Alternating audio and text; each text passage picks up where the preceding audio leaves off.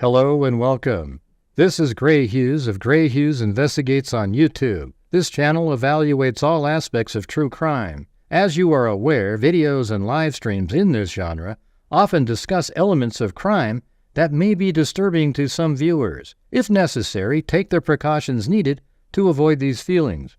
Factual information related to cases is the key to fostering rational true crime discussions. Fortunately, you will find that here. Please hit the like button only once, share the video, and subscribe if you like my content. Thank you very much for watching.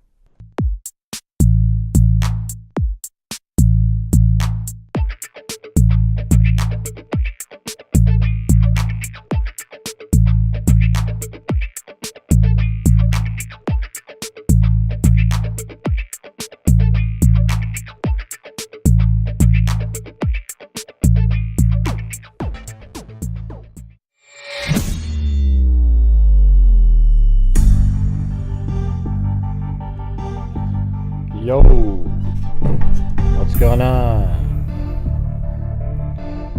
All right, we're just gonna do the trial. It's like 4 hours and something, so better get started on it right now.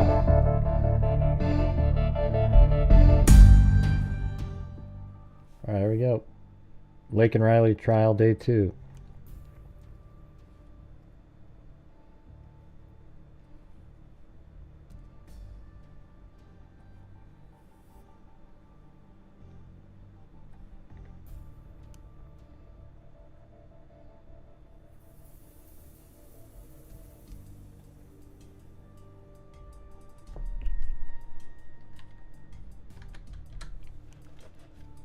Let's see, how loud is it? Have been admitted, and one hasn't been admitted yet, and one has been admitted, so I'll fill that out as we go. And I'll circle back to the court, but both of the enhancements, one has already been admitted, and you saw that as part of a global thumb drive with detected Norse, where the UV video from the dumpster had been slowed down, and I'll put that exhibit number in here. The trail cam video is coming up this afternoon, and I'll put that in here to complete this record. So that stipulation has been signed by counsel for the defendant and counsel for the state. The only thing that I would add is that subject to our objections prior. I think that's just about the enhancement that the witness was having to come in. Previous objections noted for the record. The next stipulation of fact is a stipulation of fact regarding Special Agent Thomas Haas, and that's H-A-A-S, of the Georgia Bureau of Investigation. This stipulation is marked State's Exhibit 239, and that stipulation is that on February 22nd, 2024, at 10 p.m., Special Agent Haas delivered a thumb drive marked and entered into evidence in State's Exhibit 242 at trial, so that's in my right hand right now, and I'll move to admit 242, to Sergeant Tim Stewart of the Athens-Clarke County Police Department. This thumb drive has 24 digital images of photographs taken by Special Agent Daniela Stewart of a latent print impression seen on Laken Riley's cellular telephone. These digital images started with DES 566 and ended with ended with image DES 589. Furthermore, on February 23rd, 2024, at 4:21 p.m. So on the 23rd day of February, at 4:21 p.m., Special Agent Haas obtained a consent form from Argenis Ibarra, and that's Argenis Ibarra, to collect a sample of his DNA. Special Agent Haas swabbed Argenis Ibarra at the Athens-Clarke County Police Department and then sealed the swabs. The swabs were transported to the GHI laboratory for analysis. The swabs of Argenis Ibarra are marked and entered into evidence as State's Exhibit 241, and Argenis Ibarra's consent form is marked and entered into evidence as State's Exhibit 240, and again, this stipulation is marked State's Exhibit 239. So at this time, the state will move to admit 239, 240, 241, and 242. You have no objection to those, no? Other than to clarify that this does not waive our cover. Noted. Let me make sure. So this is a new 140 and 141, because I've got it. Did I say one? I meant to say two. Okay. Two. I said two. Okay. You did say two. 239, 240, 241, and 242. Okay. Thank you. And then finally for this morning, there will be additional stipulations to come before this morning. This is the last one. It's been marked State's Exhibit 237 for the record, and it is a stipulation of fact between the parties regarding the prior testimony on October 11th 2024 of ACC PD Sergeant Timothy Johnson. Sergeant Timothy Johnson testified on October 11, 2024 at the motions to suppress in the above referenced case. All parties hereby agree to admit his testimony from that hearing and the exhibits that were introduced during his testimony at that hearing into evidence at this trial for the fact finder to consider. The testimony of Sergeant Johnson from the motion to suppress will be made part of this trial record, signed by counsel for the defendant, signed by the state, and we would move to admit states 37. 237. Behind states 237 is states exhibit 238. And states exhibit 238 is a transcript from that October 11th, 2024 hearing where Officer Johnson testified, and it's isolated just to Officer Johnson's direct, cross, redirect, recross, and the exhibits that he entered at that motions hearing. So we've agreed to adopt that transcript, and Sergeant Johnson will not be called as a witness in this trial because we've adopted his prior testimony. No objection and an agreement. Just to clarify, fourth, that's not stipulating the accuracy of his testimony, but we do agree it doesn't need to come and re-say everything from his side. Very well. Noted, and those will be admitted. State calls Sergeant Joshua Epps. Got any blank sheets on them? Got the blank sheets. Yes, sir.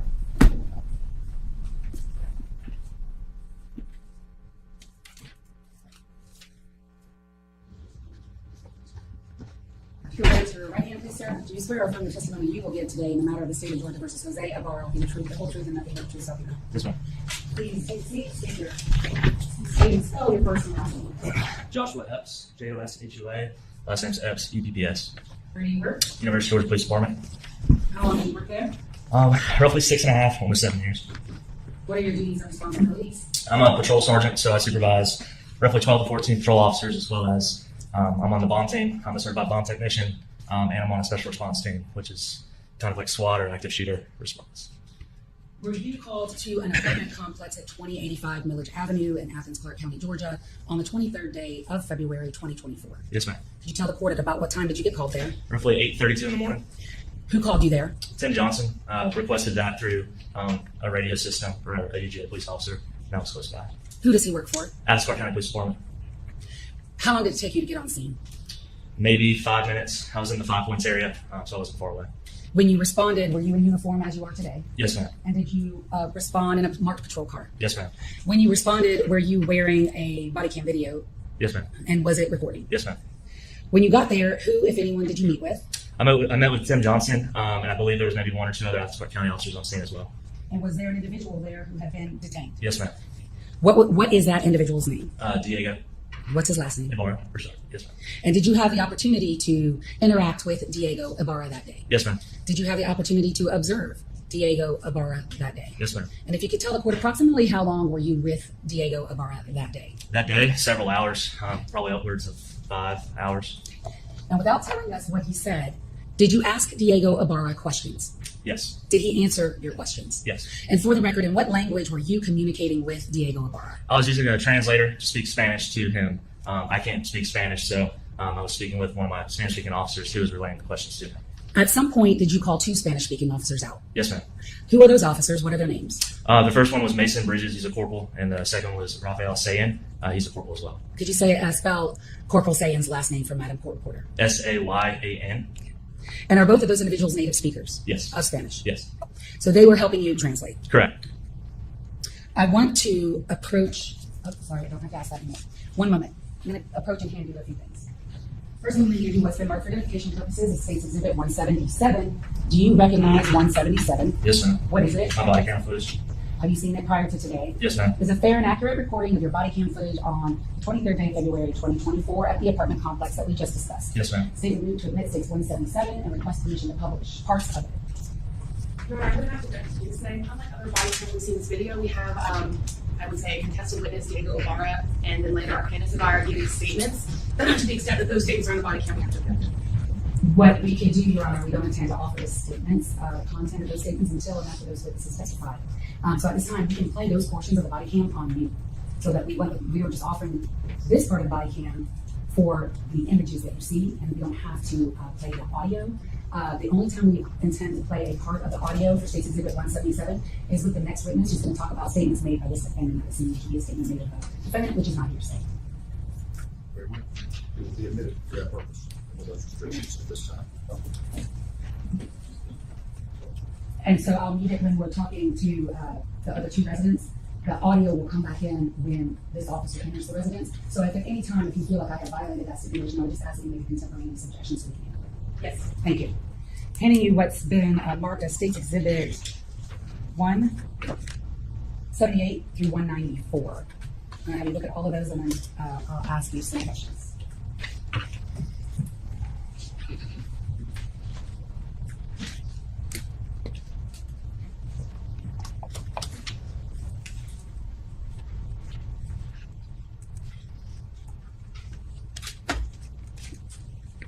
Do you recognize those documents? Yes, ma'am. What are they? They're photos that were taken on scene that day of different individuals on scene. Are those photos that you took that day of, first of all, Diego Ibarra? Yes, ma'am. Is there also a photo of Argenis Ibarra? Yes, ma'am. And are there photographs of Jose Ibarra? Yes, ma'am.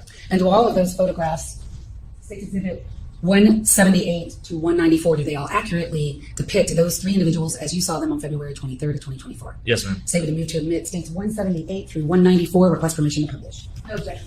They're admitted, you may. I'm going to play part of States 177, and for the record, Sergeant, and for counsel and for the court, we are going to use the timer at the top right corner of your video to discuss any timestamps on the video. Is that timer in UTC? Yes, ma'am. And what is UTC? It's 24-hour time. And at 13:36 is when your video starts. Would that be what time in Eastern Standard Time? 13:36 would be 1:36, I believe. Right, but that's UTC. Right. Oh, So what time did you get on the scene? Okay, sorry. 8:32. Okay. Yes, ma'am. So 13:36 UTC is 8:36 8:36. a.m. in Eastern Standard Time, right? Yes, ma'am. Okay. Just so we have that straight. Your Honor, if you could toggle over, we're going to play a little bit of 177, and for the record, it's going to be muted, so there'll be no sound for the first parts of it until this officer enters, and I'll clear the record up for that. Oh, you know what? It's not plugged in. So it is.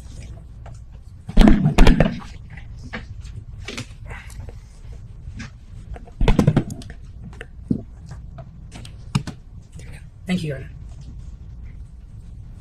I'm going to make sure it's muted. Yeah, Looney Tune stuff here. This guy, this is just sick, really. So, like I always say, the people that are,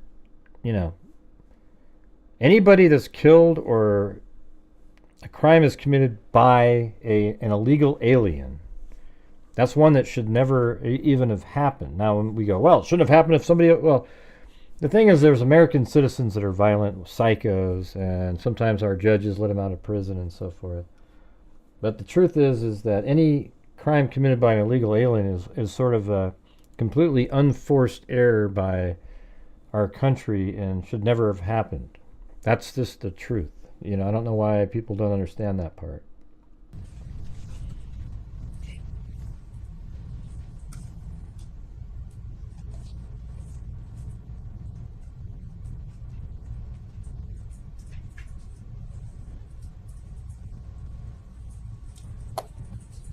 So since 177, the very first video that we're playing, is on mute, tell the court what we're looking at here. I'm arriving on scene initially. I'm about to meet with Sergeant Tim Johnson, Athens-Clarke County Police Department. That individual we see in the frame at 13:37, who's that? That is Sergeant Tim Johnson. I can't remember the name of the other officer in the background, and that is Diego in the red sweatshirt.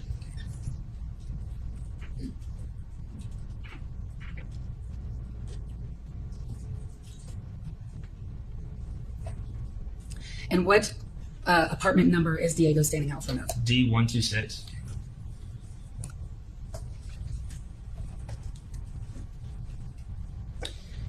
Does Sergeant Johnson show you an image at some point in this encounter with him? Yes, right now. He's showing me a still frame image from video that they had recovered that I didn't have at that time. And that still frame image, do we see it in your screen at 13:37? Yes, ma'am, on the phone. And was that an image taken from a dumpster nearby? Yes. So he shows you that image, and then what do you do? This is news to me. I was coming on shift roughly maybe an hour before this. So I relayed that to my superiors who were about to pull up. Coincidentally, they explained to them that, hey, they've got footage. At that time, I was not aware that they had already been aware of that footage. The footage that was shown to you by Sergeant Johnson, what, if anything, was significant about it to you and then what you were observing for yourself on Diego Ibarra. At first, videoing it or reviewing the video, the still frame photo, Sergeant Johnson informs me that the image shows a male holding a hat or having a black Adidas hat, and then he informs me that I couldn't necessarily see from that distance until I get closer to Diego, but that Diego is wearing an identical hat, a black Adidas logo hat. Did you make any observations about the hat that Diego was wearing? Once I got closer, yes, I noticed on the back what I believe to be dirt on the brim. And was that significant to you? Yes. Why? Because I was on scene when we located Laken the day prior. She did have a lot of dirt, Venezuela, mulch, of course. things like that on her body. And I felt that if an individual was wearing that hat and was touching Laken in that manner, dirt could have been transferred to the hat by moving the hat. So I'm going to fast forward a little bit for the record. At some point, do you begin talking to Diego Ibarra through your interpreter? Correct, yes, sir. And how would you describe Diego Ibarra's demeanor with you and with you? I mean, he's compliant. He's not posing any issues. Obviously, there's a block there through communication. But based off his physical mannerisms, I'm not really getting any deceptive behavior, per se. I was aware at this point he did provide a fake green card, so he was detained for that. Right. He seemed to understand that we were detaining him for investigative purpose. There appeared to be good rapport between him and officers, especially with Officer Bridges there, who you see. If you could, do you have the pointer in front of you? I'm not sure if I do. Thank you. Point out to the corner at 1342 in your muted video that we're playing. Where's Officer Bridges? He's right here in an identical uniform that I'm wearing. All right. And the one closest to Diego in this frame. Correct. Okay, go ahead. So you talk to him at some point. At some point, do you decide to obtain a search warrant for the apartment and to freeze the apartment? Correct. Tell us a little bit about that process. Well, based on the fact that he was wearing that hat, the time frame that Tim Johnson encountered him was within 24 hours of the murder. He was walking back towards the general direction of campus, which was concerning as well. He somewhat matched the description of the male seen in that photo, discarding of what I later learned was evidence found in that dumpster. And specific what evidence? A sweater or a pullover of some sort with blood on it and hair. Okay. And did you ever see that evidence, or you were just informed of it? No, it was picked up throughout the middle of the night. I was there all day the day before. They sent me home to get a sleep cycle, and I was the supervisor this day. Right. So I never saw the evidence stuff. All right, go ahead. And What then about the proximity from the dumpster to Laken Riley's body? the dumpster to Laken Riley's body, probably rough estimate 500 yards. Okay. All right. So at some point, when you're with Diego Ibarra and you decide to get the search warrant, first of all, how do you communicate that to get the search warrant? I go and talk to my superiors and I ask them, because they're maybe 20, 30 yards away in the parking lot at another vehicle discussing. I think they were talking to some GBI agents and other agency partners. And I asked for clarification of, at this point, I gained knowledge there were other individuals inside the apartment. I wanted to start getting resources in and confirming that, yes, we are going to go ahead and surround it. A warrant's going to be sought. And I need other translators here because from what I'm gathering, no one else speaks English inside the apartment. And how many other individuals did you believe to be inside the apartment? At this time, 3. And could you see them from where you're standing? No, not without being intrusive of sticking my face up to that window, which we didn't do. One, for an officer safety standpoint, but also, I didn't have a warrant at that point yet. Do you see the window? You said the window. Can you point the window out? Yes. And that's again 1342. Is that the window to D126? Yes, ma'am. All right. I'm going to roll a little more. At some point, do you start asking Diego questions about whether he has any injuries? Eventually, yes, I did. And do you take pictures of him and do you see parts of his body? Correct. Yes, I did. Going to play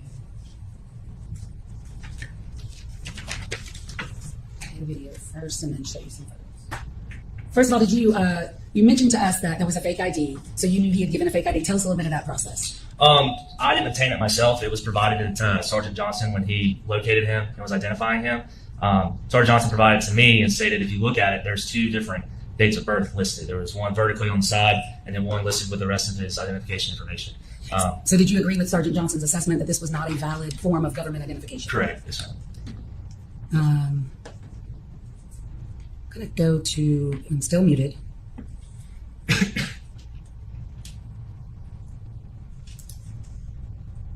Okay. About 1358 on States Exhibit 177.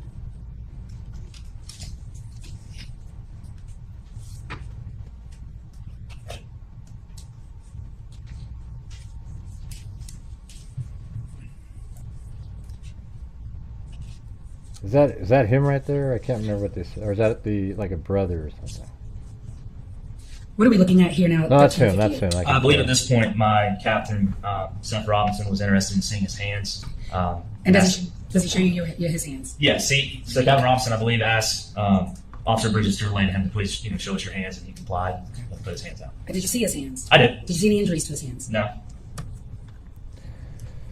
Don't forget to help support this channel, this video, you guys, because I won't be able to do more of these 4-hour shows if we're not getting the support over here.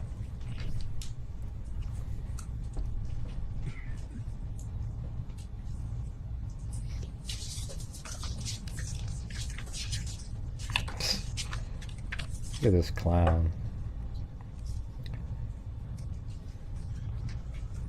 Yeah, they're just goofing around. At 1359, what are we seeing Diego Ibarra do? He was asked about. Has a similar looking I believe they were face. asking, if he could take his jacket off, and they were looking at tattoos as well as trying to make observations of any other potential injuries. Go ahead. And he takes his jacket off and becomes, I don't know exactly what he says, starts kind of ranting a little bit, pulls his shirt up, and shows us his stomach and his side tattoo. And do you see any injuries on his stomach? From my vantage point, no, I did not. And if you had seen any injuries, would you have documented them? Yes. So may we toggle over on States 178, what are we looking at there? That is a picture of Diego. And do we see the hat he's wearing in this image? Yes. Is that the black Adidas hat that you've already described? Yes, ma'am. States 179. Well, who is that? That's Diego. And on his face, does he have any tattoos? He does. He has a teardrop tattoo on his right eye, kind of off to the side there. It's a little hard to see if you zoomed in, but we identify as potential gang affiliation tattoo. Can you point to that on Yes. the website for 179?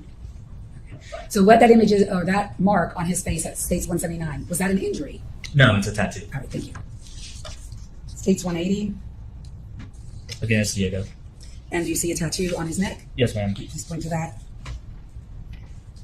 182, Diego again. okay, does he have tattoos on the back of his neck? Yes, ma'am. Could you please point to those? 183, It's a close-up of the picture we just looked at. and in 183, can you actually see the rest of the hat? You can, yeah. Okay. 184, Rib cage tattoo. I'm not sure what the design was.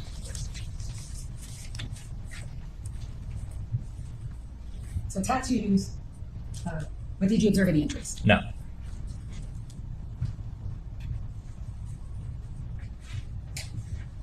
At some point while you are there, Sergeant, and approximately how long are you at this apartment complex that day? All day, from 8:32 in the morning, and I don't think I was released till probably 8 or 9 o'clock at night. All right, I'm gonna go back to a different section of your video.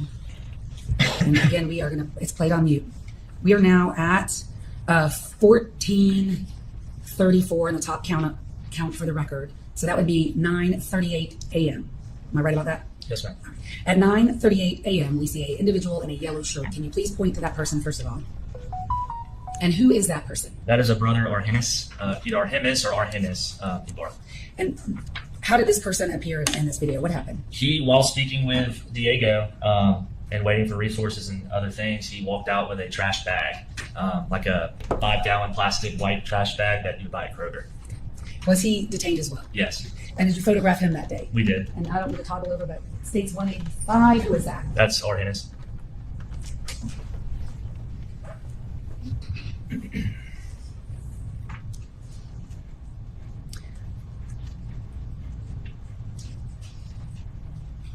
At some point, did you obtain consent to enter the apartment from Arhenis? Yes, And did you in fact enter the apartment? I did. What was your purpose of entering the apartment?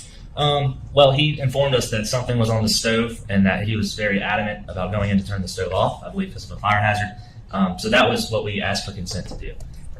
And prior to going in, did you look to see if there are residents inside? I did what we call a threshold evaluation, so I kind of peeked around from an angle because the door was already open. When Arhenis left, he left the door open.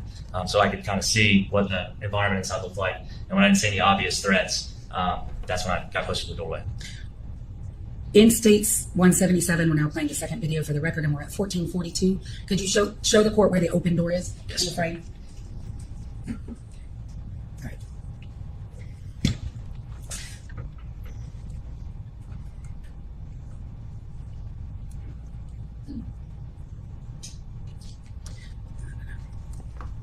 Hey, thanks, John Dunn from the old days. Good to see you again, Gray and Freaks. I've seen Gray here and there and everywhere, but haven't had time. Yeah, I always see him over on Right Side Broadcasting. Good times over there. Good time to watch Gray with so much going on. That's right. Hey, what's going on, man? Good times. Good times. I'm going to fast forward a little bit to the time where you made entry.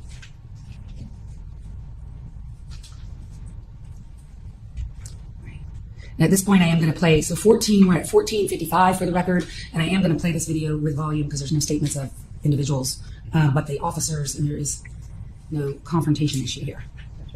2024, that's right. But now our video is not working, our audio is not working. There we go.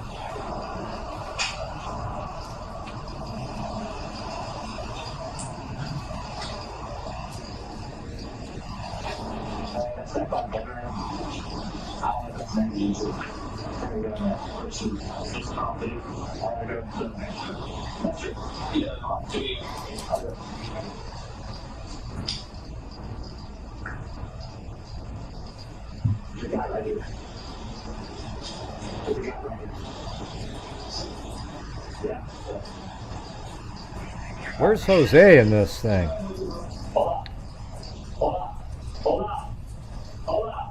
Oh, he's sleeping over there?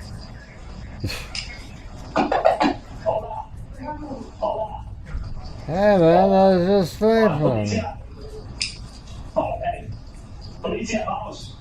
Let's see, manos. I need you to translate one at a time. Come here. Come here. What's that, his wife? Who's that, his wife? I didn't see his hand.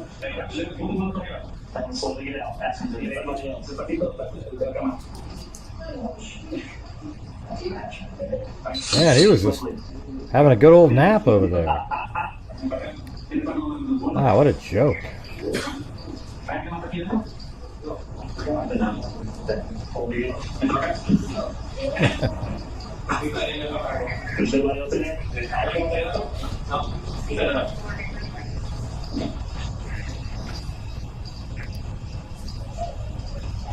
Thank you, Michelle H.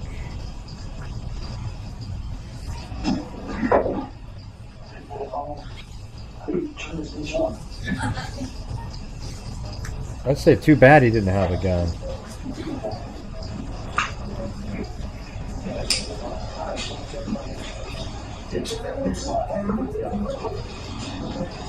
Okay, I'm going to pause it at 14. It's like 2 o'clock in the afternoon.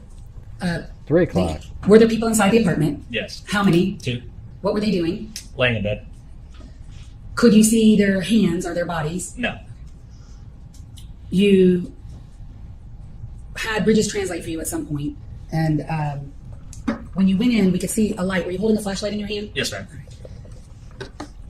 Were there in fact beans on the stove? There were in a crock pot. The ceramic part of a crock pot. And you turned those off? I tried. The individual, first of all, the 2 individuals was one male and one was female. Correct. Okay. The female, what was her name? Her name was Rosabelli, and I can't remember her last name. That other male that was... Well, as long as they turned those beans off, huh? Who cares? What kind of, who gives a shit about the beans? in the apartment, what is his name? Jose, Lauren. And do you see that person that you pulled out of the apartment at 1458 in the screen? Yes, you do. And what color clothing is he wearing? Red shirt, black shorts, and like black and red sandals. And the person that you pulled out of the apartment on the 23rd day of February 2024, do you see him in the courtroom today? I do. Please point to him and describe an article of clothing that he's wearing for the record. He's wearing a striped button-down shirt. May the record reflect the witnesses identified the defendant. No. Did you, at some point, have the opportunity to observe Jose Ibarra, the defendant, on scene? Yes. How close were you at times to Jose Ibarra? Your normal conversation distance, maybe a foot, foot and a half.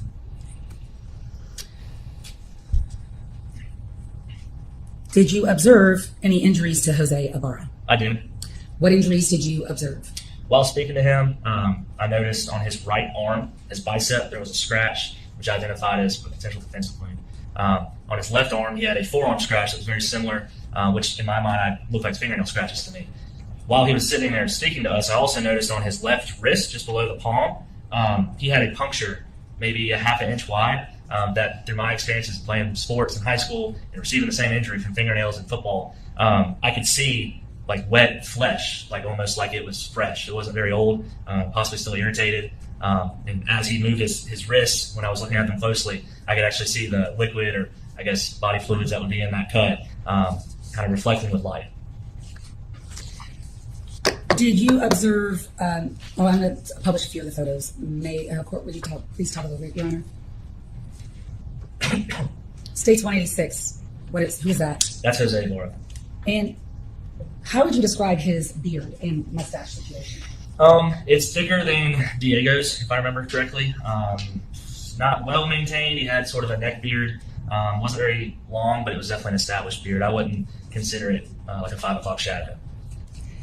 Did Jose Ibarra have any tattoos on his neck? No. As far as height and weight differentials, you were with both Jose Ibarra and Diego Ibarra? Correct. How would you describe their height and weight differential? Jose at the time weighed more through my observations and was shorter. And when you say at the time, does he look thinner in court today? He does. Is that the way he looked on February 23rd as far as weight? When I say he, I mean Jose. No. States 188, what's that? That is the back of Jose's head. 187? That is a close-up picture of Jose's mouth and lips. We were concerned. It looked like his lips were red and irritated. 189? A side profile picture. That's the right arm with a scratch. 191? That would be the left lower wrist, forearm area with a scratch, as well as the palm. Yeah, like I said before, 192? That is his left palm. the judge should have just stopped this about, day one, about 2/3 of the way in, and just went, man, are you guys kidding me? Yeah, this guy's guilty. Case closed. All right, move on to the next one. That had some bruising on the thumb palm area, and if you kind of look below that area, you'll see an irritated red area, which is where I saw that fingernail puncture mark. Okay, the one that was pussing or oozing? Yeah, it was. Could you please point to that in 192? At the middle of the screen, thank you. Right. 193? That's another picture of his right arm. You know what, though? They should get a hold of Burkhardt and all the rest of the Delphi wackos out there. I'm sure they could probably make a great case for this guy. Go out there, make your videos, and be sitting there, oh, hey, maybe it was Odinus who did this shit. Hey, wow, how do we know it was him? I mean, I know he said it, but his brother looks sort of similar and everything. And With a tattoo, but also you can see the fingernail scratch. And 194? That is a scratch on his forearm.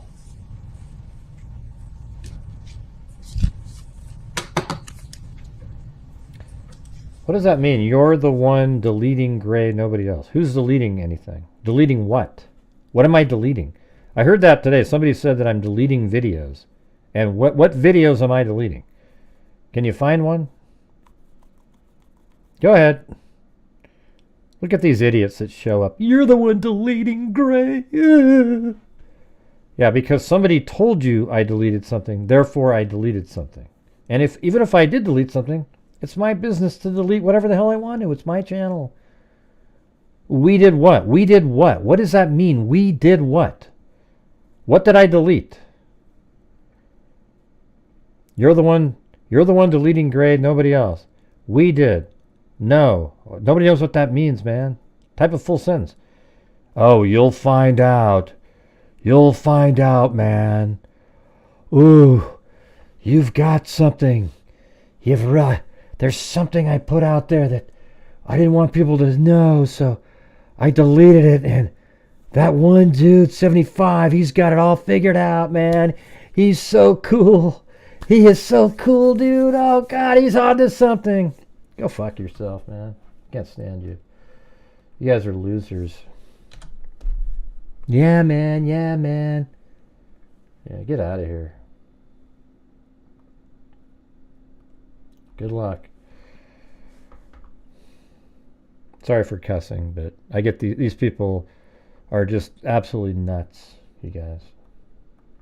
You'll find out. What am I going to find out? Screw you. Jesus. They always think they've got something on me. Yeah, there's something that they... Losers.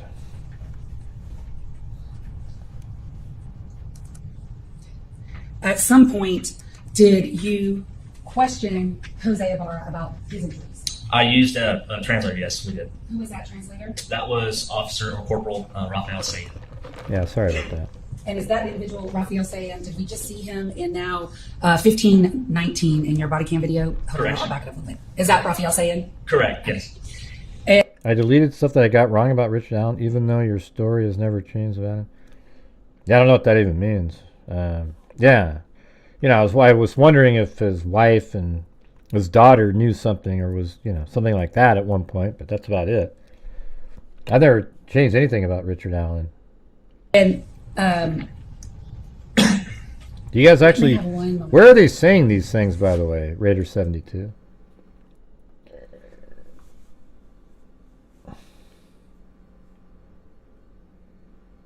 Yeah, man, we believe you. Yeah, man.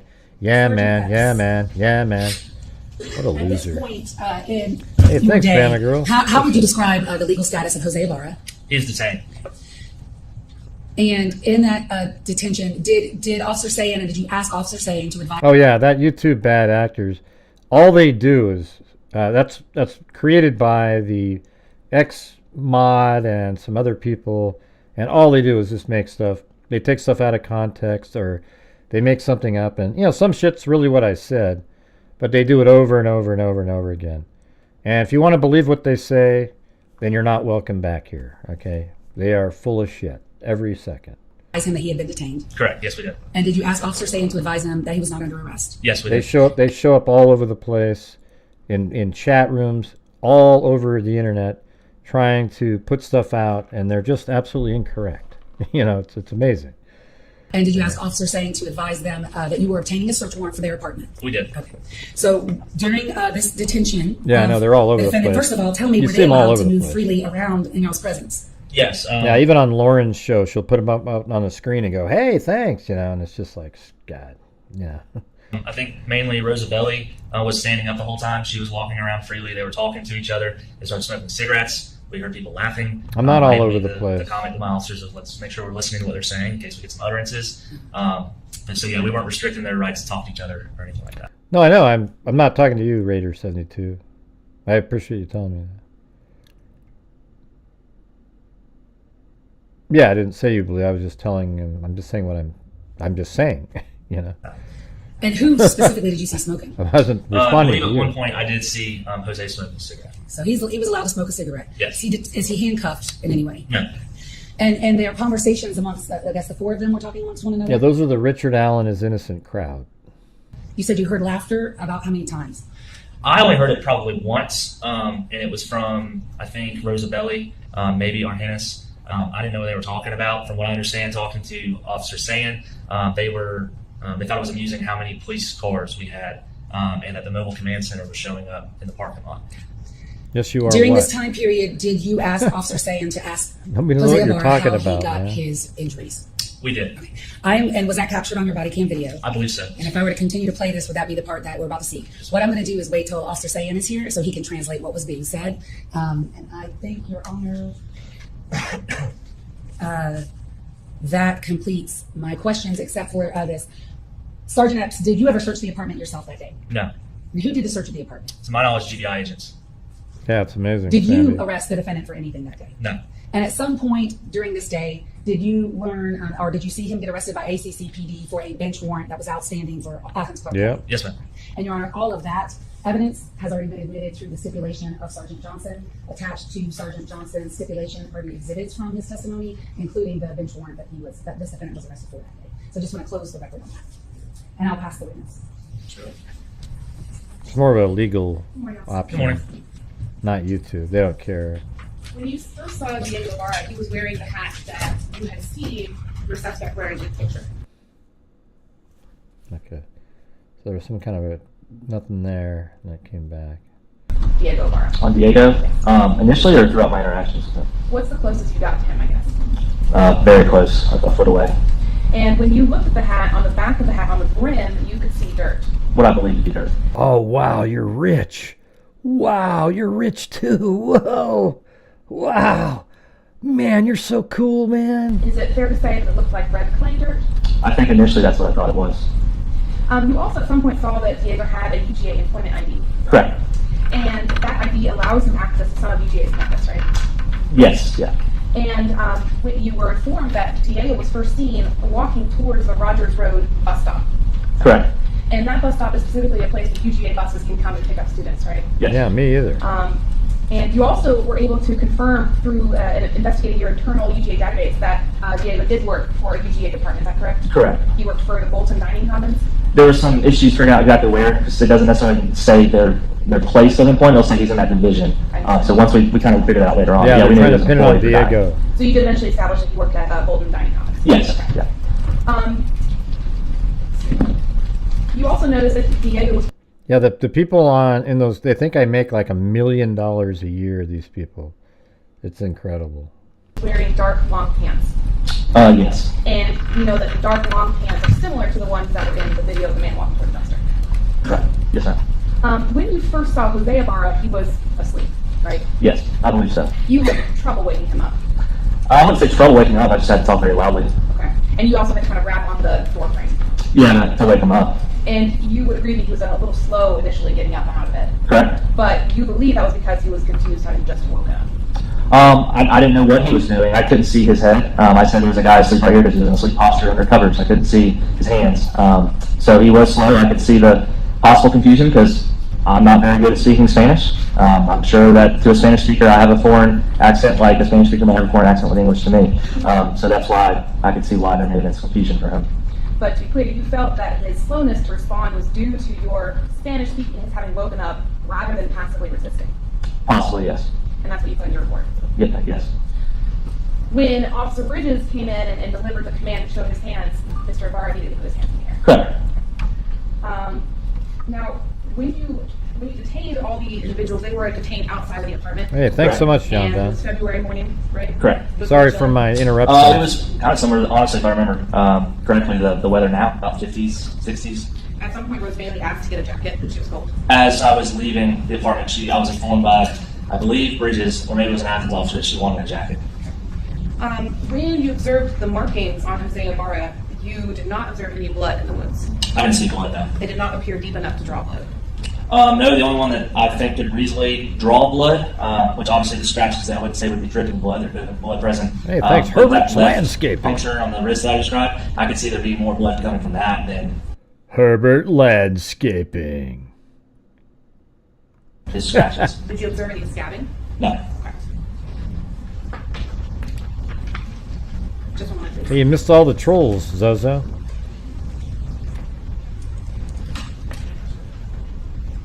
We got the Bad Actors channel coming in here again. I have any further questions this time? Redirect. No, sir. Yes, sir. No objection. Call your next witness. State calls Rafael Sayan. And you ever notice I'm the only bad actor that they have? There's nobody else. That should tell you something. I'm the least bad actor of any true crime YouTuber. Meaning I'm not one. You can raise your right hand, please, sir. You swear from the testimony you will give faithfully in the matter of the state of Georgia versus Jose Ibarra. Hey, thanks, John Dunn. That's what I try to do. Please take a seat. State and spell your first and last name. My first name is Raphael, R-A-F-A-E-L, and my last name is Sayan, S-A-Y-A-N. Where do you work? University of Georgia Police Department. How long have you worked there? 5 years. What are your current duties and responsibilities? I'm a patrol corporal, and my duties are to train new officers so they're ready to be on the road. As a patrol corporal, you wear a uniform like you are today at court. Yes, ma'am.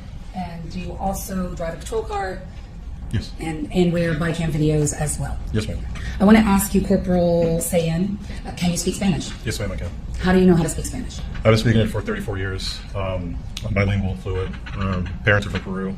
Went to Peru many, many times. My wife is also Latina, so we speak Spanish at home pretty often. Okay. And your wife is from what country? Colombia.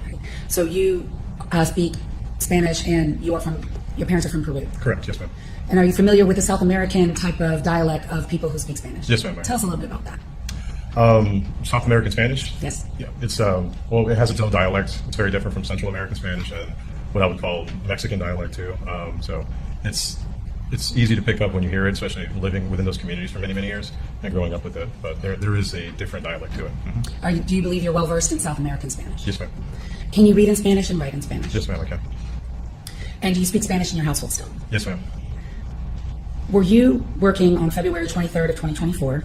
I was. Did you get a call from Sergeant X and asked to come and help translate at an apartment complex? Yes, ma'am. I did. And about what time did you get there? I would say it was right before 9 in the morning, so 8 in the morning. Right, 8:45ish. 8:45ish. When you got there, what were you asked to do? Once I arrived, once they pulled everybody out of the apartment, I was requested to observe and to translate. Did you do so? Yes, ma'am. I did. I want to ask you about all 4 individuals out there. First of all, did you have the opportunity to converse in Spanish with a Diego Ibarra? Yes, ma'am. I did. Did you have the opportunity to converse in Spanish with a Sped Flores? Yes, ma'am. Did you have the opportunity to converse in Spanish with Argenis Ibarra? Yes, ma'am. And did you have the opportunity to speak in Spanish to Jose Ibarra? Yes, ma'am. Did you have any difficulties understanding their Spanish? No. Did they seem to have any difficulties understanding your Spanish? But then responding to my questions and us conversing, I would say that no, they understood me very well. The person named Jose Ibarra, did you question him that day and ask him some questions about injuries that were observed on him? Yes, ma'am. I did. What language did you ask him those questions? It would be in Spanish. And what language did he respond back to you? In Spanish. And at this point, before we get into the statements, Your Honor, just for the record, defense counsel has not filed for a Jackson Beno, and I'll let her take it from there. We will not be reading Jackson Beno.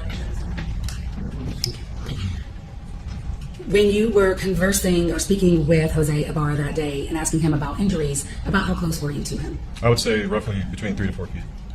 And prior to, and if you could sit a little into that microphone, thank you.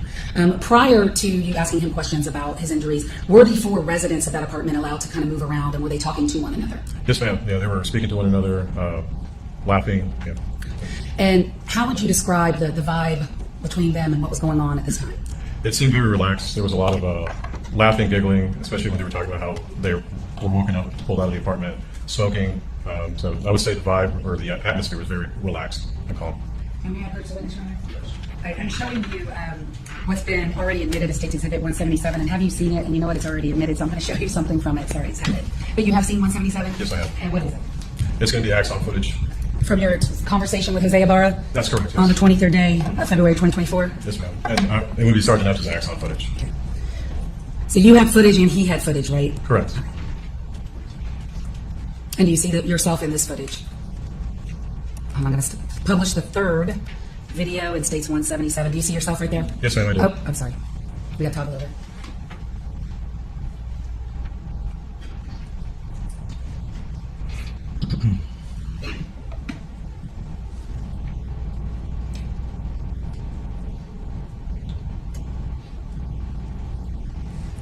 And this may be a little difficult to do. Hopefully you're going to be able to hear it. But what I would like you to do for the record is translate to us exactly what you asked him and exactly what he said back to you. And if you have problems hearing it and you need to hear it again, just let me know and we'll rewind it. Yes, ma'am. Thank you.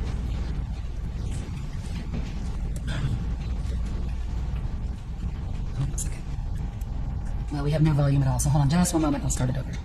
All right, I want to start it over. There we go. My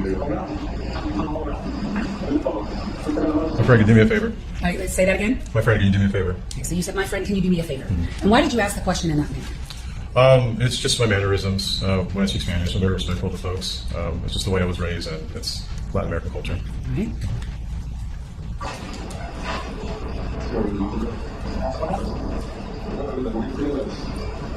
I asked them, I have a question, why, and then I point to my left knuckle, why is this red?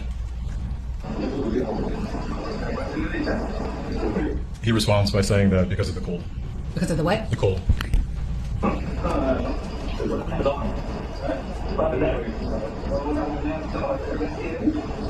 I asked him what happened there, and he... And for the record, we're at 15:20 of the video, and he is pointing to his left arm? It would be his right Or bicep. his right arm, sorry. A little backwards. His right bicep. Okay, and you asked what? I asked what happened there, and he said that he had a scratch, but he didn't exactly explain from where or how.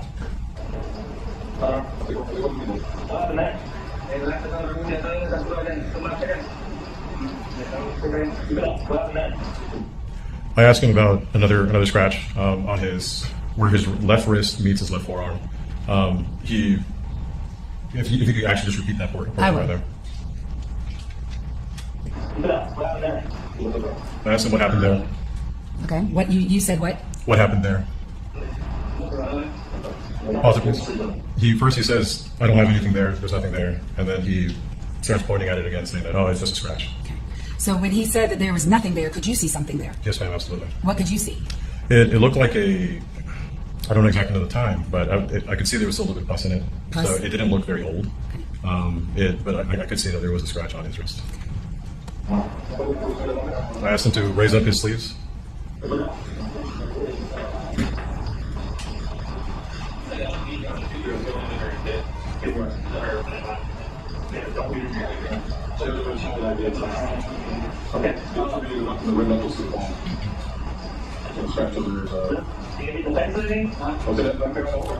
I asked him, "Were you struck in the mouth?" He responded to me that no, he was not struck in the mouth, and that it's the cold air on his lips, so he used his chopstick. I asked him to raise up his hair. I also asked him to raise up both sides of his hair. What did you observe when he raised up his hair? I could see that there was a red mark going across, like as if he had been wearing a hat.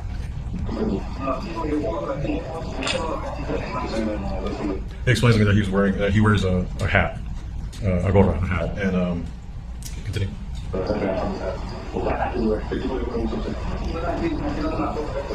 then ask him what type of hat, and he motions over to Diego, who's sitting to the right of him, that it's a hat very similar to that one that was on Diego's head. And does that complete your conversation with Jose Ibarra about his injuries? Correct, yes, ma'am. I want to ask you at some point. Oh, yeah. I just remembered something. On my YouTube channel, I did delete a bunch of videos about a year ago or so because YouTube changed some wording, and it made me paranoid. They said stuff like, I just remembered. I downloaded them all so I could have them, but I deleted a bunch because they said things like, you can't depict death or something in a reality, some kind of thing. And I do these animations and stuff, but what they were, and then later on after I did that, they referred to, they were talking about AI, and then I was like, oh shit, I didn't have to do that. I know I can do whatever I want, but these people they think there's some kind of conspiracy. Like I'm trying to rewrite history. Insane people. But yeah, I just remembered, there was a time where they changed this whole policy and they wouldn't give me the correct answers online. I was like, holy shit. So I just kind of went through and, just kind of got rid of as much stuff as I could. And I still got thousands of videos. Does he use the word for nail in Spanish? Oh, no, he doesn't. Okay. Do you use that word? In Spanish? Yes. The nail. So the word in Spanish for nail, as in like a fingernail, would be, sorry, I apologize. I'm going to the mic right now. Yeah. But it would be uña. Okay. But I didn't hear that. Okay. He didn't respond that to me. He did not. Mm-hmm. What was the question that you asked with uña that he did not respond back to? Well, I had asked him how did he receive those scratches, and he didn't give me a clear answer at all.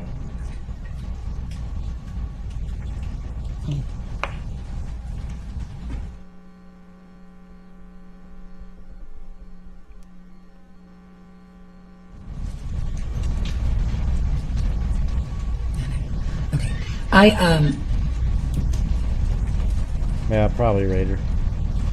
I want to have you hear this one section. Corporal saying.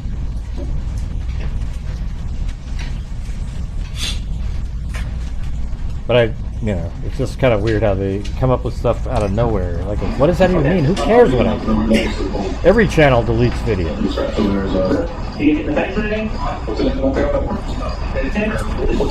Sorry, here we go. We're back at 1519. If you could just listen to this again.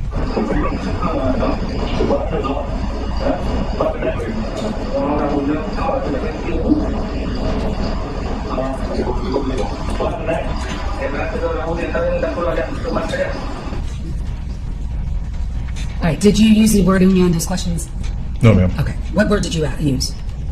It sounds like I didn't really use a word. I asked what had happened there.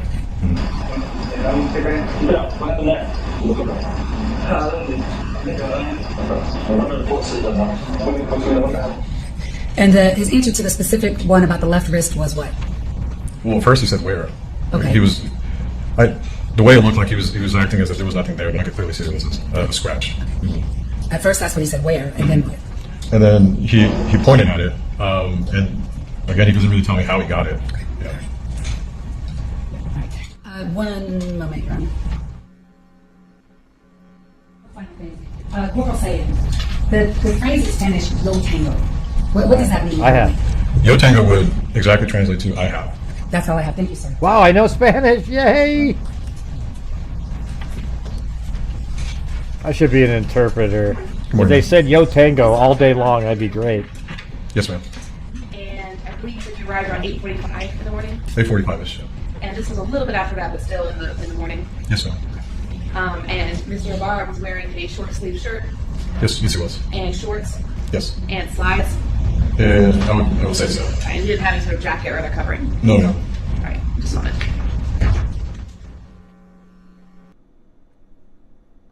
When you asked him about a hat, and he gestures towards, Mr. Diego Ibarra, he doesn't say, I wore that hat. He says, I wear a hat like that. Yes, ma'am. That's all correct. All right. No further questions. Great rep. Yes, sir. Yes, sir. Okay. State called Special Agent Ian Norman.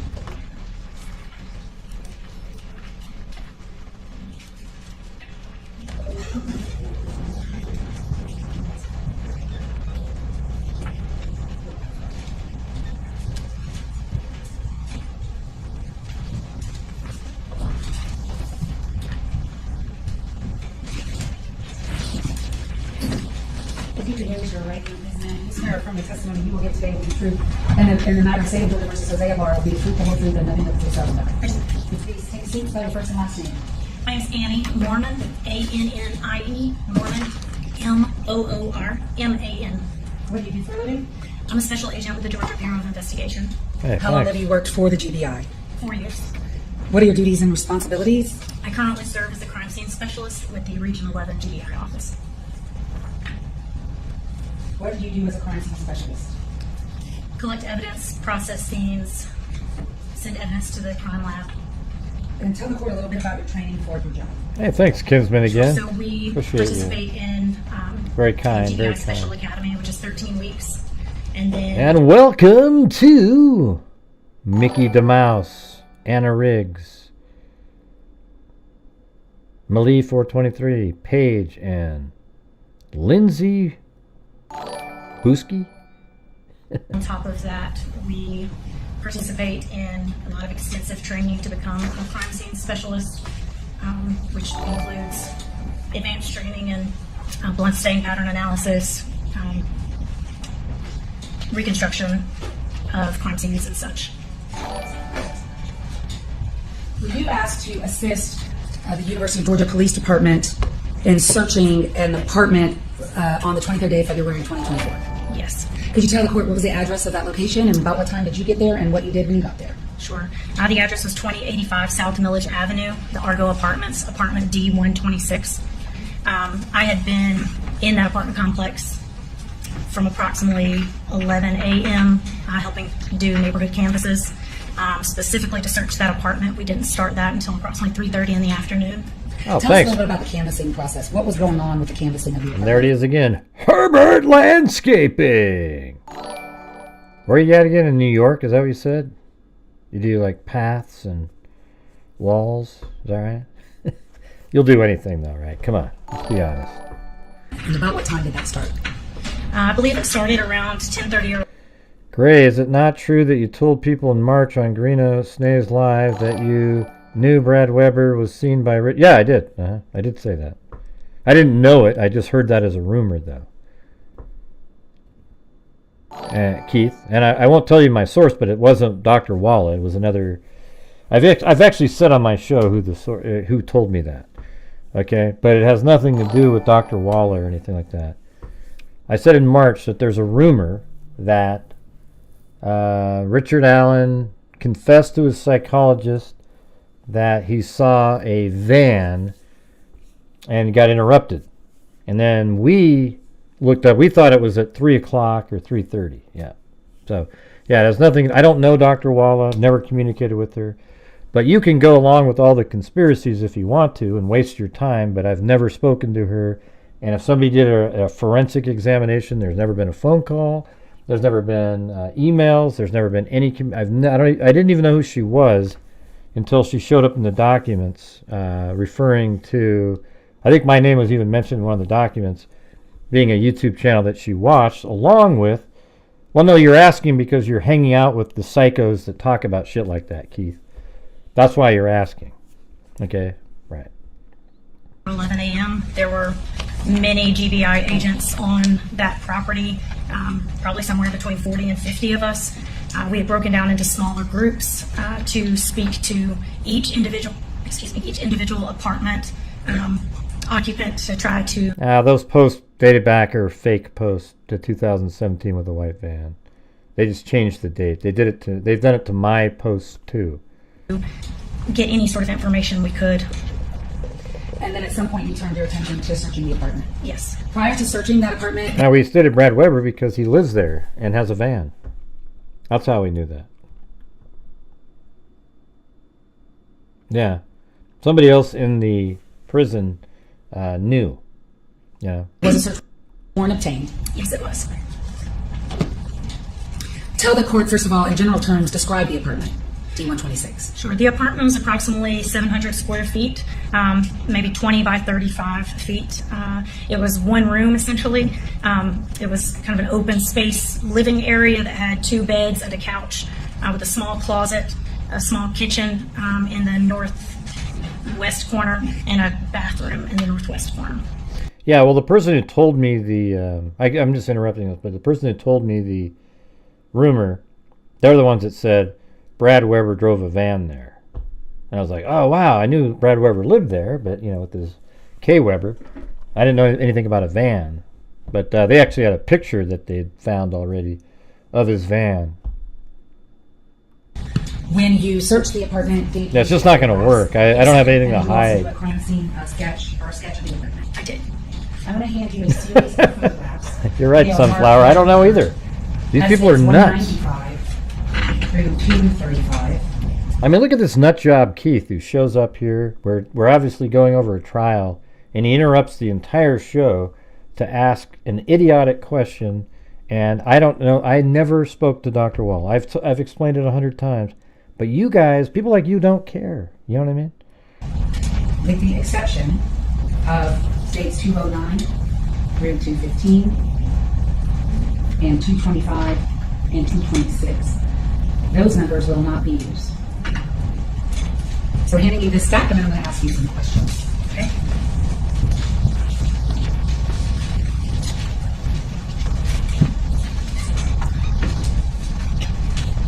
What are effective, Danny?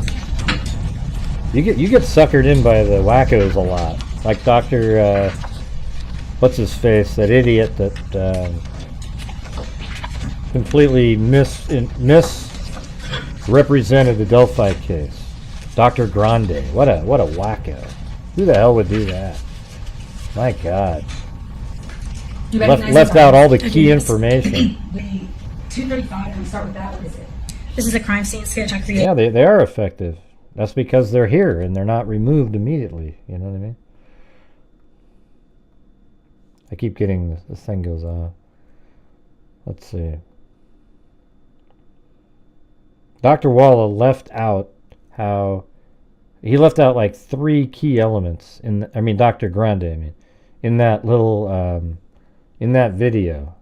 It was like amazing. He left out the van, for God's sakes. After searching the apartment.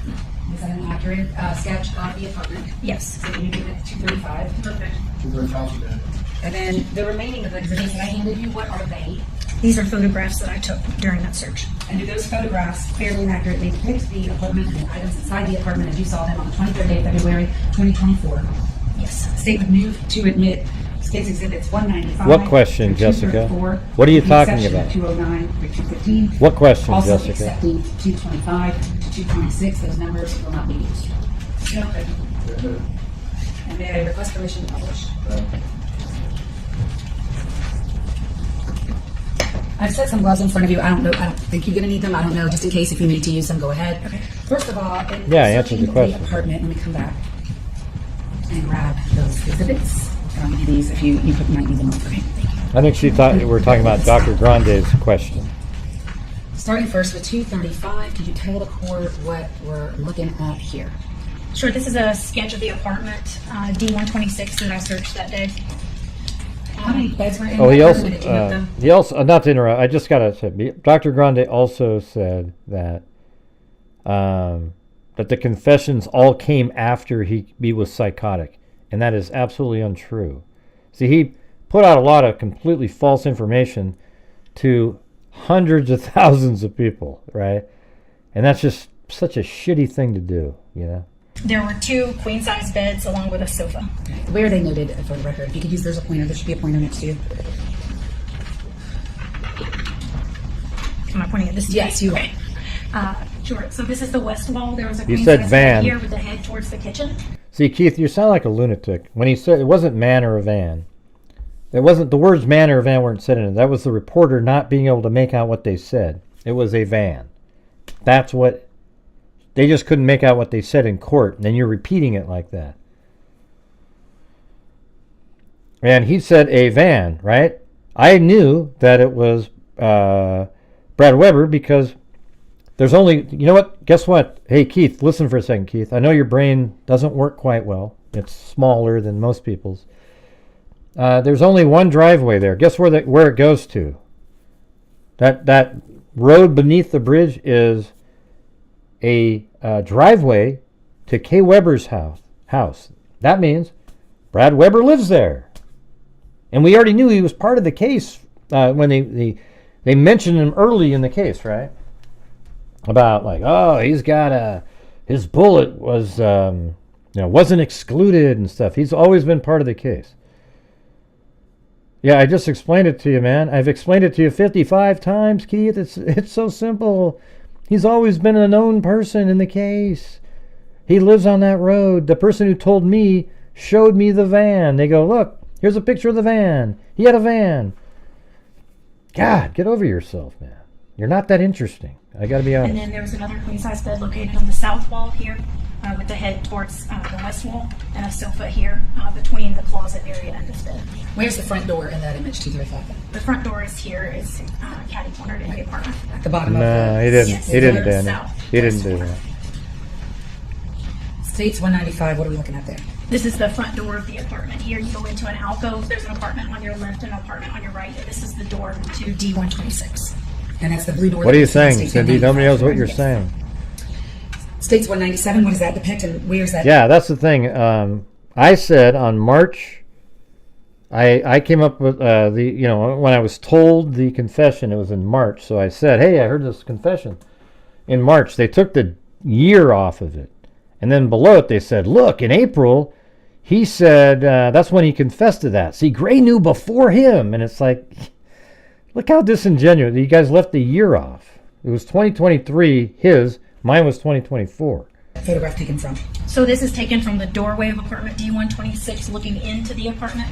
This is the bed located on the west, the head. Oh, then you must have missed it, Danny. You must have missed it. And this is the front of the apartment to the south. Because he didn't say that. 199. So You're- this is looking you're going into by what the apartment. FBI this said. This is the bed located along the west wall with the kitchen area here and the bathroom in the back right corner. Just- This area. Just tell me, Danny, that you're not one of the wackos that think there's reasonable doubt in this case. Because if you are, man, you've got real severe mental problems. Was this photograph taken from the perspective where you're actually standing at the front door? Yes, the door is to my left here. States 200. So this, I'm standing in the entrance to the kitchen area, looking back at the front door. This is the south wall of the apartment with the queen size bed on the west wall and the other queen size bed here on the, I'm sorry. Yes. States 200. 202. Sure. I'm standing in the middle, kind of the open living. Yeah, and when I was told, we were kind of figuring out, oh, he has a van. He lives on that road. And we thought he got home at 3. That's what we thought. Okay? So we weren't even correct on the timing. You know? And it turns out it was a different time. Space, and this is the closet located in the apartment. 204. This is the... Yeah, who cares if you didn't see me in court that day? I know the case better than you, Danny. You know, I wish I could have gone. That would have been great. bathroom located in the northeast corner of the apartment. 206.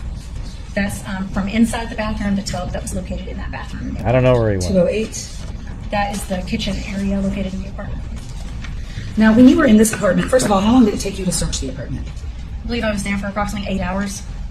Were you looking for, well, what were you looking for?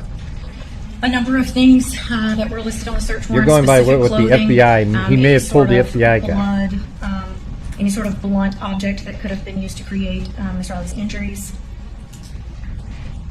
For blood, how did you search for blood? So we visually search for blood, anything that looks like it may be blood, or even if it doesn't necessarily look that way, if it just looks odd, then we can do tests to see if it is blood. And did you find any items with blood inside that apartment? No, we did not. Yeah, because you threw it all in the Did you at dumpster. some point seize some gloves? We did. Tell me about the gloves and where were they and why did you take them? So in the search of this kitchen area, specifically this left-hand top drawer, there were located 3, is what I would describe as utility-type kitchen gloves, plastic in nature, looked like restaurant style, like you would use in a kitchen, gloves. Showing you 216, what does that mean? So you got that upon right. opening the drawer, the gloves were located here. It's kind of dark, but you can see the outline of the gloves there. Why were those gloves of interest to you? Earlier in the day, officers had located gloves that had been described as looking sort of like these from a bush at the apartment complex. Did you seize these gloves? I did. And when you seized them, how did you collect them? They were collected and placed into an evidence bag. And did you seal it?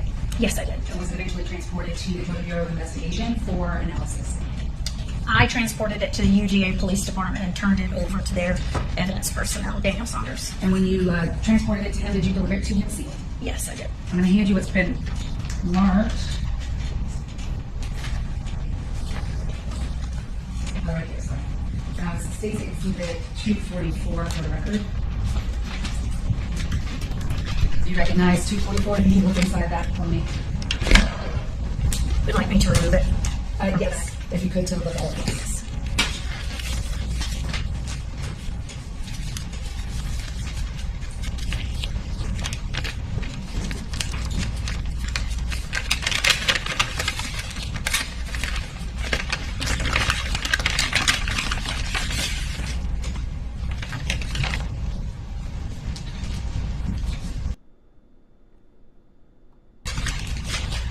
Got the ASMR At some point, bag. did you observe or see any electronic devices in the apartment? I did, yes. How many? I believe there were 2 tablets and 7 cell phones that we seized. I want to talk to you specifically about States Exhibit 219. What does that depict? So those were 2 cellular devices that we found and seized. On what bed were these 2 devices? And I'm going to go back to your crime scene sketch for that. So the 2 devices that we see in States Exhibit 219, going back to your crime scene sketch of 235. What bed were those he's devices way seized more from? So they were on the cooked bed along than the Richard side Allen, here man. at This the head of the guy's- bed near the kitchen. Thank you. And while you were searching this apartment, were 2 of the residents who resided inside that apartment outside? Yes. Who were those 2 individuals? Rose Belly Flores Bello and Ari Hennis. If you could adjust your microphone a little bit So more sorry. closer, yes. If you could scoot up a little bit because you speak, I'm having a hard time hearing you. And I need to make sure they can hear you over here as well. So those 2 individuals. Well, I was going to say that, yes, there has been an arrest made in the Mercedes Vega case. I knew about it the other day when we went over the case. Remember that? I already knew that there was an arrest made, and I guess there's 4 people arrested. Perhaps they're gonna have a press conference later in the week. And you know what I want? The probable cause document. I want to map it all out, do everything. I think that'd be pretty sweet. But yeah, we put that in the. I put a community post out. So there you go, MJ. That's it. I already knew about it. Yeah, there was an arrest made. It's pretty sweet, though, right? Yeah. And it's not, and it's the guy, the person's name is like, what the hell's his name? Hold on.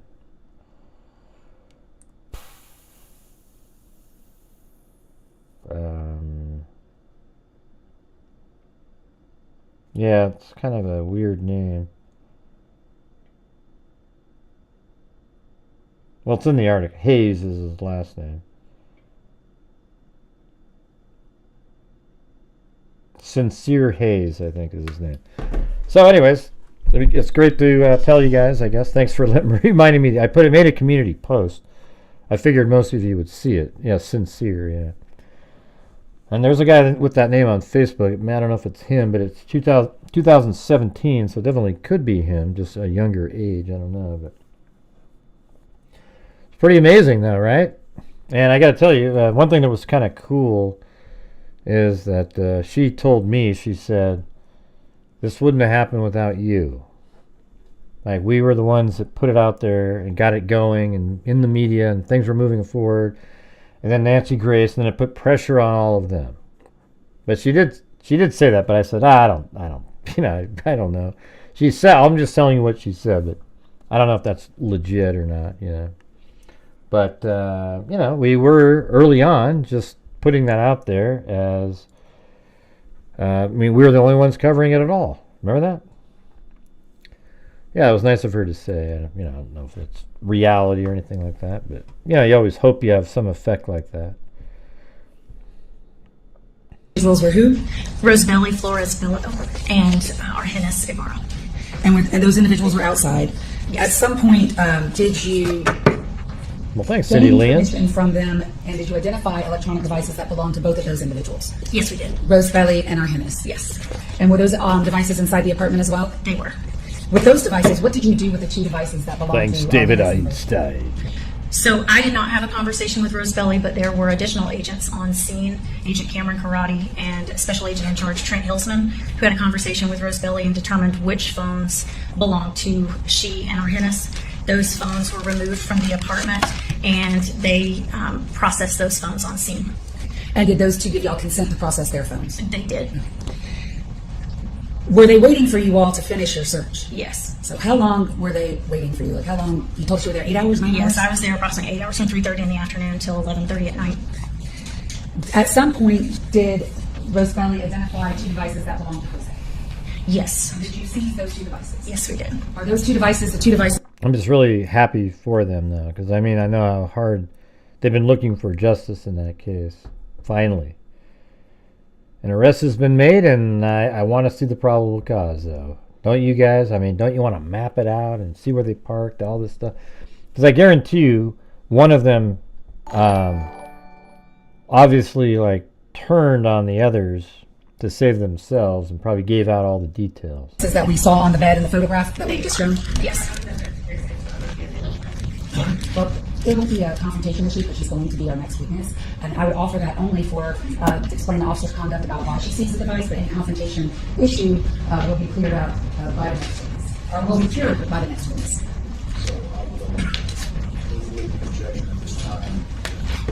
Be made later, I'll reconsider. Mercedes Vega. We just covered it the other night. But I already knew that there was an arrest made. 245 and 246. Do you recognize those items? I do, yes. What are 245 and 246? These are the cell phones that were located on that bed on the west wall of the apartment. And are those the cell phones that you seized that evening? Yes. What did you tell us about the seizure of those 2 devices? But before I do that, I want to move to admit 245 and 246. Still making our objections that voted during motion to suppress, but some of those objections are not. Objections, I will admit it. 245, 246. Tell us about the seizure of 245 and 246, these two cell phones. So they were located, like I said earlier, on the bed along the west wall. We believed that exigent circumstances existed to seize those, even though they were not specifically written within the search warrant. We believed we would be covered because we would not be searching those at that time. We knew that search warrants would be obtained later to search those. We were fearful that had we left them, the phones could be destroyed in any type of manner. We were also worried about the evidence located on those phones possibly being disturbed. I'm sorry, my word just left me, but being able to be wiped should we not take those with us. Could you put those two phones in airplane mode? Were you able to do that? So we were not able to put them in airplane mode. We did not have access to them. We didn't know the codes to them and were not able to get into them. So if you were not able to get into them to put them in airplane mode, were you able to search those phones at all? No. How much clothing did you look through in that apartment?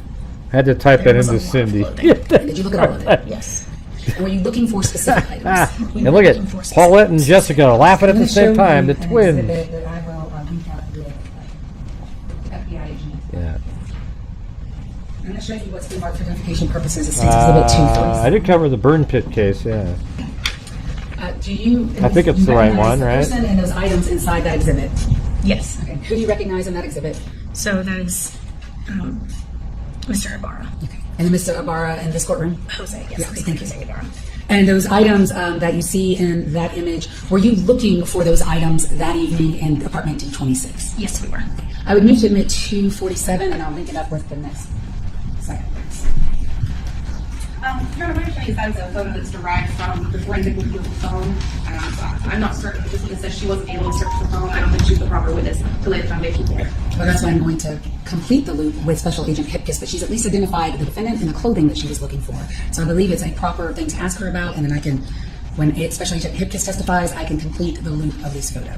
Well, I will reconsider the admissibility once we hear the further testimony from another witness. So I'm not admitting it at this time. The items that we see in States 247, Jose Ibarra carrying and wearing, did you ever find those items inside your search of the apartment D126? No, we did not. That's right, MJ, you're free.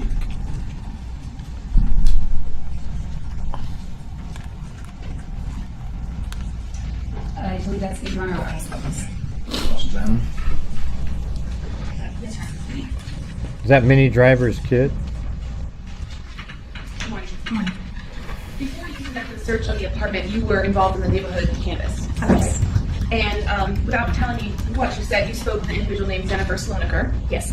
And while you were speaking to Ms. Slonaker, another individual kind of voluntarily That's joined right, the David conversation. Einstein. And that individual was Stephanie Slayton. Correct.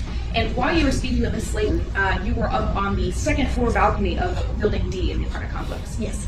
So you were a balcony above where the police had secured the apartment residence below. Yes. And you and Ms. Slayton and Ms. Slonaker could occasionally hear snippets of conversation from below. Yes. Okay. Ms. Slayton was acting very fearful, was she not? Yes. She told you that she was fearful of Objection, hearsay. Your Honor, this is not hearsay because we're not using it for the truth of the matter asserted, but for their state of mind. Whose state of mind? Not of the declarant who's not present. It's for the effect on the listener, Ms. Slayton, her state of mind. But with that, Ms. Slayton is not present, so that makes it hearsay and not relevant what her state of mind is. Until they get the declarant here, that is hearsay. Sustain the objection. Okay, Your Honor. Just one moment.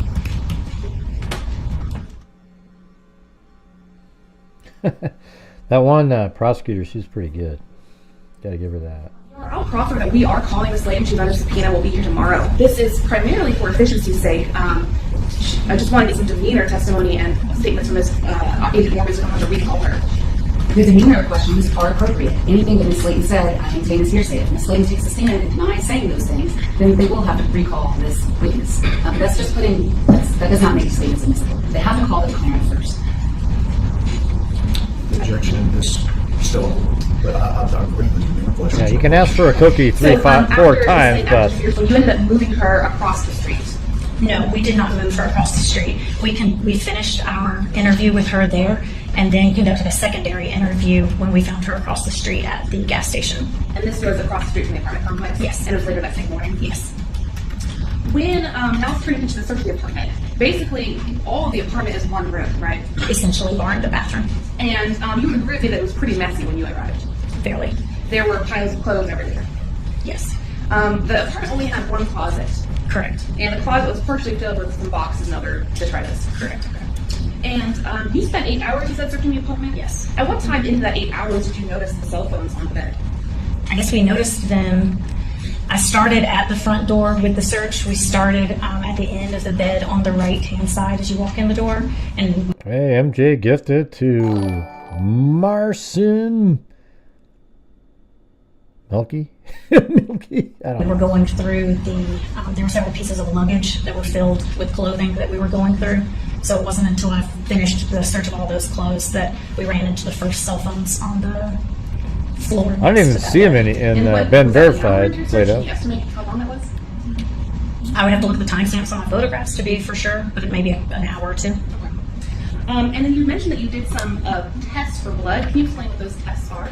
Sure, so it's a presumptive blood test, so it's a phenolphthalein presumptive blood test. There was only one area in the apartment that I questioned that looked like it could possibly be blood. When you take a sample of that substance, you add different chemicals to it, and if it were to show pink, then it confirms that it is an area of blood, and then if it does not turn pink, then it's not, and it did not. Now, in the apartment, you would agree with me that there were 3 units somebody could sleep on. Sure. There was the couch And 2 the beds, bed. yes. And you were aware that there were 5 residents that lived in that house or apartment. It's only aware of 4. Were you aware that the queen side bed on the left side of the apartment was being shared? On the left, are you talking about the west wall Yes. where we found the phones? Yes. I did not know if it was being shared. No further questions. Briefly, you had the opportunity to interview Ms. Layton that morning, correct? I did. And without telling us anything that she said, did you observe her demeanor? Yes. Were you able to? Oh, sincere, you spelled it wrong in chat. Well, you spelled the name wrong in chat, so I couldn't find it. I thought it was S-I. I would say that she smelled very strongly of alcohol. And your test for blood, you did only one presumptive test in the apartment. Yes. Is the first part of the process a visual examination? Yes. Why is that? Because what you see tells you information that you need. So is there any way for you to spray the entire apartment with something to see if there's blood, or do you actually look for blood first and then test it if you suspect it? We actually look for it first. With your eyes. That's all I have. Thank you. Is she excused? Yes, sir. Subject to recall for the Take direction if you would from Ms. Ross. Yes, sir. I'll bring her back if she's needed, and I'll be in contact with her. Very well. You have Milwaukee, is that what you had? This is probably a good time to take a recess. It'll take 10 minutes. Is that what you said up there?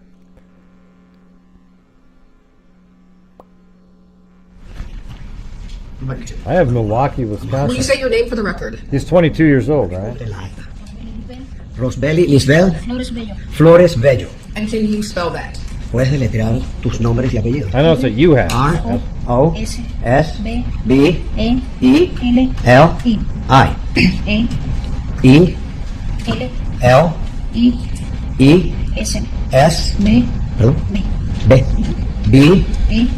R-O-S-B-E-L-I-E-S-B-A-R Flores Bello. R-O-S-B-E-L-I. Second word, E-L-I-S. B-A-R. There's a few of them out there, believe it or not. F-L-O-R-E-S. B-E-L-L-O. And where are you from, Miss Flores Bello? Señora Flores Bello, ¿de dónde es usted? Venezuela. Venezuela. And how long have you been here in the United States? ¿Cuánto tiempo ya tiene en los Estados Unidos? A year.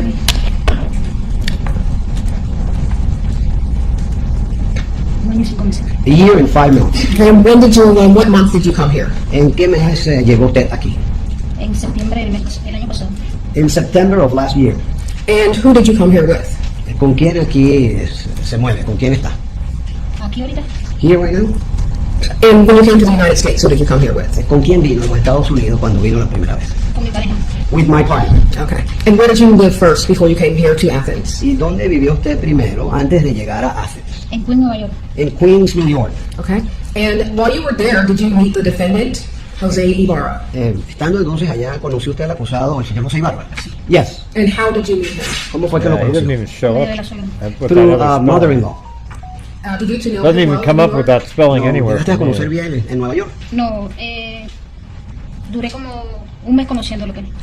Cuando me vine aquí a Athens tenía como un mes conociéndolo. No, a month knowing him. When I arrived in Athens, I have known him for a month. And what do you call him? ¿Y cómo lo llama usted a él? Víctor. Víctor. Is that the nickname that other people call him as well? También otras personas lo llaman a él por ese nombre, ¿sí o no? Sí. Yes.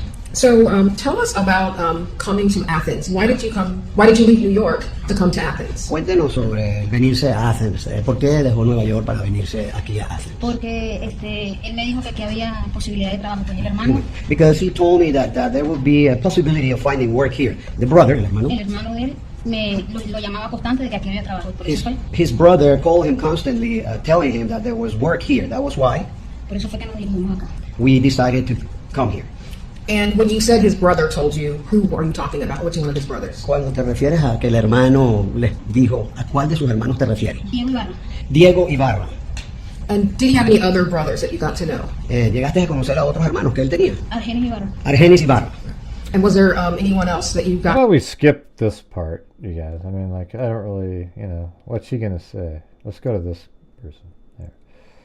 Rachel, I can't please sir, do you swear or affirm the testimony you will give today in the matter of the state of Georgia versus Jose Ibarra, the truth, the whole truth, and nothing but the truth, so help you God? I do. You could please state, spell your first and last name for my report. Yes, ma'am. My name is Jamie, Jamie. Last name is Hipkiss, Hipkiss. What do you do for a living? I'm employed by the Federal Bureau of Investigation as a special agent, and I'm assigned to the Athens, Georgia office.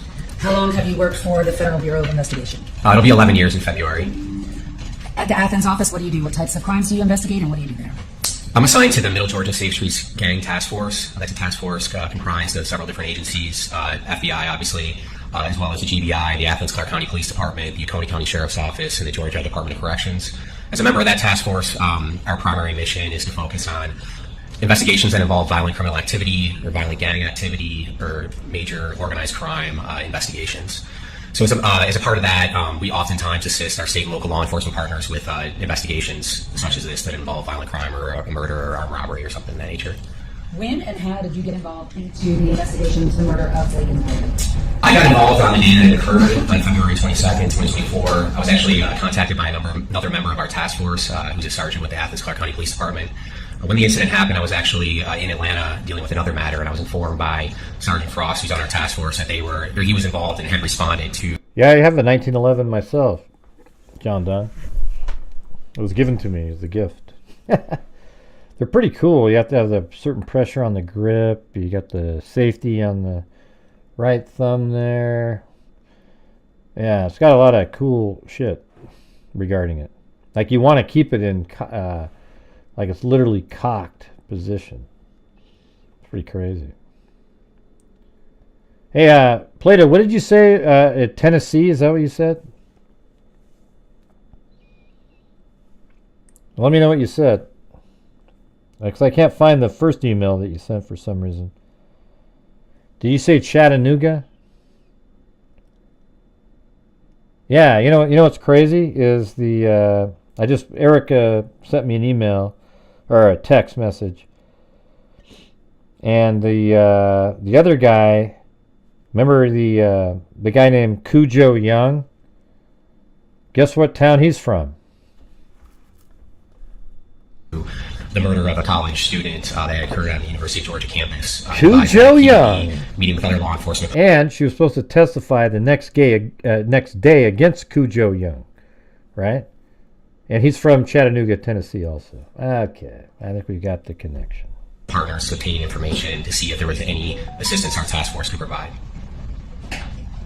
Did you at some point provide assistance to the local authorities in this case? And specifically, what was the focus of your Oh, that's what you're saying. Yeah, so initially on February 22nd, there were no suspects when the incident occurred. So at that time, we took the role of helping out with some cell phone analysis. We did what's called tower dumps in the area, or I assisted with that, and writing search warrants to essentially capture all cellular devices that were in contact with the towers that served the area where the crime scene was located at. So that was our initial involvement. From there, it evolved into other technical assistance. Once University of Georgia Police Department, the GBI, and Athens-Clarke County Police Department had identified a suspect and executed a search warrant, they had collected a total of 11 electronic devices. At that point in time, they asked for the FBI's assistance in downloading those particular devices. And is that when you got involved? Yes. For the devices. So specifically, did you review the downloads of devices 1B7, 1B8, and 1B11 in this case? Yes, I did. If you could first tell us what are 1B7, 1B8, and 1B11? Why are they numbered that way? But whose devices are they? 1B7 and 1B8 are... All right, just to get this out of the way, let me just do this really quick. All right, so here's the article. Let's just go over this really fast, all right? 22-year-old arrest out of state in connection with Mercedes Vega's murder. An arrest has been made in connection with Mercedes Vega's death. Officials with the Maricopa County Sheriff's Office say an arrest has been made in connection with the murder of Mercedes Vega. In a statement released during the afternoon of November 18th, a spokesperson with MCSO identified the person arrested as 22-year-old Sincere Hayes. And I knew this the other day, I just couldn't say anything. Sorry. But I thought it'd be much more interesting for you guys if we did a recap of it and then it's announced and then it's all in your head, right? You know, because a lot of people are like, what case is that? Oh, yeah, Mercedes Vega. Now everybody, you know, if you watch my channel, you would have known it. So Hayes was arrested. Look when he was arrested, 11/11. See, that's what I'm saying. Like, I knew about it a while ago. In Tennessee, read a portion of the statement. MCSO is working with the Maricopa County Attorney's Office to get Hayes extradited back to Maricopa County. We have previously reported on the murder case, which happened in April of 2023, according to a report. Absolutely brutal murder, actually. From October 2023, Vega was last seen around Mill Avenue in Tempe with her friends. No, that's total bullshit there. That's not true. Isn't that weird how people can't even just get the damn, you know, if you're going to write an article, get it right. She was last seen coming down her elevator in her own apartment garage, and she was attacked as she went to her vehicle, and then somebody else, so there was at least 2 or 3 people in that garage. Somebody had to hold her, they hit her in the head, then somebody drove her vehicle out of there, and there was another vehicle that brought the other people there, and like we were saying, I think there's 4 people here. I think that's the number. But why would you say Vega was last seen around Mill Avenue in Tempe with her friends the night before? Oh, okay, the night before she was found dead. Okay. But that's not when she was last seen. She was last seen on video. There was blood all over the parking spot. Vega's parents... Hold on, let me see.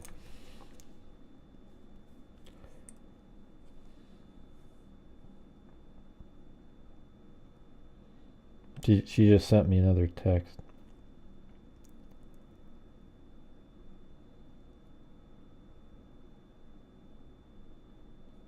Not sure what that means, but...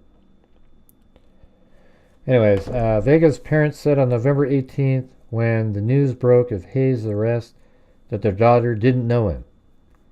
They're getting ready for another Christmas without their daughter, but they're relieved to know they're closer to getting justice. This time of year is really hard, said her mother, Erica Pillsbury, who just sent me a text message.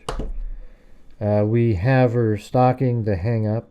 I will always hang it up right next to her siblings.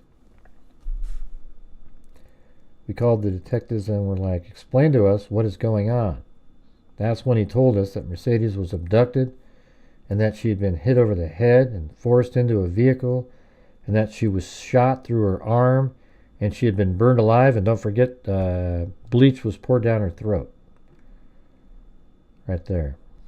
Anyways, all right, there you go. There you go. Well, keep you updated. Once we get the probable cause, though, we'll get going on that.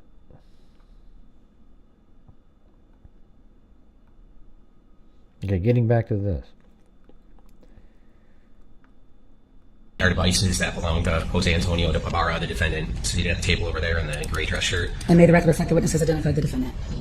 1B11 is a device that was collected from Jose's brother Diego Ibarra. when Athens-Clarke County Police Department. And she was burned alive. February 23rd. She was alive when she was burned alive. And who extracted data from those devices? Special Agent Candace Hunter, she's assigned to the FBI CART team, that's a computer analysis and response team. She's a certified digital forensic examiner, so the phones were taken down to her in Atlanta, and she extracted the data from all 3 devices. And you reviewed that data? That's correct. And to answer your question about 1B7, 1B8, 1B11, so that's just a naming convention used by the FBI when it comes to evidence. So in this case, 1B7 was a Samsung 14 phone that was located in the apartment of Mr. Ibarra, apartment D126, during the execution of the search warrant. 1B8 is a Samsung 13 phone that was also located in the apartment, and then 1B11, as I mentioned, was collected from Diego Ibarra. I'm handing you 3 pieces of evidence. One is marked 263, one is marked 264, and one is marked States 265. Do you recognize all 3 of those items? Yes, I do. What are they? And just take them by number, please. Yes, 1B7 is a copy of the cell phone extraction that was generated by Special Agent Hunter. I know that this particular exhibit is a copy of that because I personally reviewed it and created it. 1B8 would be Ben a copy Affleck, of, what the hell you guys smoking? The Samsung 13 cell phone collected from Jose Ibarra's apartment. And then 1B11 would be a copy of the Motorola cell phone seized from Diego Ibarra. And again, I created these thumb drives, these copies, so I'm familiar with all 3 of them. State new to 264, 265, and 266. I'm going to object, Your Honor. That's right, Jesse Jean. That's right. Let me. Jesse Jean.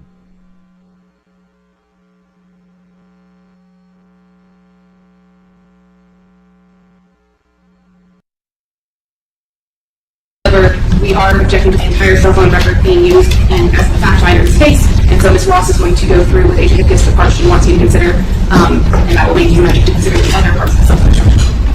That is, excuse me, that is correct.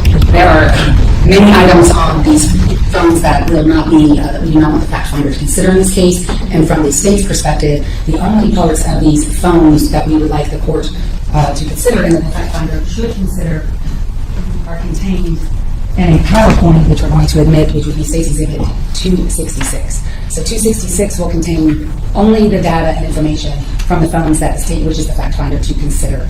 The full extractions were just admitted to perfect the record of all of them. All right.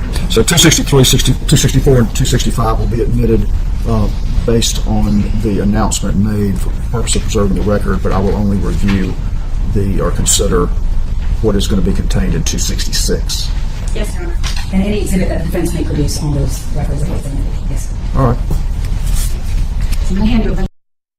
Well, you know why I did it. Because it's just, it's woke. It's like, yay, we're just trying to be woke here. Let's get the, who the hell knows who these people are, but let's just let them live right here. Because we're above all that, Other items, and we're going to just go one at a time so that the record is clear. Can I have those back? Sure. Thank you.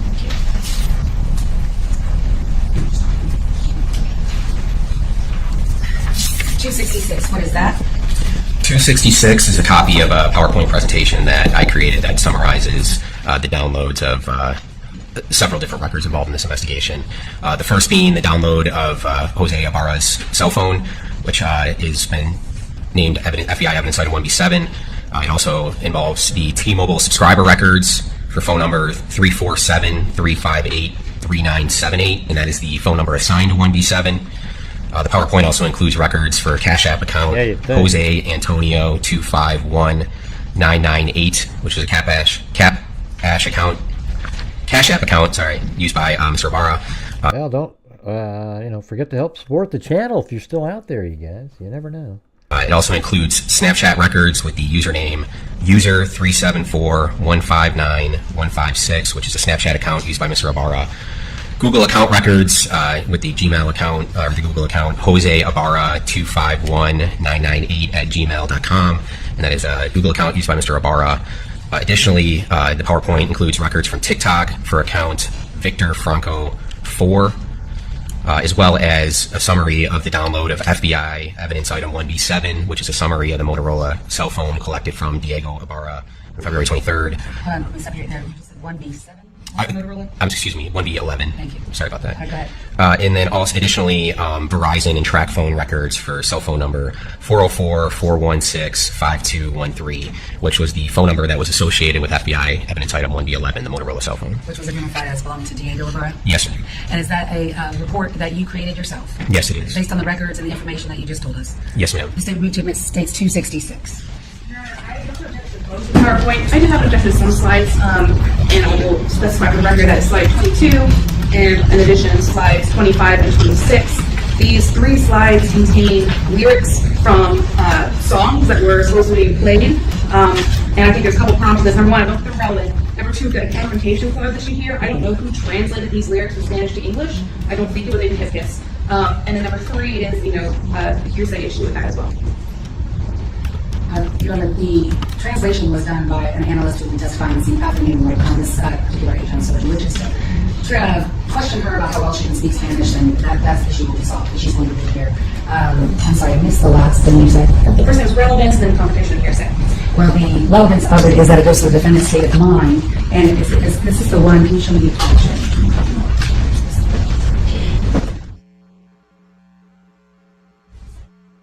We can clear that up with this agent. Those are basically statements of the defendant. These are defendant's lyrics out of the defendant's phone, right before within hours of the murder.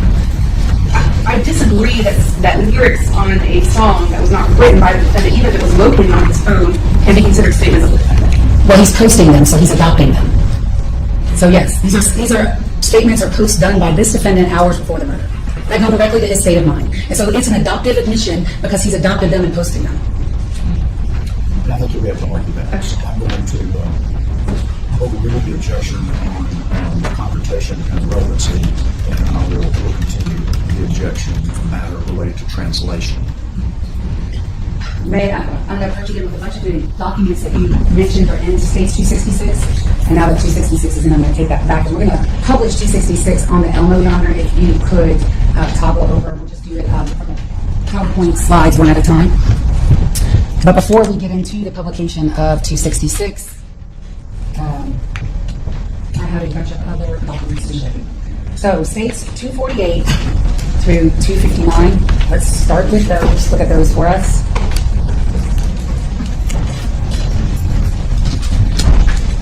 I know what he looks like. He looks like Wiley.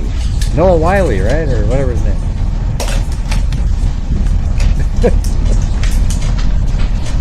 He looks like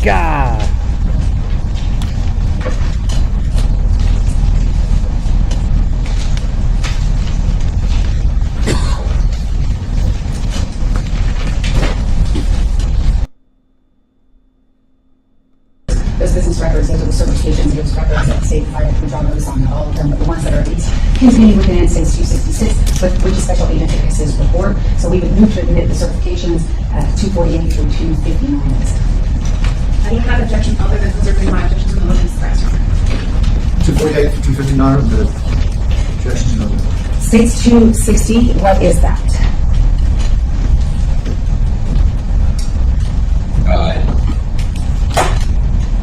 Not recognized it since it's not labeled. It's a thumb drive, I'm assuming. Okay. That's your label? Oh, yeah. Yeah, that's from something. Yeah. Is that your label? Yes. Okay.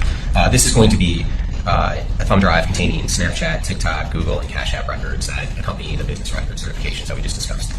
And are those records that you obtained pursuant to your investigation? Yes. In this case, and did you obtain all of those records with either search warrants or subpoenas? Yes. Either state or federal? Yes. Depending on what the record was? Yes. And the state would move to admit states 260. Similarly to earlier, Your Honor, I don't think everything on these records is relevant or admissible, but if you did just wanted to publish the part that are the slideshow, I don't have the objection to being entered into the record. She's correct.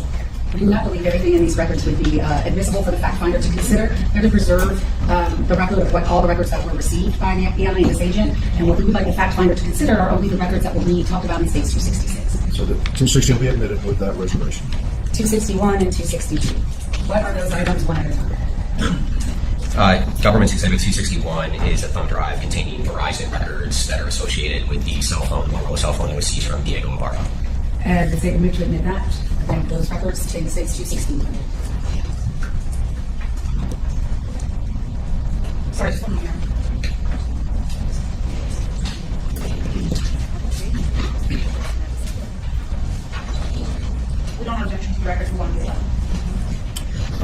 which is 261. These are actually just the records, the CDRs from 1B11. 1B11 itself is a different exhibit. Yes, we don't have objection to CDR. And that's, I believe, 262. That is 261 for it. 261 is admitted. 262. Governance Exhibit 262 is a phone drive containing the CDRs for the phone number, as well as location information for the number that was assigned to FBI evidence item 1B7, so Jose Ibarra's Samsung 14 cell phone. And same to Exhibit 262. But was there a press argument? That objection, 262 is admitted. And for the CDRs, first of all, what is a CDR? A CDR is call detail record, so that is information that's provided by the respective cell phone company that essentially breaks down the details related to a call. So for instance, if it's an incoming call, it's going to say the time that the call occurred, what number called, the target phone number, at what time, and how long the duration is. What is timing advance data, and did you obtain timing advance records from Verizon, who was the provider for the cell phone 1B7? Yes, we did. So we obtained records from T-Mobile and Verizon. So timing advance records are essentially engineering data that's captured by the cell phone provider. So on top of timing advance, we will get cell site records, right? So a lot of people are probably already familiar with those because they've been around for a long time. And so cell site records, each tower is generally broken up into 3 sectors. And so the cell phone company is able to tell us pursuant to legal process, like, hey, the respective phone that you're looking at is hitting this particular tower and it's located within this sector, which is generally like a pie shape. Timing advance data takes that a little bit further. Like I said, it's engineering data collected by the phone company, and the purpose for the phone company collecting this information is to essentially like make a better signal for the user. And so it sends a signal from the tower to the phone, and then from the phone back to the tower, and the cell phone provider captures that information. And based on the time that it takes for the information to be sent to the phone and then back to the tower, they're able to further narrow down that pie shape to essentially, we call it like a hot dog or a rainbow shape. So it's more precise information on the location of that phone than the traditional cell site information. Did you obtain timing advance data for the cell phone number associated with Jose Ibarra, also the cell phone number associated with 1B7? Yes. And who was the provider for that particular timing advance data? T-Mobile. And is that the data that was contained or is contained on states 262 that we just submitted? Yes. Thank you. So now let's turn to your Exhibit 266. And I apologize, we're just having a little PowerPoint issue, so you'll have to bear with me. Can you see it? Yes. Okay. We'll try to do it in PowerPoint format. I know it's not ideal. Can the court see it and can counsel see it? Thank you. Let's start with 266, page 1, slide 1. What are we looking at here? Again, this is what I covered earlier. This is just a summary of the records that were used to create this PowerPoint. So it's highlighting the fact that we used records from the download of FBI evidence item 1B7, as well as the T-Mobile records that we just discussed for the phone number assigned to 1B7, Jose Ibarra's Cash App records, his Snapchat records, and his Google account records. Slide number 2. Again, this is just further information related to the records that are contained within this PowerPoint presentation. This is showing that we also use TikTok records for Jose Ibarra's account with the screen name Victor Franco 4, as well as records from the download of Diego Ibarra's phone, evidence item 1B11, and additionally the Verizon and track phone records for the phone number that was assigned to 1B11. Did Jose Ibarra use a different name at times in social media? Yes, he did. Common alias that we saw Mr. Ibarra use was Victor Franco. And how do you spell Victor Franco for the record? Victor is V-I-C-T-O-R. Franco is F-R-A-N-C-O.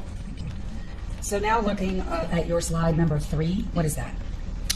That's just a highlight to the court for 1B7, so the Samsung 14 cell phone seized from Mr. Ibarra's apartment that was used by him. The records, when they were produced and then when they were extracted from the phone, they were in UTC time. So this is just showing to the court how you would translate UTC time to local Eastern Standard Time. And on February 24, 2024, the day that the murder occurred, as highlighted in this slide, you'll see that you have to subtract 5 hours from what's shown in the record. So for example, this particular text message is showing February 22nd, 2024 at 11:36 p.m. That would translate to 6:36 p.m. local time. Slide number 4, what are we looking at there? This is just highlighting the device identifiers associated with Mr. Ibarra's 1B7 phone. So as I stated, it's a Samsung Galaxy phone 14 with the actual model number being SM-A146U, and was assigned cell phone number 347-358-3978, as well as a IMEI or a device identifier of 35295-824-449-1604. What is an IMEI? It's an international mobile equipment number, so that'll be specific to the actual cell phone itself. It's essentially like the equipment number, so it's essentially like a serial number related to the cell phone. Hey, see, we have that in the Delphi We see that case. sadly, the PowerPoint that we have, a copy of it is in black and white, so we can't see the colors. What color you've seen the color image of this? Yes. This photograph that we see on slide 4? Yeah, so since it is in black and white, I can provide further description. So the actual image... Objection to this. I sympathize with the state's technical issues, and I'm happy to take a break to fix it, but I think rather than having the witness describe the content of the photos, the court should just see the photo. I think it is best for the court to view the photos so we can take a break to fix our technical issues, but for the best evidence rule, that's why the records are in. So the records themselves are in, so that the records are part of the record. But if you could give us a moment to try to fix our issue, perhaps it would be better for the court and everyone to see the images in color. So, I don't know the nature of the problem. Is this in So we're missing, it's 5 minutes. We're missing one thumb drive that was recopied this morning, and I think I have the old version of it. I need the new version of it that was recopied. And so if you could give us 5 minutes to either find it in our, again, 17,000 thumb drives that we have, or we can recopy it very quickly, because I know he has it, and so he can give me a new copy of it, because the recopy version is lost. Thank you. May the witness sit down. Yes.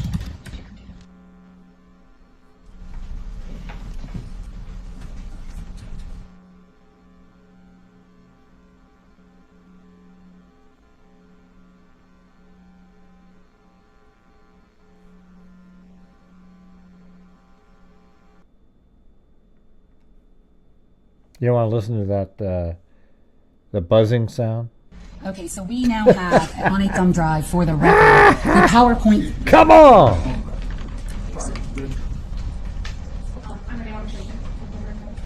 It was quite peaceful sound. Okay. Thank you, Your Honor. So we have the PowerPoint format for the record of States 266. We're going to now show this in PowerPoint. Further into this, that was captured on Jose Ibarra's cell phone, FBI evidence item 1B7. It depicts Mr. Ibarra wearing a navy blue jacket that is consistent in appearance with the jacket that was discarded after the murder, as well as you can see the black brim with an Adidas logo to a hat underneath it, which is consistent with the hat that's observed in the surveillance footage when Mr. Ibarra discards the jacket after the murder. Was this image found in the phone 1B7? Yes, it was. And what was the timestamp associated with it? So there were two variations of that image where he had his face positioned in different angles, and that image was captured at 5:37 a.m. local time on February 22nd, 2024. Okay. What are we looking at now, though, in slide 5? What we're looking at here is this is an actual screen capture of the actual records provided from T-Mobile for the phone number assigned to FBI evidence item 1B7, and that is a record for cell phone number 347-358-3978. And so I'm just highlighting here various things on the record. So, again, the first thing that popped up was the phone number that's assigned to evidence item 1B7. Below that is the IMEI number, which matches the IMEI number on the device, confirming that the two correlate, the phone records correlate with the phone. And you can see that the device, or the T-Mobile records show that the device is subscribed in the name of Jose Ibarra, and the account was activated on August 10th, 2023.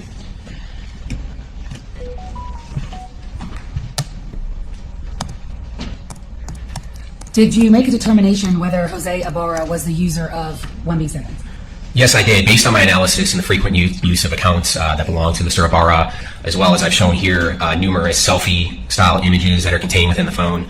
Based on my training and experience in reviewing many phones involved in criminal investigations, it's common for the user of a phone to take pictures of themselves. And so what I'm highlighting here is that over a period of time from August 2023 up until the day of the murder, we have multiple images of Jose taking selfie-style images using that phone.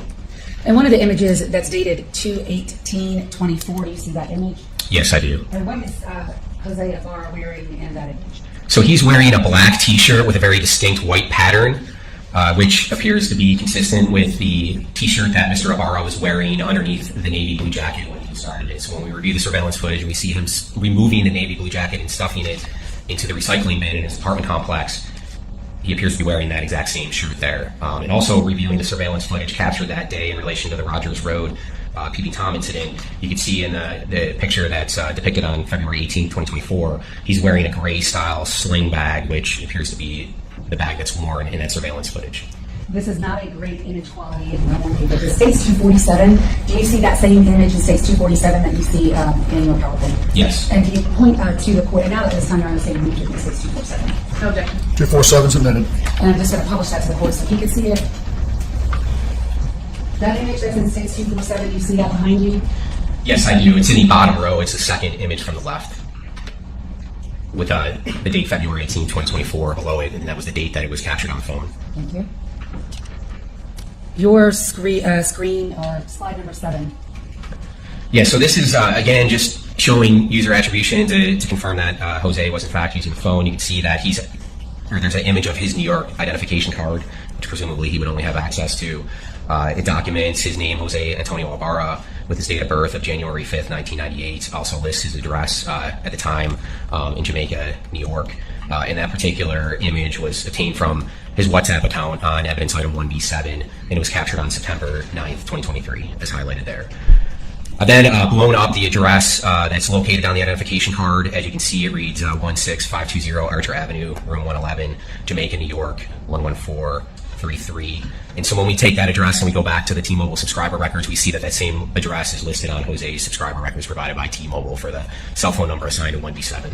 Do you have a time frame in which this cell phone number 1B7 was being used by Jose Ibarra? Yeah, I believe that it was being used from the time of activation, which would have been on August 10th, 2023, that particular cell phone number. We were able to verify, aside from it being assigned to the phone that belongs to him, we were able to verify that cell phone number through other methods, too, that it was being used by Mr. Ibarra. And until what time? I'm sorry, can you... So you said beginning, my question to you is beginning in what time frame and ending in what time frame was he the user of 1B7? Ending at the date that it was seized from his apartment on February 23rd, 2024. Thank you. What is this that we're looking at here, which is now on your slide 8? This is a screenshot of Mr. Ibarra's WhatsApp account that was taken from evidence item 1B7.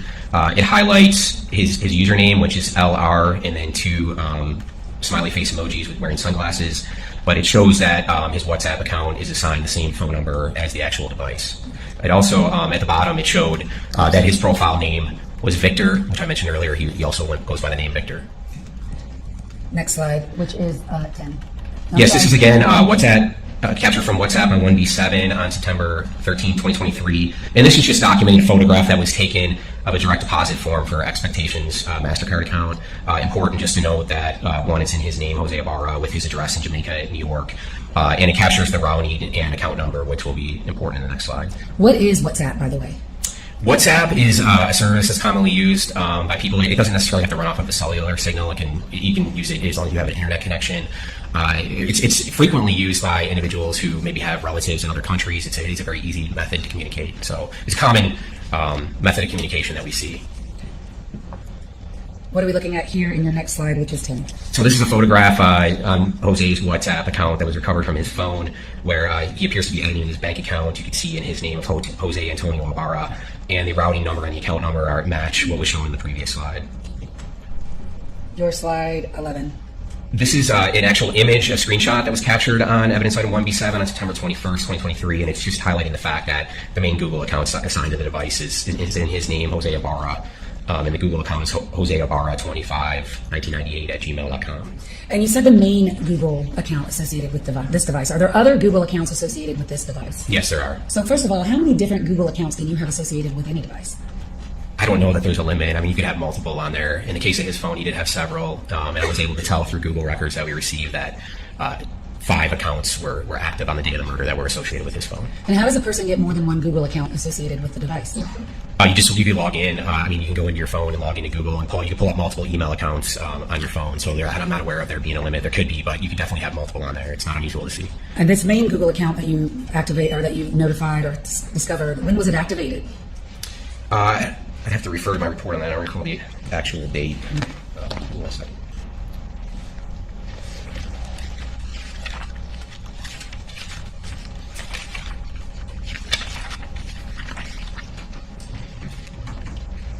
This particular account was activated on August 27, 2023. And did you find in the 1B7 device another Google account that was associated with Diego Ibarra? Yes, I did. Okay, what was that? If you remember the account name, if you do, if you don't, let me know. I do. If I could refer to my report, I could give it to you. It was Diego, Diego, Jose, Ibarra, Ibarra, all one word, and then the number 95 at gmail.com. Was that Google account active in February of 2024? No, it was not. Okay. When tell us about that Google account. When was it deactivated? So we received records related to that particular account because it did show up on 1B7 with no other activity associated with it in the extraction. But we went to Google with a subpoena and court order, and we were able to determine that the account was deleted on January 16th, 2024. So in February of 2024, that account did not exist? That's correct. And when you say associated with the device, what do you mean by that? So when the cell phone extraction was completed on 1B7, one of the things that it extracts is the user accounts, or so various accounts like social media accounts, email accounts, WhatsApp accounts, things of that nature that have been accessed at some point in time on the device. And if you could adjust your microphone a little bit, did you see any evidence that 1B7 ever accessed that Diego Google account? It just populated as a user account. However, when I looked at the data associated with it for that particular Gmail account, it said it was associated with the Google Drive, but there was no activity related to that account to support it being actively used on the phone. So now your slide 12, what are we looking at? Another image located on the WhatsApp account on September 29, 2023, and this is just depicting a boarding pass showing that Mr. Ibarra flew from New York City to Atlanta on September 28, 2023. And that just blows up showing his name and then the details related to the flight. I'm sorry, I started it too soon. We're looking at your slide 13. What is this? This is a video. It's going to contain several images that were saved in the video section of 1B7, Mr. Ibarra's phone, particularly on Go ahead. On October 15, 2023. Of the images, the only one of real relevance is this first image that we're looking at here. You can see, again, that he's wearing that gray sling-style bag that's consistent in appearance with the gray sling bag that was seen on the surveillance video on the day of the murder in the area of Rogers Road Apartments. And is this, what's the music associated with this every time I touch the enter button? That's just some music that Mr. Ibarra would have put as a background to the particular video that he created. What is slide 14? Again, this is recovered from Mr. Ibarra's WhatsApp account that was backed up to his cell phone, and this is just depicting his Cash App account. He had taken a screenshot of it, and it appears that he had sent it to somebody, and it shows that his Cash App account is in his name, Jose Antonio Ibarra. It shows that his Cash App handle is $ Jose Antonio 25 1998. And is he accessing Cash App through this cell phone? Yes, and we, in this next slide here, we went to Cash App with a subpoena to request subscriber information related to that particular Cash App account, and they were able to confirm that that account is associated with his phone number that ends in 3978 that's assigned to evidence item 1D7. Your slide 16. Again, this is another image of Mr. Ibarra's identification from New York found on his phone. The relevance on this one is that it was an image saved to 1B7, but it captures what we call metadata, which is basically information about the file. In this particular instance, if you see below in the metadata section, you can see that it lists Samsung and then the model, which matches 1B7. And it also provides geolocation information, meaning it gives us a latitude and a longitude where you can map out where that image was taken. So if you look to the right, and this is from the phone itself, that was the phone plotting where the particular image was taken. And based on my knowledge of the area, it's in the area of his apartment on 2085 South Village Avenue. Next slide 17. Again, this is the image we discussed earlier from February 18, 2024. This is an image of Mr. Ibarra wearing that distinct black with white patterned shirt that he appears to be wearing when he discards the jacket on surveillance video following the murder, and again, the gray sling bag. Your slide, I guess this would be 18. This is, so the phone sometimes will capture money transfers that occur in this particular instance. This is on February 21st, 2024. This occurs on the evening before the murder. And it's just showing the fact that at 9:30 p.m. there was a charge made from Mr. Ibarra's account at Tall Boy Beverage, which is a liquor store and it sells liquor, wine, and spirits. And that's a picture of it there. That's located walking distance from his apartment. And what is the date and time of that? That was on February 21st, 2024 at 9:30 p.m. I'm moving on to your slide 19. So now we're getting into information as it relates to the date of the murder on February 24th, 2024. Here in this slide, I'm depicting from his call log a missed call that was placed by Mr. Ibarra using his WhatsApp account to an account used by his brother Diego Ibarra. And as you see below, it'll highlight in a second, you can see that Diego Ibarra uses the WhatsApp screen name Gocho Hermano. Gocho was an alias that he used, Hermano translating to brother, so essentially Gocho, my brother Gocho. And when we recovered evidence item 1B11 and downloaded that, we were able to tell that. Oh, I am still here, everybody. I'm just reading a bunch of comments elsewhere. Same WhatsApp account that ends in 965 was in fact being used by Diego on that phone. So then this slide would reflect Jose Ibarra calling through WhatsApp Diego Ibarra on the 22nd day of February 2024 at 2:31 in the morning? Yes, and the call was not answered. What is it that we are looking at the next slide, 21? Yes, so this is the phone documents in this instance when an image is uploaded from the phone to his Snapchat account. So this image here is showing that at 4:30 in the morning on February 22nd, 2024, this particular image to the left is uploaded to Jose's Snapchat account. It's particularly interesting to us because he's wearing the Adidas hat, which appears to be the same Adidas hat that is worn by the subject or worn by Mr. Ibarra when he discards the jacket in the dumpster.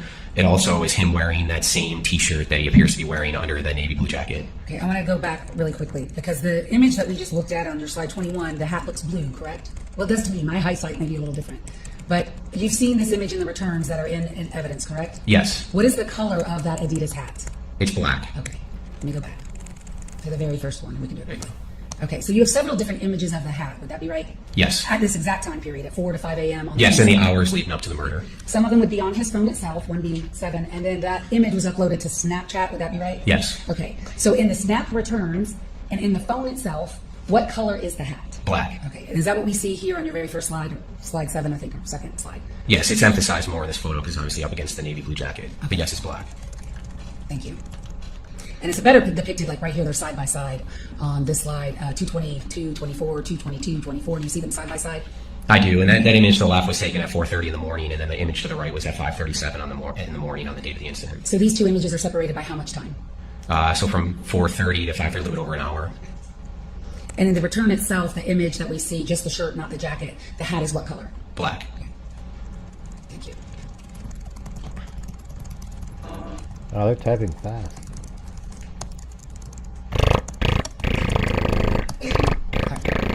Now what are we looking at, which is your slide 22?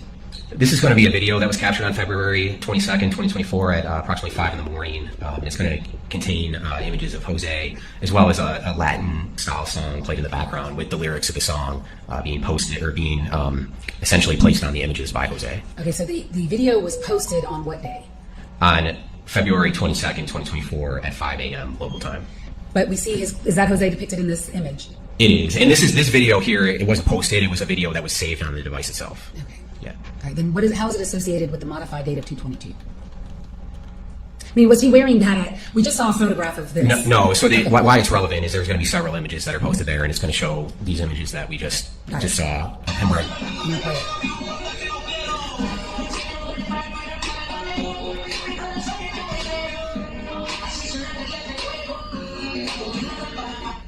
So what is it that we just viewed when we hit that video?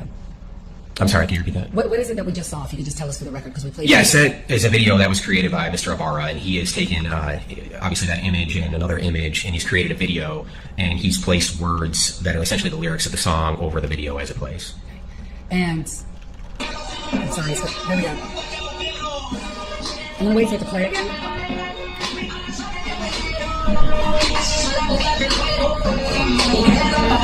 Okay, so did you have those words translated? Yes, I did. And who at the FBI did that for you? Abasis Ramirez. And who is Abasis Ramirez? She's a staff operations specialist, for short, SOS. You don't get a strike. You get a, they take the ad revenue and give it to the person. Even though you have 4-hour video and then 8 seconds of music, they get all the ad revenue. It's assigned to our office in Athens. She's essentially an analyst. And does she speak Spanish fluently? Yes. And what was going on? So I would get about one 5 too. o'clock in the morning with this video? Well, if you could just translate it for us or tell us the English version. Yeah, based on her translation. I would get one Is this as not well. what we talked about? We're going to wait on this. Yes, sir. It is. Thank you. I'll wait on that. Okay. Thank you. We'll skip by that. We'll wait for Ms. Abasis. I didn't read it for that reason. All right, thank you. Okay. All right. Slide 23. Hey, thanks, Candon Edwards. So again, this is showing another upload from the phone to Thanks Snapchat. for your support, everybody. And it shows that Appreciate it. on February 22nd, 2024 at 5:37 a.m. The image depicted to the left, which is Jose Ibarra wearing the black Adidas hat with the navy jacket with the hood pulled up. That image was uploaded to a Snapchat account.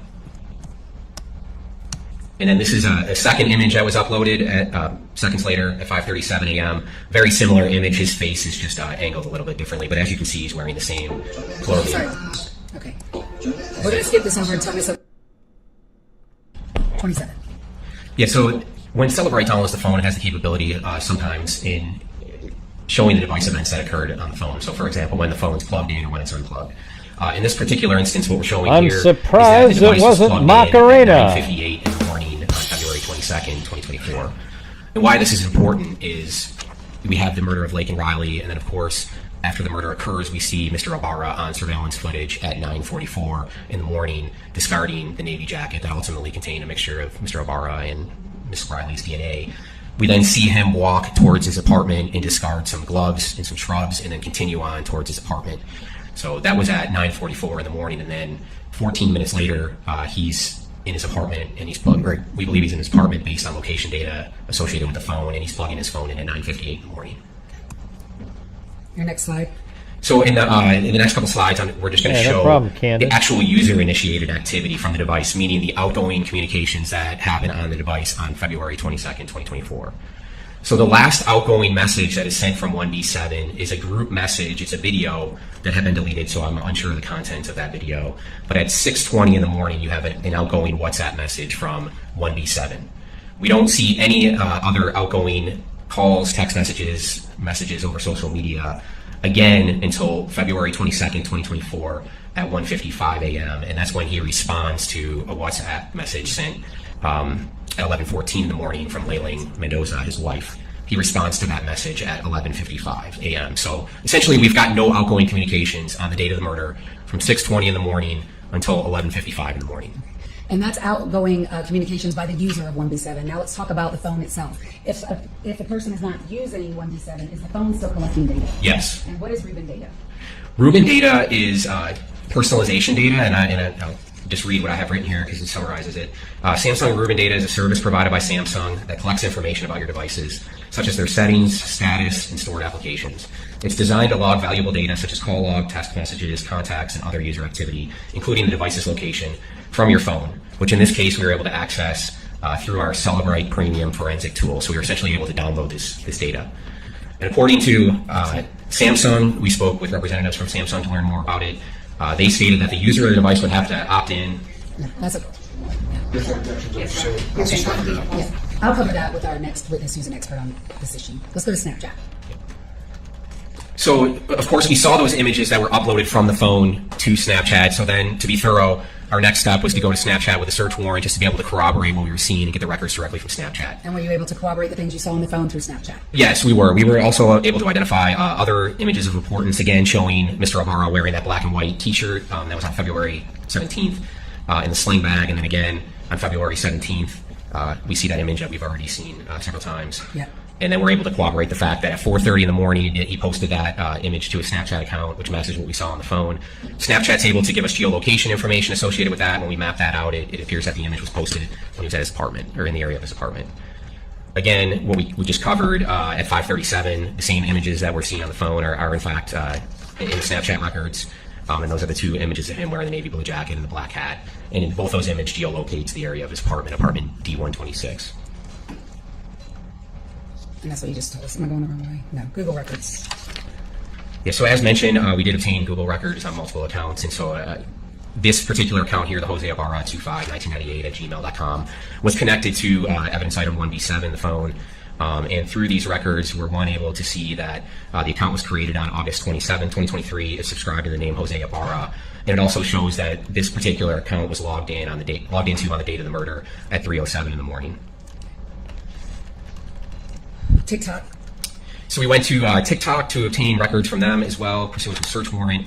And the records here are in relation to an account used by Mr. Ibarra in the name Victor Franco, which, as I mentioned, is an alias used by him. And so these records are showing that the account is in that name. It shows that it was created on February 13, 2024. And it also shows an associated Facebook account with the same name. And then when we look further into the records, we see this is just a sampling of a selfie image, which is a profile picture providing further evidence he's a user of the account, as well as a video from that particular account showing that he's using it. And does that complete your review of 1B7? Yes. And was there any evidence that anyone other than Jose Ibarra was using 1B7 in the phone? No, and on the particular day of the murder, he was logged into multiple accounts and was communicating using multiple accounts, that being WhatsApp, TikTok, Snapchat. So no, there was no evidence of anybody else using the phone. Did you also review 1B11, which is Diego Ibarra's phone? I did. Okay. And tell us a little bit about that phone and what was in it. Yeah, so it's a Motorola Moto G Play phone. It was assigned cell phone number 404-416-5213. And I listed the device identifiers. I can read them in the record if you need me to. That's okay. And so what we were able to do, and before we get into it, so these particular records, when the extraction occurred, when the Celebrite that extracted the records, when it produced them, they were actually produced in local time. So there's no need to do that 5-hour conversion. So what we see on the records is real time here in Athens, Georgia. Did Diego Ibarra have service to that phone? No, not at the time. Not on February 22nd, 2024. There was no cellular service to that time. I almost feel like this case is overkill, you know? It's like, I think I've already proven the case. Like, I think the first day of trial was enough to prove the case. Nice. So because of that, what are we looking at here for the next slide, which is your slide number 47? This is just showing the outgoing activity from that particular device. So, as I mentioned, it did not have cell phone service, but he appeared to be using the internet on it, or he had an internet connection somehow. And so that shows that at 3:19 a.m. he sent an outgoing email was sent from that device to hello@poweredbypercent.com email address. There's no content associated with that email, but that is the last outgoing communication on the date of the murder. And then the next outgoing communication would be a WhatsApp message that was sent at 3:24 in the afternoon on February 22nd. So we have no outgoing communications on February 22nd between 3:19 in the morning and 3:24 p.m. in the afternoon. And is there any... Go ahead. Oh, I'm sorry, go ahead. That's fine. I was going to ask you, are you able to get any geolocation data off of 1B11? No, so this is a Motorola cell phone. It's a phone that you would typically buy at Walmart with a prepaid service, so it wasn't a very, what I would call, advanced phone. A Samsung, like we saw Mr. Ibarra had, is a far better phone than a Motorola phone. So it did not collect the same amount of information that the Samsung phone collected as far as location information. What about cell phone records for that phone, 1B11? Yeah, so we went to Verizon with a search warrant in an effort to get location records associated with the number assigned to 1B11. We were able to get some records related to that particular phone number. However, we were able to see that I mean, the DNA is, his fingerprint is in blood on her cell phone at the crime scene. That means he's there, you know. It's just... It was not active on February 22nd. There was no service. And he's the only one moving around on surveillance video. That's enough right there. You know what I mean? Just that. Provided the phone, and the last activity appeared to be between February 10th, 2024 and February 12th, 2024. So no activity after February 12th. No cellular activity? No cell phone activity, no IP activity. And we also went to TrackPhone, because TrackPhone is a prepaid service that uses Verizon's network. We went to them, and they essentially provided the same information. And there was just no service to that phone? Yes. May I have a moment, Your Honor? I'll pass it. Here's what you know is like there's delusional people out there also on my that are saying that my channel's shrinking. It's like it's way bigger than it was last year, okay? And then they tell people that I mean, here's the thing. I look at when everybody's dissing my channel, like, oh, that gray guy, it's always something not related to the cases. You ever notice that? So I just take it as a badge of honor. They're trying to attack me on me as a person, not the information that I'm putting out, which is accurate. And what I do is I attack people like that are putting out false information or misleading their viewers because of clicks and views. Like I keep saying about Dr. Grande. Now I've laughed and thought some of his other videos were funny, etc., etc. I just know the Delphi case well, so now I wonder if all the other videos that I laughed at, was he being accurate on those? I don't know now, because he definitely wasn't accurate on the Delphi case. So, you know. I mean, it's 100%. He didn't even mention the van that drove by. He said that the confessions were after he had psychosis. He went on and on. He was incorrect, man. Really simple shit. And I think that's scary when you have 1.5 million viewers and you're not being intellectually honest with them. That's not good. That's a bad thing. Your Honor, before I begin, I want to enter into record a stipulation between the parties. This will be admitted as Defense Exhibit 1. The stipulation covers basically how the cell phone data was constructed, how the defense counsel gained access to the data, and it addresses my motion to reconsider and motion to suppress, as well as listing the various accounts that were found on phone 1B7. May I approach and...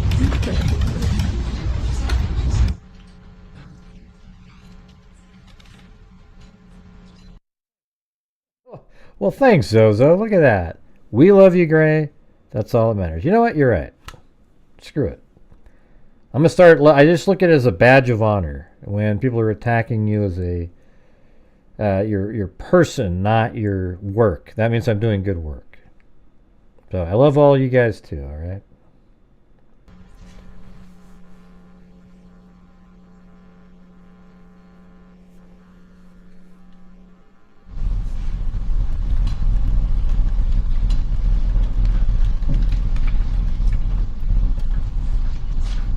May I present my questions?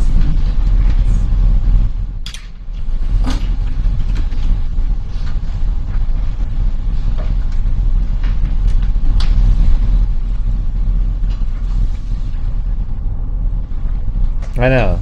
Yeah, they get these crazy people. He was interrogated.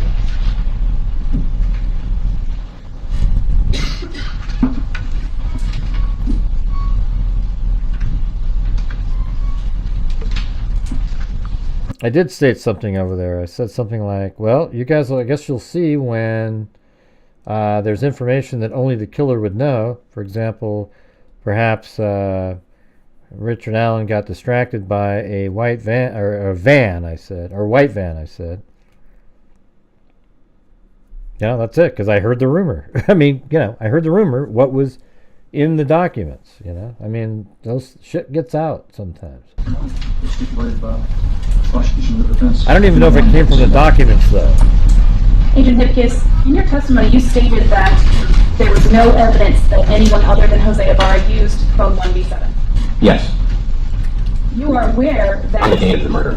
Okay, that was kind of where... I'm glad you said that. You are aware that there actually is evidence that other people used his phone on prior dates. There's no substantial evidence to indicate that anybody used his phone for any significant period of time, but as we highlighted on direct, there was... Diego did have an account associated, 2 accounts associated with that phone that had been accessed at an unknown time. However, in relation to the period leading up to the murder, Jose Ibarra was using that phone.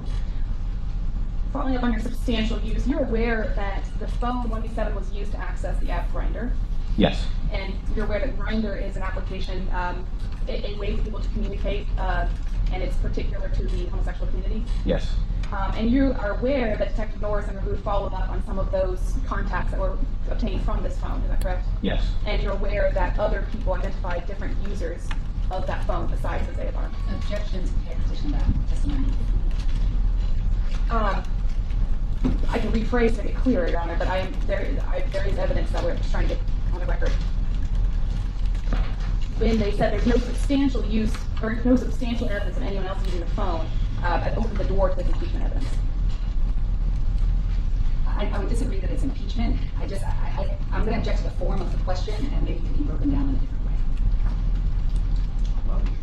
Yes, Your Honor. I guess I'll start by saying, have you read the detectives report in this case, Detective Norris and Detective Rahoud? No. Okay. Are you aware of all of their investigation? Yes, I've worked with him on this investigation, but obviously I'm more aware of what my personal involvement was. Sure.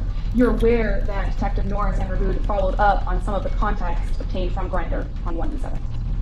Yes, I am aware that they went out and interviewed people. I was not present for those interviews, so I'm not aware of what was said. Sure. You're also aware that some of those contacts from Grindr also texted to WhatsApp this phone number? Right, to Jose's WhatsApp. So essentially, several of those messages transitioned from Grindr to the WhatsApp account used by Jose. And you're aware that when asked who they were communicating with via the WhatsApp account, they identified someone other than Jose Ibarra? I'm not aware. I wasn't present for that interview, so I haven't read their reports. I'm not aware of what was said. Okay.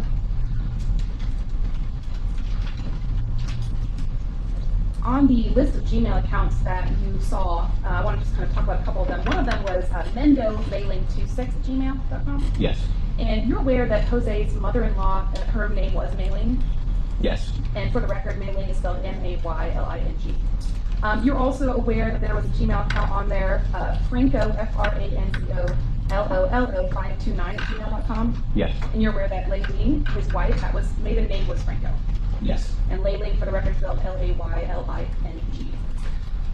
Besides Diego's Gmail account, there also was data on 1B7 suggesting that his Facebook account had been logged into.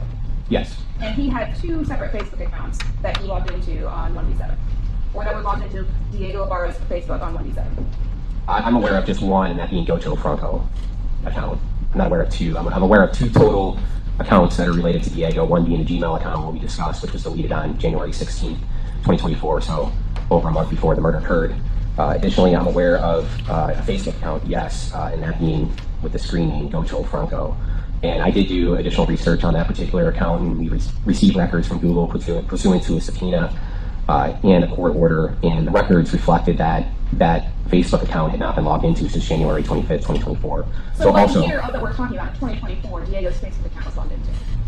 yes, but it was never logged into in any, that was as close to the murder as we were able to see any sort of, and to be frank, we don't know when he logged in from that device on January 25th, 2024. That was the last activity on that account. Sure. The Celebrate report does not reflect any information of when those accounts were logged into. So you can't say for certain when the last were logged into on 1B7? No, but based on my experience, I've reviewed a lot of phones. If somebody was actively using those accounts on the phone, like we would see some sort of messaging or emails to... He's permitted to explain it.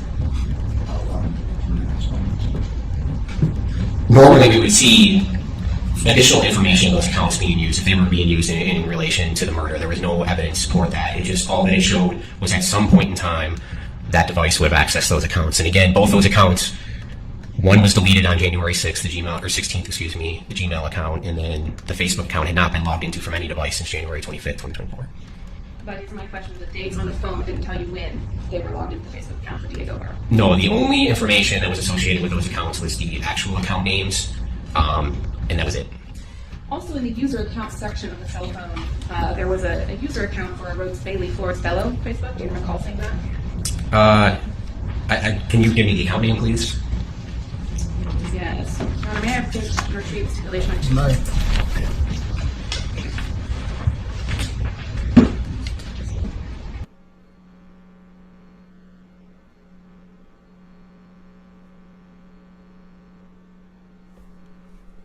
Okay, here we go.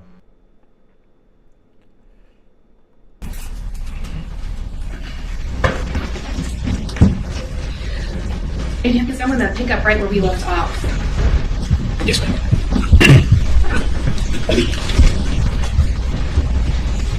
Would you take a moment and glance those this video? Yes, ma'am.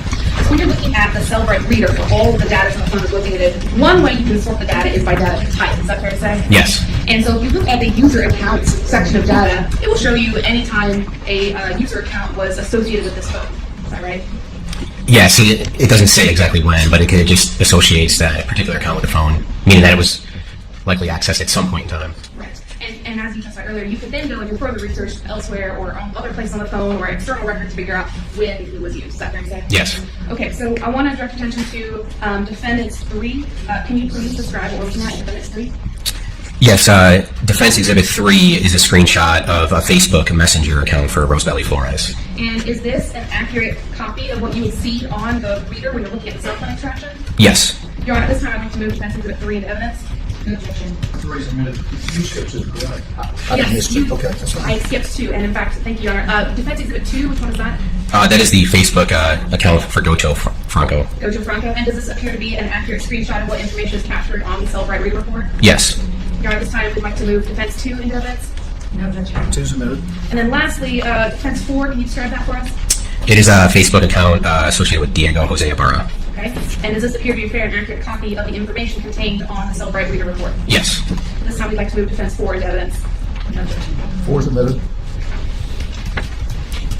Now, Detective, I'm going to hand you a document for you to review, but don't say anything in the record about it just yet.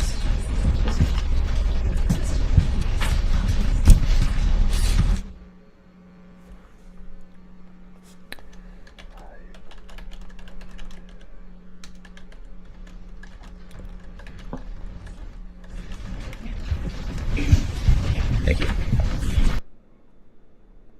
You wrote And everything in the report is accurate to the best of your recollection? Yes. Thank you.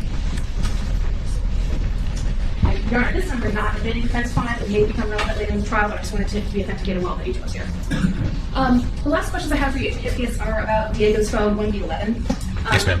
That phone took the longest for agents to get into, correct? Yes. Can you explain why that was? Because we did not know the passcode for that particular device, and it was originally seized by University of Georgia Police Department, and they attempted to extract it on their end initially using a gray key, which caused the device to essentially power off and power back on. In that particular instance, it becomes more difficult to crack the passcode, which would ultimately be the reason why it took longer to get into the device. Okay. And you eventually were able to get into it using the software that the FBI had available to it? Yes, our digital forensic examiner, Special Agent Candace Hunter, was ultimately able to get into the device in August. And you would agree with me that 1B11 doesn't have much of any location data on it?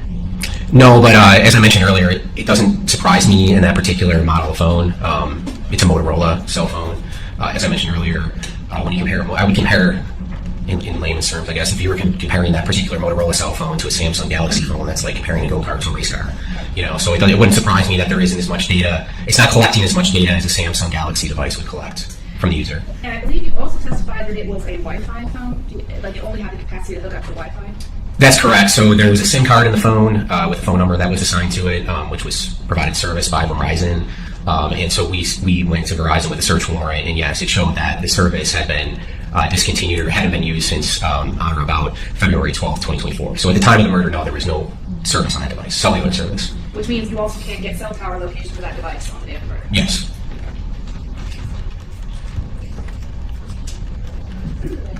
And are you aware if Mr. Ibarra was ever asked for passcode to make his phone cracking easier? I'm not aware. I never personally interviewed him, so I'm not sure if he was or wasn't asked. Thank you. Thank you. In your analogy, you gave us which phone for the records would be clear would be the go-kart? The go-kart would be the Motorola Moto G phone, which was seized from Diego Ibarra. And which phone would be the race car? The Samsung Galaxy 14, referred to by us as FBI evidence item 1B7, that was associated with Jose Ibarra. You are the one who notified UG, I always put an A in it, UGPD, University of Georgia PD, about the grinder messages? Yeah, actually our analyst did, because the messages were in Spanish, and I don't speak Spanish, so she had done a more extensive review of those messages. But yes, I mean, I was involved in some of those communications. And your analyst would be Ms. Ramirez? Yes. And the timing of when those messages were relayed would have been October of 2023? Yeah, so the content of those messages were between October and November of 2023, with like it appearing to be the last any sort of activity with Grindr on that device being on January 25th, 2024. The accounts, the Google and the Facebook accounts of Diego that were found on the device 1B7, for lack of a better term, could not have been accessed after February 10th of 2025 for the Google, is that right? Yes. And is that because the account still exists after that point, correct? Yes, his account was deleted on January 16th, 2024. And then the Facebook account was deleted January 25th of 2024? Yes, the Gocho Franco. It wasn't deleted. It just didn't have activity, IP activity, indicating it was being used after January 25th, 2024. And that is all I have. Thank you. Anything else in fact? No, Your Honor. Can you be excused? Yes, sir. Thanks, Your Honor. Call next witness. Sped calls the basis for Ramirez.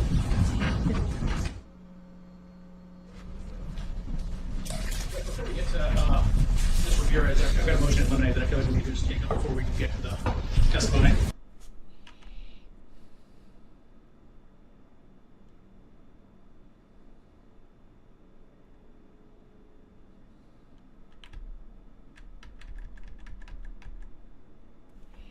I thought maybe he was like armed or something in there. I was like, what? What the hell?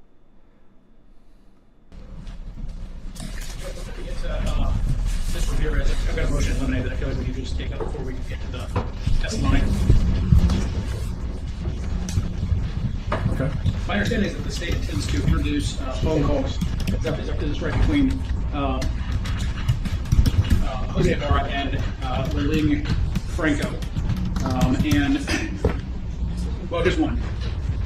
It would be for 1 or for 50, because I don't think that my understanding is that Ms. Franco is not coming to testify in this case. Obviously, there would be 2 parts of the conversation. My guess is that the state intends to introduce these phone calls under the theory that they would be admissions. by Mr. Ibarra. However, without Ms. Franco here to testify, certainly they would be hearsay. And so we would make an objection on those grounds. We would also make an objection on confrontation grounds.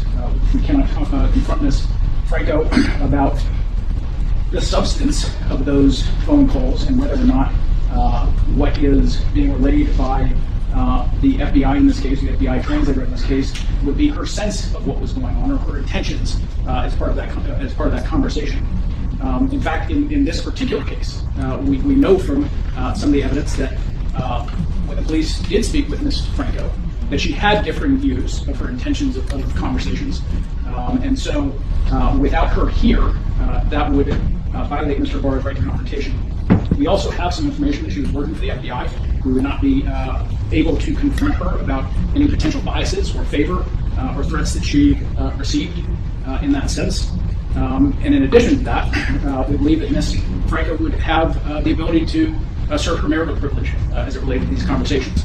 And without her here to testify about that, we would not know what the answers to those questions would be. I will save, if we will, a foundation for any, an objection to the foundation for any introduction of those phone calls, but I think that confrontation, hearsay, perhaps marital privilege, in addition to that, best evidence, if the state intends to introduce simply the translation by Agent Ramirez. Mr. Jackson, will you respond? Yes, I'll start first with the issue regarding the spousal privilege. I will call the court's attention to the case of Chadwick versus the state. The side on that is 176 Georgia Ave 296, and in that case, the Court of Appeals held that the marital privilege does not apply to jail calls because they were not private conversations. The state would be introducing testimony or conventional evidence showing that those phone calls are actually preceded by notice that the phone calls are being recorded and they are not private. And as we well know, once a third party or someone else listening into a privileged conversation is introduced and those parties are giving notice, that privilege no longer exists. Regarding the issue around hearsay and a confrontation clause, we call the court's attention to Carter versus the state 302 Georgia 200 as a 2017 case.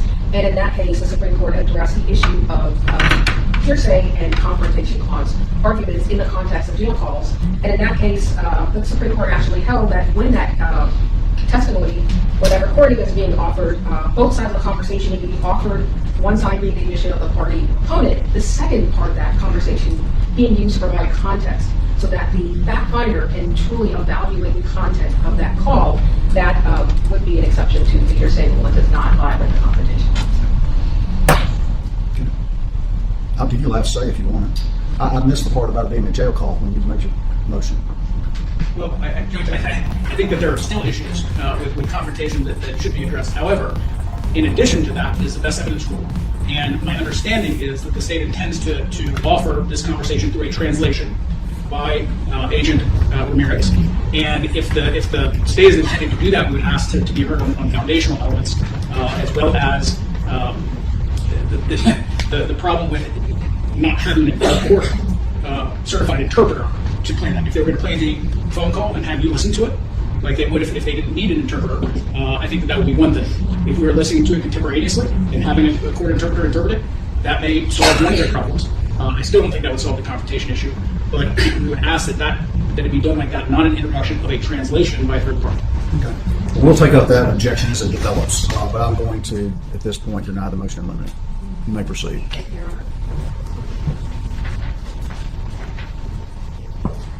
Will you raise your right hand? Yes. Do you swear to affirm the testimony you're about to present to this court on the state of Georgia versus Jose Antonio Ibarra shall be the truth, the whole truth, and nothing but the truth, so help you God? Will you state your name for the record? My name is Abesis, Abeisis, last name Ramirez, Ramirez. And how are you employed? I am a staff operations specialist / tactical specialist with the Federal Bureau of Investigations, and I'm assigned to the office here in Athens. And how long have you been employed by the FBI? I have been with the FBI since June of 2019. And what do your duties include? My duties include providing analytical assistance to drive cases forward for FBI and law enforcement partners. What does that mean for those of us who don't work in that field? That can mean anything from maybe listening to jail calls. If they have some people that they're looking into for a case, I'm able to try to find as much information that I can on those individuals so that the agents can make decisions on how to proceed forward. And do you have any special training? Yes, I attended a 6-week training in FBI Quantico.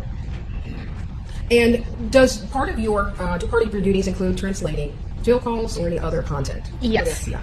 Can you tell us about that process? So since I speak Spanish, I requested to be tested for reading and listening through the language and assessment unit at headquarters. Once I take my test, they score and they will deem whether you're proficient or not, and I receive my scores and I was marked as proficient. And are you a native speaker? Yes, I am. What where are you from, or where's your family from? My dad's from the Dominican Republic and my mom's from Costa Rica. And do you speak Spanish regularly? Yes, I do. And do you understand different dialects of Spanish? Yes, I do. And what does your proficiency rating allow you to do for the FBI? My proficiency rating allows me to monitor Title IIIs, review jail calls. I can also review like phones or any documents and provide translations for those. Okay. What is a Title III? Title III is when like a wiretap on a phone. Okay. And I understand that you were assigned to work on the case involving State of Georgia versus Jose Ibarra. Yes, I was. And what were your duties? What were you assigned to do in this case? I was assigned to monitor his jail calls and then provide any assistance translating anything that was in Spanish as needed. Did you, by any chance, were you called upon to translate some videos made by the defendant on February 22nd? Yes. February 22nd. Yes, I was. And for whom did you do those translations? I did those translations for Special Agent Jamie Hipkiss.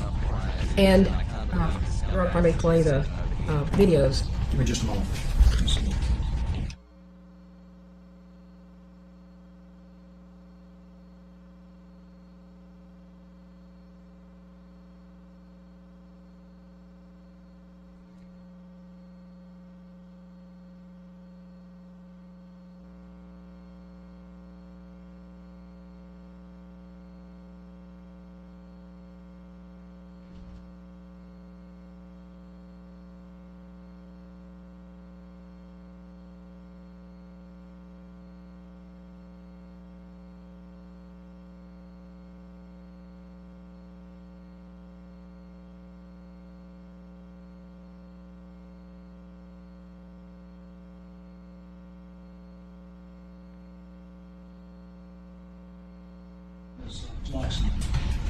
Is the state's position that Ms. Franco's side of the conversation is being offered for the truth of the matter?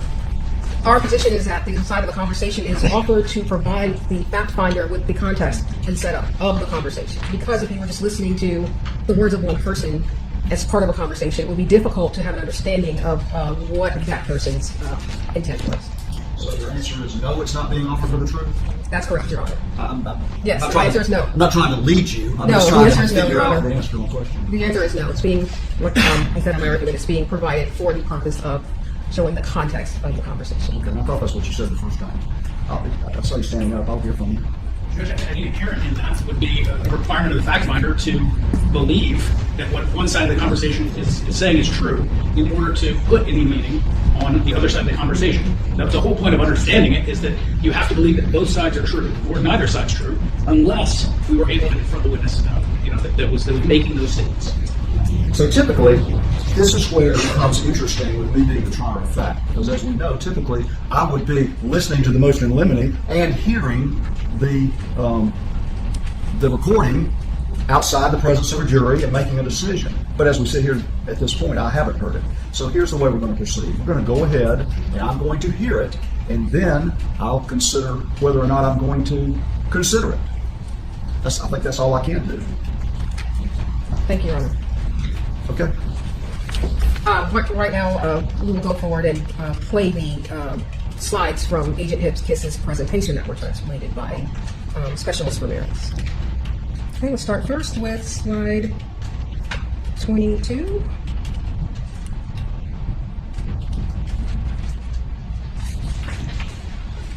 There is Spanish. Thank you, Guinevere Moon Mist. Mega Maga. And then LOL Taco Tuesday legal again. We got enough crime. Yeah, that's what I would say. Is like people always say, well, there's crime here already. I mean, so what do you mean? It makes a huge. Every single crime committed by an illegal alien is one that shouldn't have happened. It would totally preventable. Can you see the slide? Yes, I can. Okay, and what do those words say? It's saying one time, Ozuna said.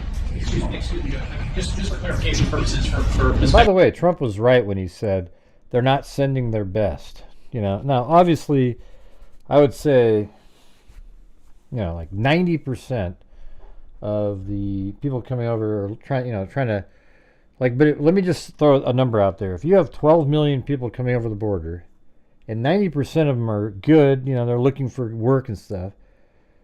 But what that means is that 1.2 million of them aren't. Okay, so that's just way too many people to bring in that aren't good. Previous witness, I believe that she had made a relevancy objection to those lyrics being intended to do anything as a result of, or as it happened in this case, or any material fact in this case. And so I don't know if we had gotten a ruling on that relevancy objection portion. We did. I did work on that.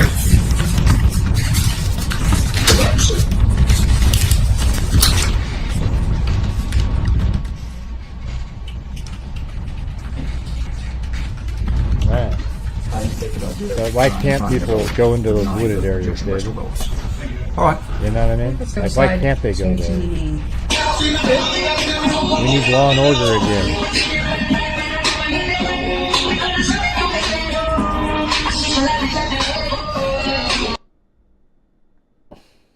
It says, they want to see me fail, but I won't let them. My heart is that of a warrior. That's how the game rules are, and whoever breaks them will pay. Okay, let's go to the next one. What is this? Who cares about this shit?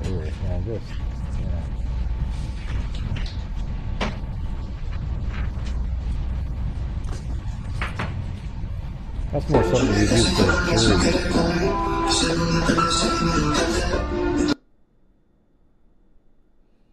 Like this one as well. Yes, I did. Okay, what does this, how did you translate that music? It says, I need motivation, not wanting to win. And if one day I lost my fear of losing, it hurts to have run, not to arrive. Now I know that the journey is also the goal. I've grown fears that I never educated, and I know the answers for not asking.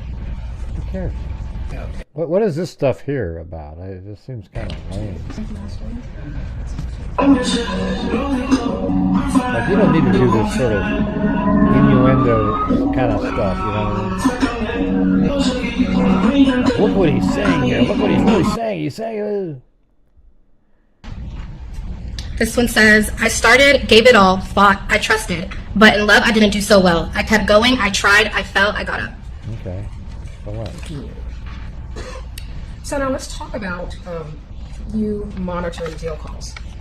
You mentioned that is part of your duties, and that you were assigned to do that as part of this case. What do you guys think about that? When did you Didn't seem like a good... start monitoring jail calls? I started monitoring Jose's calls March of 2024. Forensics is all And then you when need. did you, how do you get access to the jail call system? I was provided a login, a username and password from an administrative officer with the Clarke County Sheriff's Office. And what system is used to monitor and record jail calls by the Clarke County Sheriff's Department? Securus. And essentially, how does it work?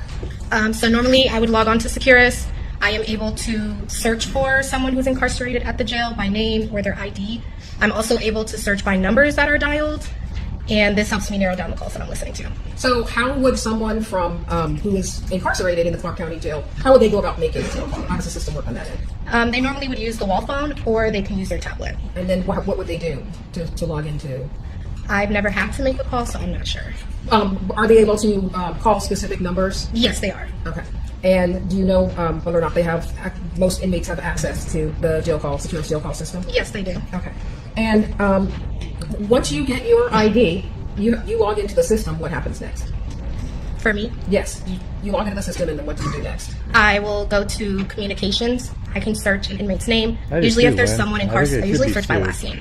So if there is someone else that is incarcerated with the same last name. Now listen, it doesn't matter what party you're in, but you have to admit, the Biden administration recklessly allowed, during the first 3 years, they got rid of Trump's border protections, and just out of spite, they got rid of his executive orders and allowed 9 or 10 million people to pour over. And then the last year, they tried to get this bill passed, and they only did that for political reasons. But what were they doing in those first 3 years? Why didn't they just keep the things in place? Like, why not keep them in place until they had something in place? It was just so reckless, and it actually cost the lives of many people.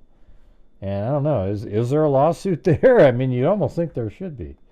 I will search by the inmate's associated PIN number. That way I can just focus on their calls. How do you ensure that the inmate number being used is the person that you think you're monitoring? In the system, each number is assigned a name, so I'm able to see the inmate's name as well as their PIN number.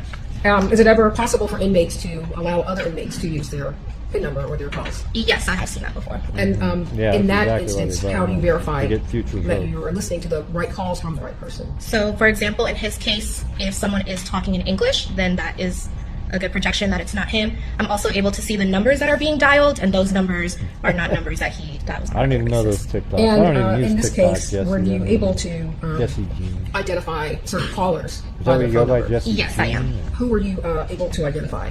I was able to identify Laken Franco. Nice, What's the number that she used? I cannot recall the phone number off the top of my head. And approximately how many jail calls have you listened to in this case? I have reviewed approximately 2,000, and I have listened to approximately 400, due to most of them being marked no content. And who were the talkers or the speakers on the majority of these jail calls? Jose and Laken. And did you get to be familiar with their voices? Yes, after I listening did. to 400 calls? However, they kept in the... And then how did you classify the calls once you listened to them? So anytime I would listen to a call, I would either mark it as pertinent, non-pertinent, or no content. And did you isolate some pertinent calls for this case? Yes, I did. And was one of those calls... Yeah, but those are songs. He didn't write those songs, right? Made he was on just singing May 11th. along, right? Or Yes. was he singing that? I don't know. May 11th on 2024 at 6:41 p.m. Yes. And how were you? Did you translate the language in the calls? Yes. So normally I listen to a call, I will write a summary in English, and then we will send it to Linguist to get it officially translated. And did you send this call out to a linguist to get translated? Yes, I did. And did you review that transcript for accuracy? Yes, I did. Okay, let me show you this jump drive. I'm going to show you what's been marked as States Exhibit 243 and already showed it to you. He's an interesting recognize looking person. Yes, I do. Okay. What is contained on this jump drive? That contains the call for May 11th, 2024 at 6:41 p.m. Did you review the transcription in this case? Yes, I did. Is that also contained on this jump drive? Yes, that is also on there. And did you have a part in helping to create a demonstrative exhibit for the court? Yes, I did. Is that also contained on this jump drive? Yes, it is. And do you agree with the translation of the transcription of the language as done by the FBI linguist? Is that consistent with what your translation is? Yes, I do. And were you able to identify the speakers on the call? Yes, I was. And who were the parties to this particular call? The parties on this specific call were Jose and Elaine. And did you initial this? Yes, I did. State will move States Exhibit 243 into evidence at this time. Judge, I'm going to renew my objection, add on to that objection. Apparently, especially as it relates to the demonstrative and the translation, that this was even done by a basis. It was done by now we've got one more level of people who are not going to be here to testify. And so I would add that on to the hearsay and the competition.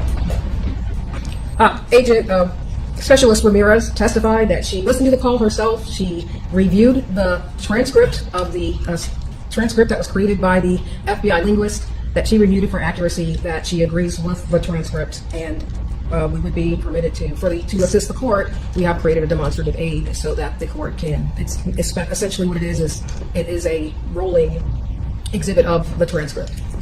Well, I hear you, but I also agree with Mr. Kirby that, I mean, we've now got another layer. I think those are his words.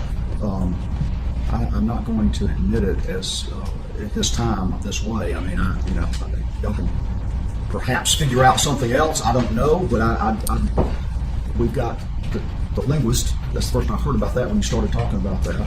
That actually did the translation approved by this witness, and now we're here. So I am going to sustain the objection at this point. The other option, Your Honor, the other Specialist Ramirez listened to the call. Somebody testified that she's listened to the call, that she's translated it herself, and we would have her testify as to her translation of this particular call. It's quiet. And she's a certified, we've already established that she's a certified translator for the FBI. She listens to jail calls. She was able to authenticate the authenticity, identify the speakers, identify the method of recording the calls, and based on that, we would submit that she can testify as to what the call said. Can you be heard further? The only thing that I would add, I don't know if we're getting into expert testimony here, or if agent of basis is being offered for that.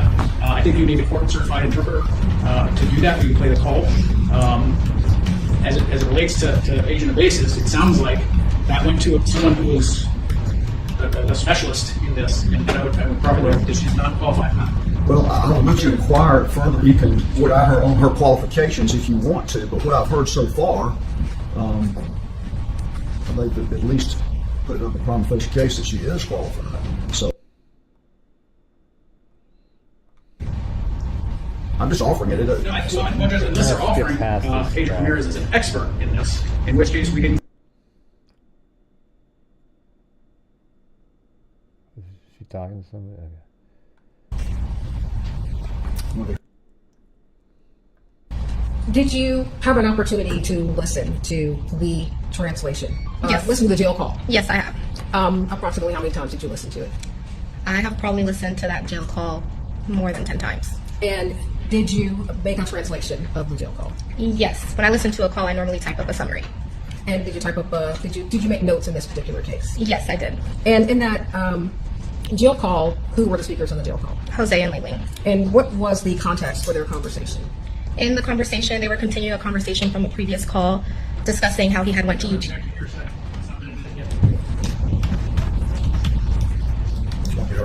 Yes, Your Honor, you've already stated that, or you've already Hey, good night, Guinevere. overruled their objection to our admission of the content of the conversation in that it's Guinevere Moonman. the admission of a party opponent, and also as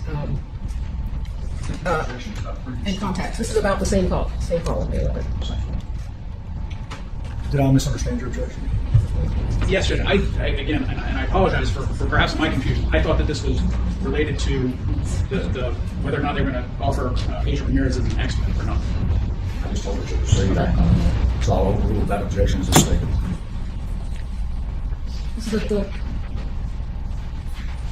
Going back to the call, you identified the parties. Yes. And you were giving the court the context of the call. Yes. So they were discussing how he had went to UGA to look for work. What's interesting about her is her facial features look almost completely Caucasian-ish, you know? I don't know. In the call, but she isn't, so then it's like... They also discussed, Laken had asked him where... It's just interesting, you know? Yeah, this is... If we're going, we can play the phone call, I guess, if we can authenticate this. But if we're just going to talk about what Laken said, then it's hearsay, and she lives up in New York. This isn't a, you know, my guess is that the FBI has the ability to get her. So I've overruled it's the hair color that makes me go, oh, the that's reference in the play of Ms. Franco's and the interpretation of Ms. Franco. So you can continue. It's overruled. At this time, I'm going to play the call.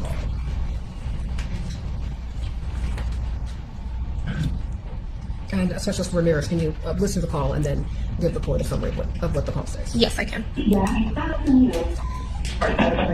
Después de todo, ya Estados Unidos. Gracias. Esta llamada no es privada. Será llamada y se monitoreará. Si cree que debería tener llamada privada, cuide y siga las instrucciones del centro. Para registrar este número como un número privado, es posible que usted no vuelva ningún sonido de la observación de su... Okay, can you tell us what that was? At the beginning of every call, there's usually an automated message letting the parties know that their calls are being recorded, and that if this call should be private, they should hang up and follow the instructions provided by the jail on how to set up that number. Thanks, David Einstein. Whoops. Okay, there we go.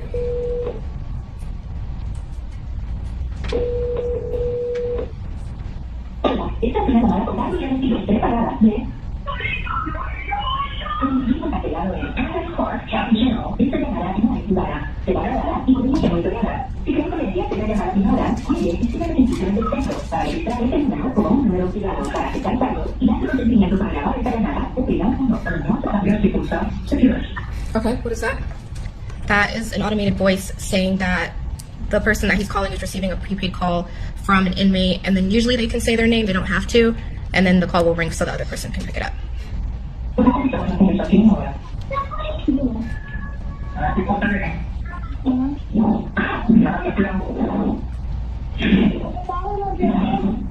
Okay. He asked her if she's able to hear him okay, and she said yes, that it sounds better. He asked her where were they in the conversation, and she says we were talking about him going to look for the job. So what is the, I'll move on to the next.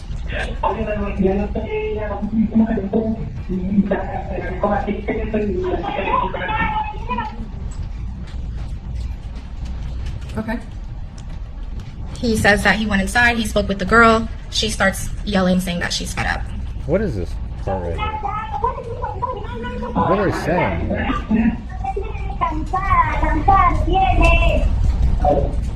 Okay. She's saying that she's fed up, that he has her tired, and if he can just tell the truth. Good, dude. Nice.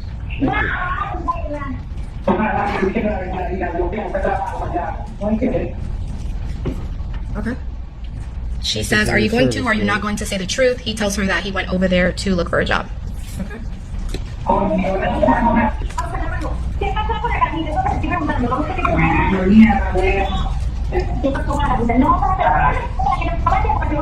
Okay. She continues to ask him what happened with the girl.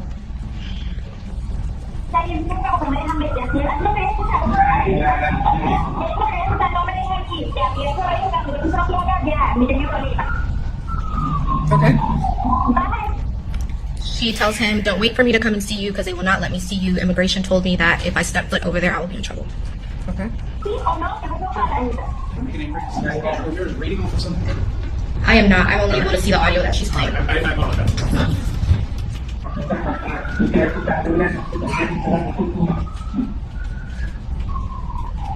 I think we should have, She continues asking that she wants to know what happened with the girl. like everybody has to serve 2 years in the military like Israel. That would be a great way to do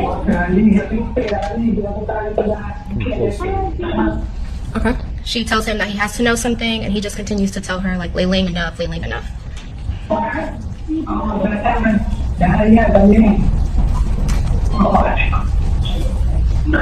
Okay.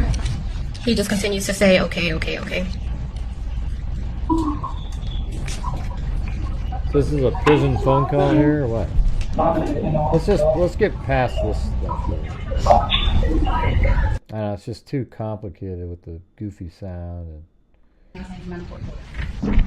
It's Wesley Durkit, W-E-S-L-E-Y-D-U-R-K-I-T. Let me just hold on a second. Where do you work? Okay, no, that's more than. Where do you work? University of Georgia Police Department. How long have you worked there? I've been there since 2012. What are your duties and responsibilities there? Title is an IT security analyst. I'm also an officer with the department. I Hope you serve guys don't as mind the as you- lead digital forensics examiner for our investigations. If you Hurting can my adjust that head. microphone into your mouth, I just want to make sure that they can hear you over there, and Madam Court Reporter can hear you, okay? Yes, ma'am. Okay. So, security, let's say that one more time. IT security analyst. Okay. And I'm an officer with the department, and I serve as the lead digital forensics examiner for the investigations. What is a digital forensic examiner? Specialized training role to specifically examine any kind of digital evidence, computers, cell phones, any kind of electronic storage medium to support the investigations. Tell the court a little bit about your training and education. Education, I have a bachelor's degree in management information systems, a master's degree in information technology. I'm a post-certified police officer, so Georgia standards for peace officer certification. I have gone through specialized digital forensics training, starting with the Federal Law Enforcement Training Center in Glenn County, Brunswick, Georgia. Completed the 8-week curriculum there to go through courses and certifications in mobile device investigations, digital evidence acquisition, Windows computers analysis, and Macintosh forensics analysis for Mac computers. I've completed vendor-specific training for the tools and analysis software that we use in our unit, specifically with Magnet Forensics and their Axiom software for analysis. I'm a Magnet certified forensic examiner.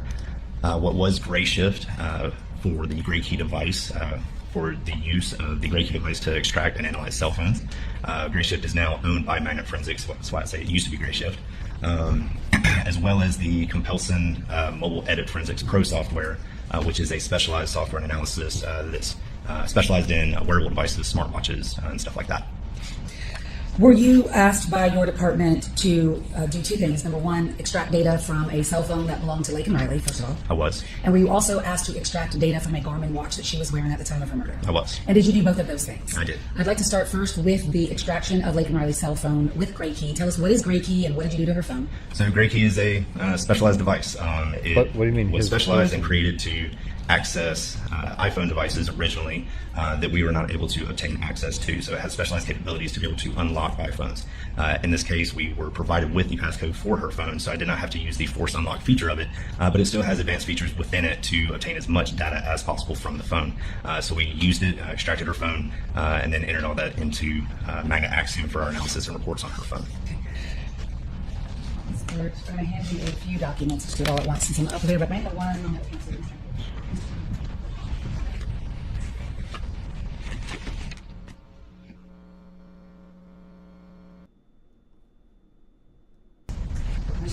Okay.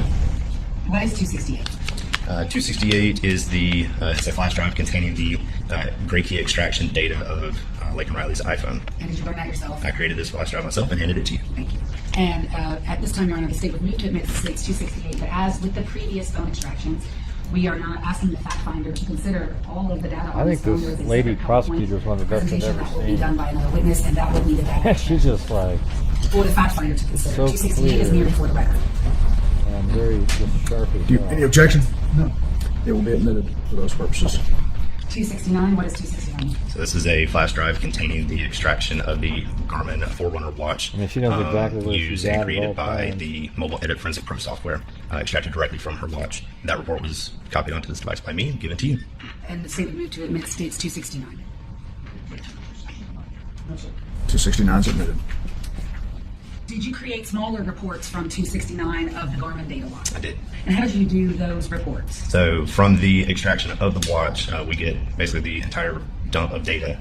So I was able to pull data points from the last run that was being tracked on her watch. And I entered all of that data into the SPSS analysis software, which is just a statistical analysis. It produces charts and data analysis visuals. And the Garmin, did it collect her heart rate? It did. Did it collect her speed? It did. And did it collect her location? It did. The location data, was that also sent to the FBI for their analysis as well? It was. I want to talk to you about states 270, 271, and 272. Do you recognize those documents? I do. These are the charts that I created. From Laken Riley's Garmin data? From the Garmin watch data. Yeah, at this time the state would move to admit 270, 271, and 272. Any objection? Thank you. 270, 271, 272, admitted without And objection. may would the clerk please toggle over so we can publish those documents?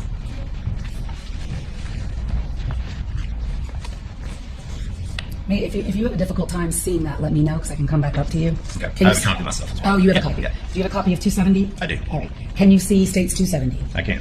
It's a little hard for me to read, and I'm afraid to touch this thing to make Sure. it zoom. Your Honor, can you see states 270? Okay, and defense counsel, can you see 270? Yes. Okay. So in states 270, can you tell us what we're looking at here? So on the top graph, that is charting the heart rate logged by her watch. This is from the time frame of 9:08 and 30 seconds on February 22nd, 2024 until the time 9:15 and 30 seconds. And the bottom chart is graphing the location tracked speed of her movement during that time frame. And why did you break it down into just this basically 7-minute time frame? Simply for visual purposes.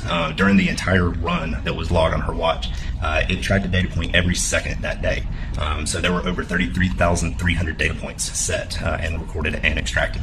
So if we put that entire data set in a chart like this to fit on this one piece of paper, it would essentially be a flat line. So we basically just select a time frame that shows some pertinent data. That way we can visually see the peaks and valleys included in the chart in the data set. So in looking at states 270, can you tell us, first of all, what was Laken's speed and her heart rate at 9:08 a.m.? So at 9:08,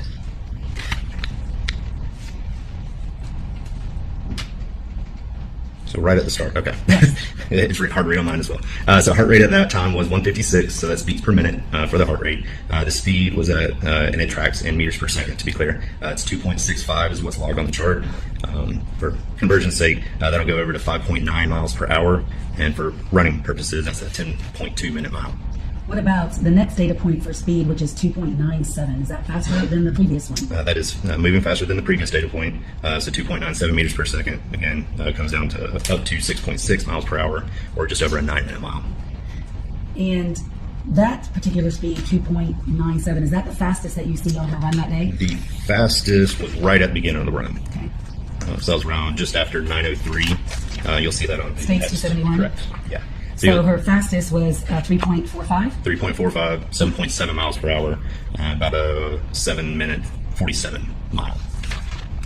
So going back to States 270, we were at, is that at 9:09 a.m. that it is at 2.97? A little bit after that. I could give you the exact time if I had a minute to dig through the log, but it's shortly after 9:09. At some point, we can continue to go along this track. Okay. But in States 270, did you also note at the time that Laken Riley called 911 from her phone? Yes, that's the vertical reference lines you see. Those are reference lines that we pulled over from the phone log data. So at the time the 911 call was placed, that was at the actual call went out at 9:11:06. That's that third vertical line you see on the graph. That's when the call went out, but did she attempt to make it sooner than Yes. that? So I want to talk to you about two things. At some point in States Exhibit 270, did Laken Riley come to a complete stop? Yes. What was the time that she came to a complete stop? So the speed went to 0. That's noted on the third. Yeah, so on the third chart we have here, 272, is that what it would be? It comes to a complete stop. Nope, sorry. That was the heart rate. How about States 271? Yeah. Sorry. Thought I had it written down. Yep, wrong chart. So yeah, 9:10:44 was the time the speed went to 0. What time did she attempt to start making that 911 call? So the phone logged the phone call application. So the internal phones application started to recognize an attempt to place a call at 9:10:50. That's the second vertical line. So for record purposes, 9:10:40 to 9:10:50 is how much time? That'd be 6 seconds. No. 40 or 44?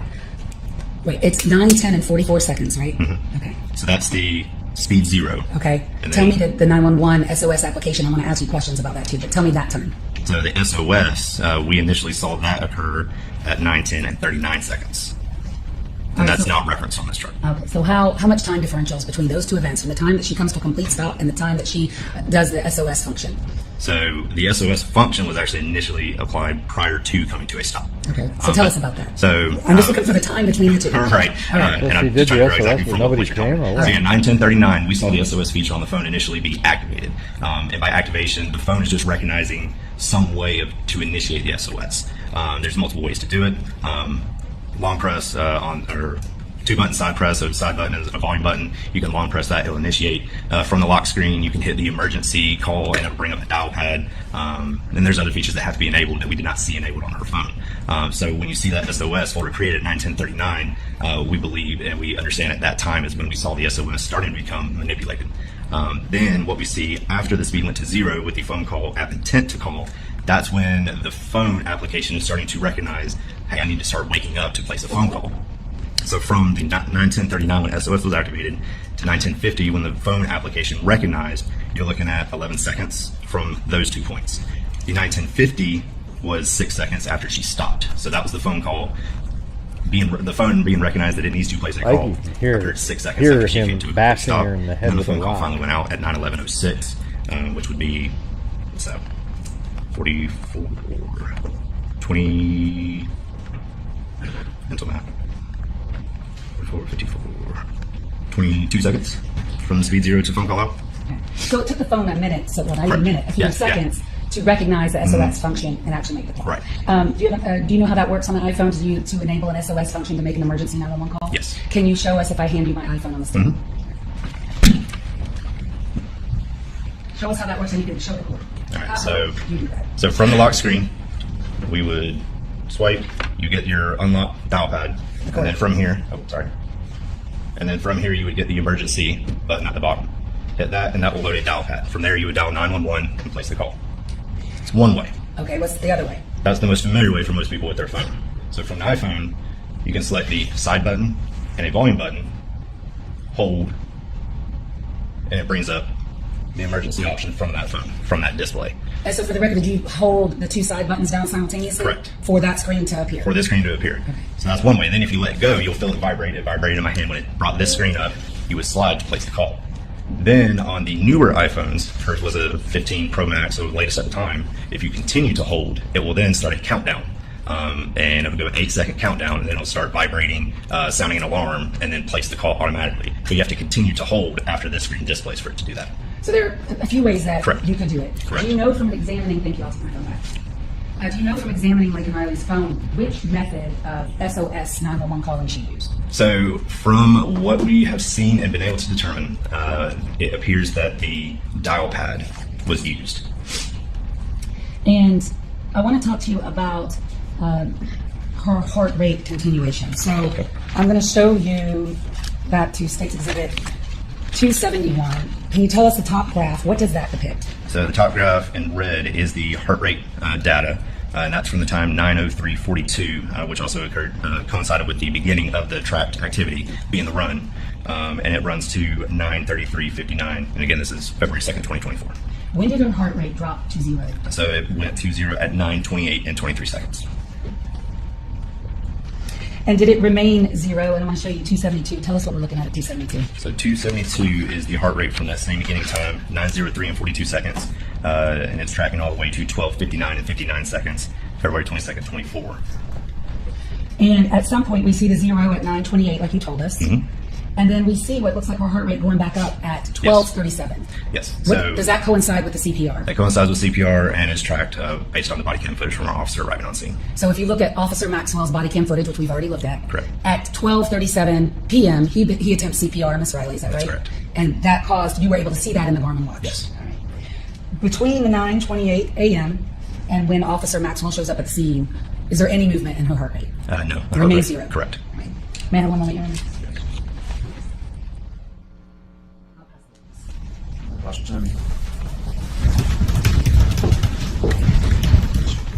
Good afternoon. I really just have a couple questions to clarify something. We spoke on the phone a few weeks ago, right? Just for the court report, if you don't mind. Yes. And I thought you told me then that you thought that the 911 call had been placed not through the keypad, but through the... Correct. So in further analysis, finally following up with some forensic consultant solutions with Manda Forensics, where we use our analysis software, we were able to find some more detailed information in the, it's called a plist, which is just a stored data file that's holding all of this data.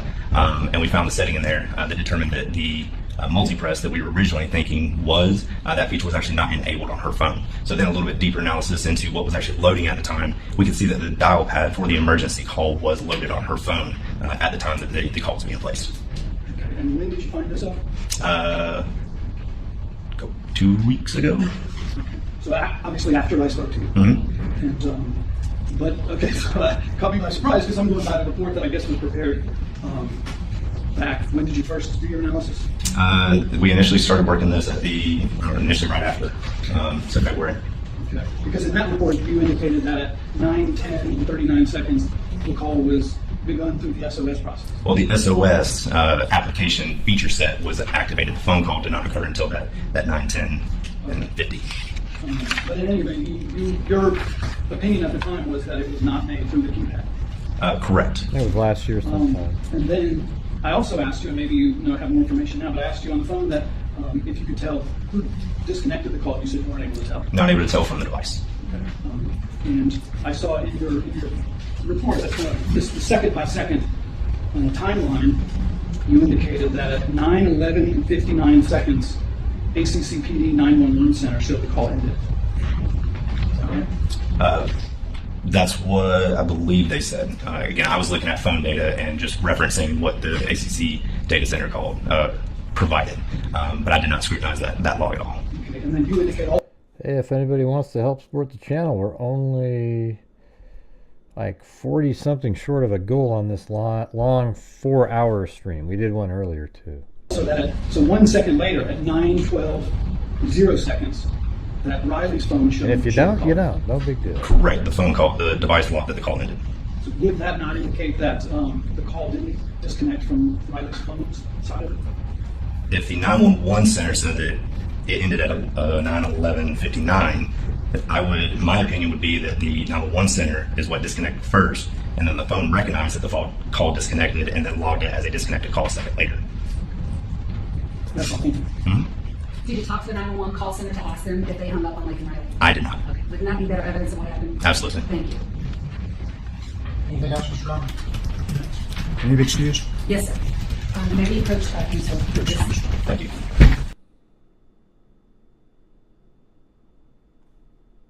Do you swear or affirm the testimony you will give in the matter of the state of Georgia versus Jose Ibarra?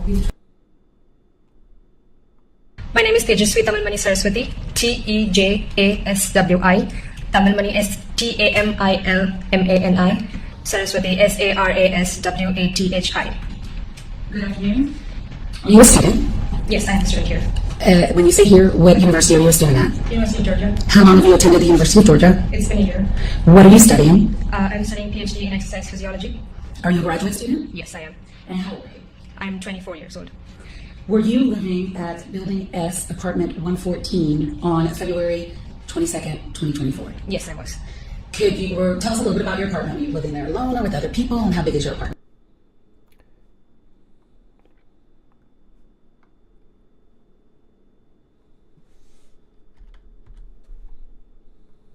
I live in a one-bedroom apartment and I live alone there. It's on the first floor. And by first floor, you mean the bottom floor? Yes. And is it on the end or is it in the middle of the building? It's all the way to the end.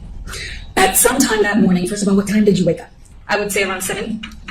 And at some point in the morning, did you notice something unusual? Yes, I did. I heard some fidgeting sounds on my main door, front door. Where were you when you heard those sounds? I was in the shower. Describe to the court what you actually heard.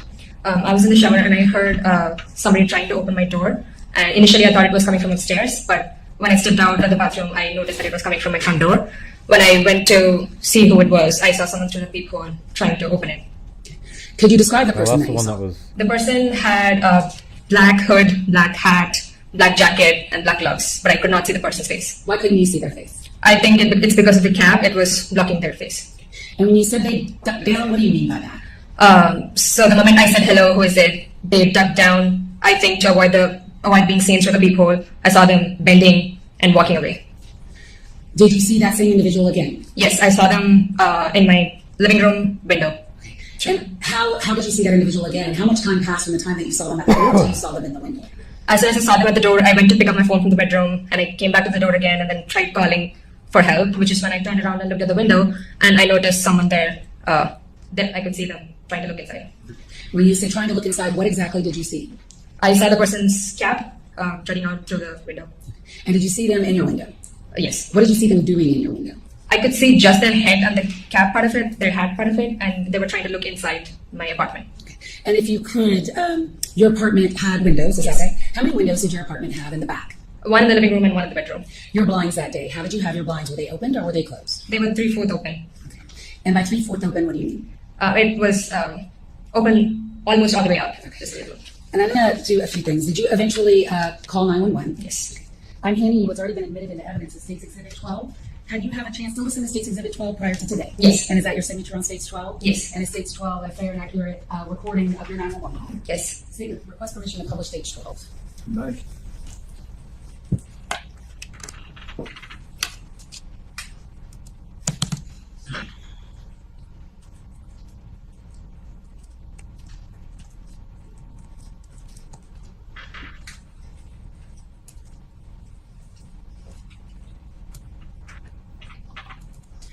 The call is in many different audio files, so we're going to just start from the beginning and go down.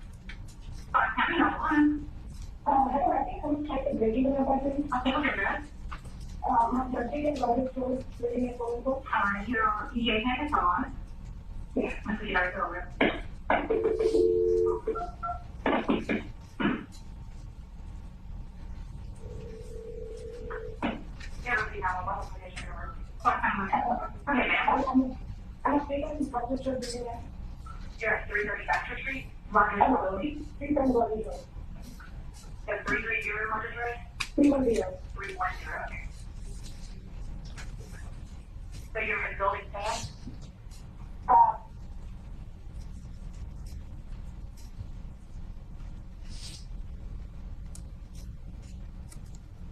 You have a little information emergency.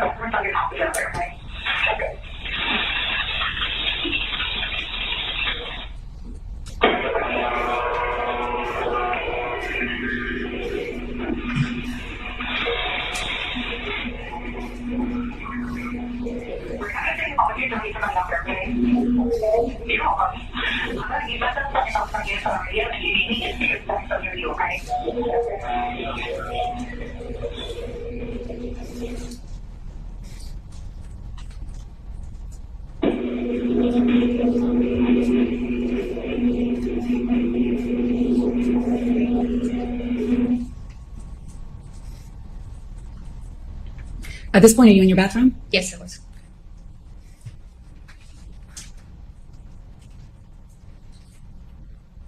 That's it to the next wave file.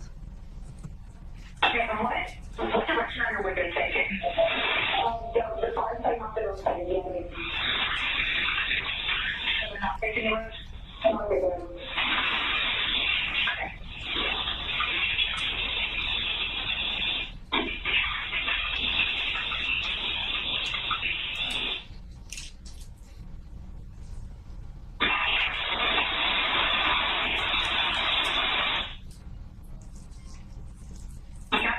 On the way, okay? Okay. Once I get there, I'll let you know that they're at the front door, okay?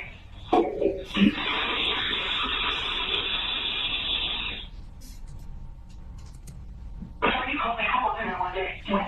Okay. It was just okay, just like on your right. Okay.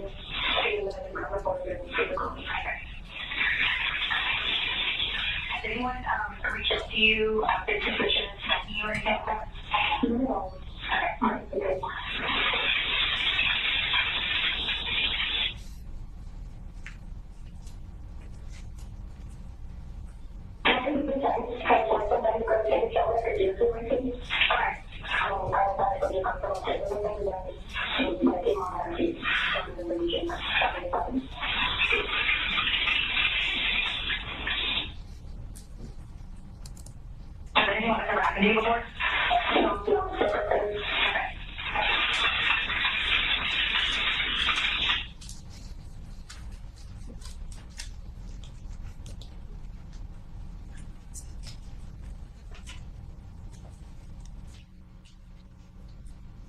long have you lived in this apartment?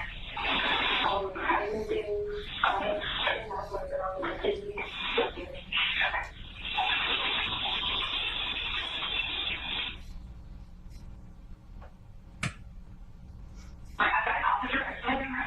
If you want to go to the front door for me. Okay.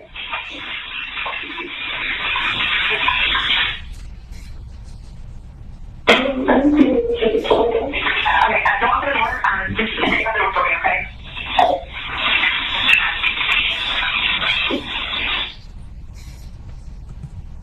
You should come there anytime, okay?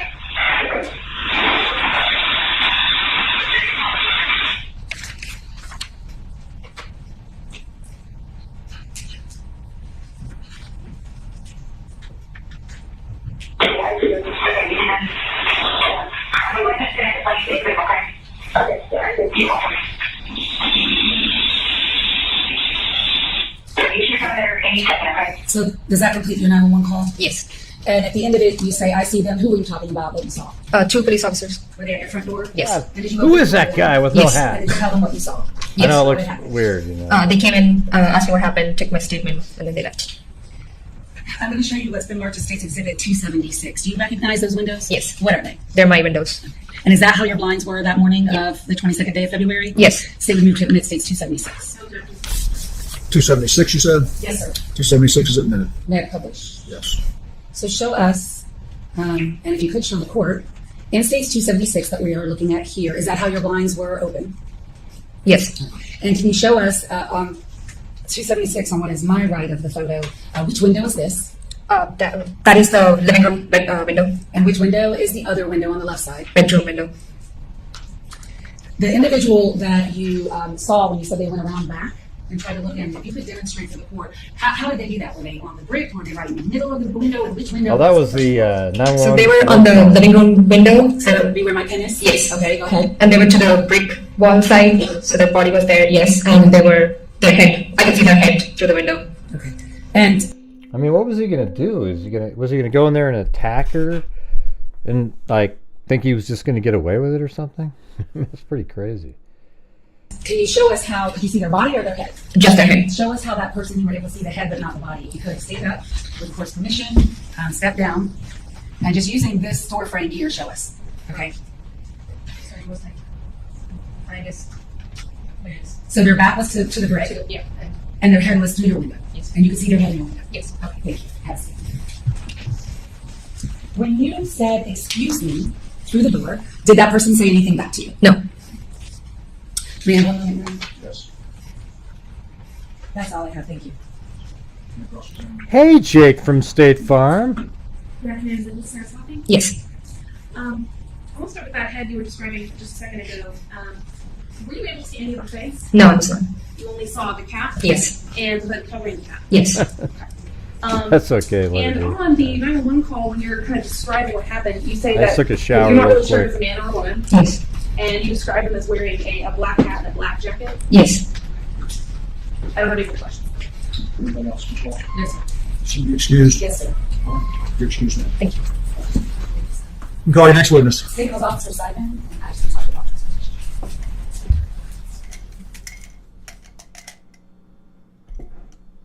Oh, I can move it.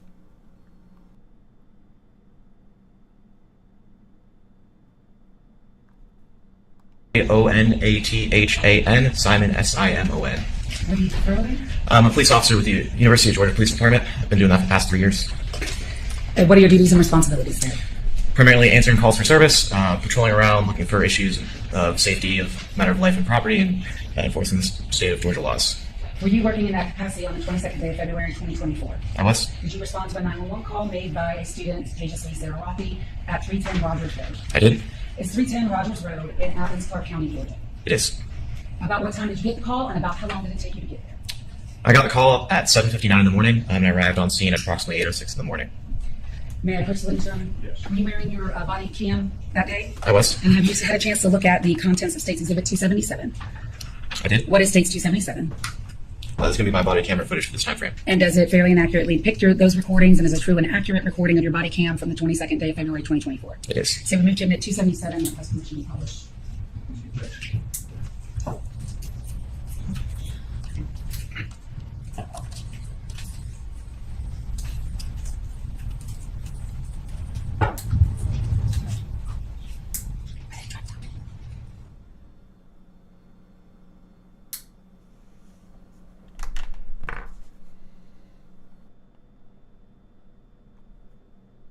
going to speed up a little bit in your body cam so don't watch all of it. Do you see the counter at the top? 13:06 on 2/22 of 24. Is that in UTC time? It is approximately 5 hours before, so it'd be 8 in the morning, I believe, if my math is correct. 8:06. 8:06, yes. Do we see in this frame Building S? Yes. And what type of building is Building S? Building S is a University Village housing. It's going to be housing primarily for grad students or international students. It's in an apartment format sort of style. I want to fast forward to when you get to the apartment door.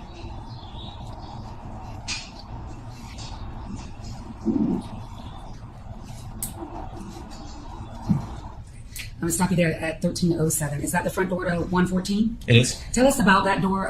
Is there a screen door? Yes, it's a screen door up front, and there's going to be a larger metal door right behind it. So do we see the screen door there in the center of the frame? Yes.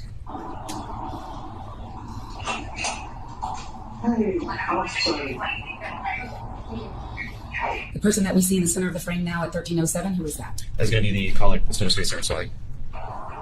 And how would you describe her demeanor that morning? She seemed very unsettled, very scared in the moment, understandably so. So primarily I was just trying to use my best customer service voice to try to calm her down in that situation. And you responded, and did other UGA police officers also respond? Yes, I was the initial responding officer getting information from her. We had other units around the area searching for a potential suspect going on from there. I'm sorry, your voice trailed off a little bit because somebody moved to the trail. I'm sorry about that. A little louder. You responded, others responded to do what? They were searching the area for, the call came out as an individual jiggling a door handle, and so that individual looking through the window and left the area.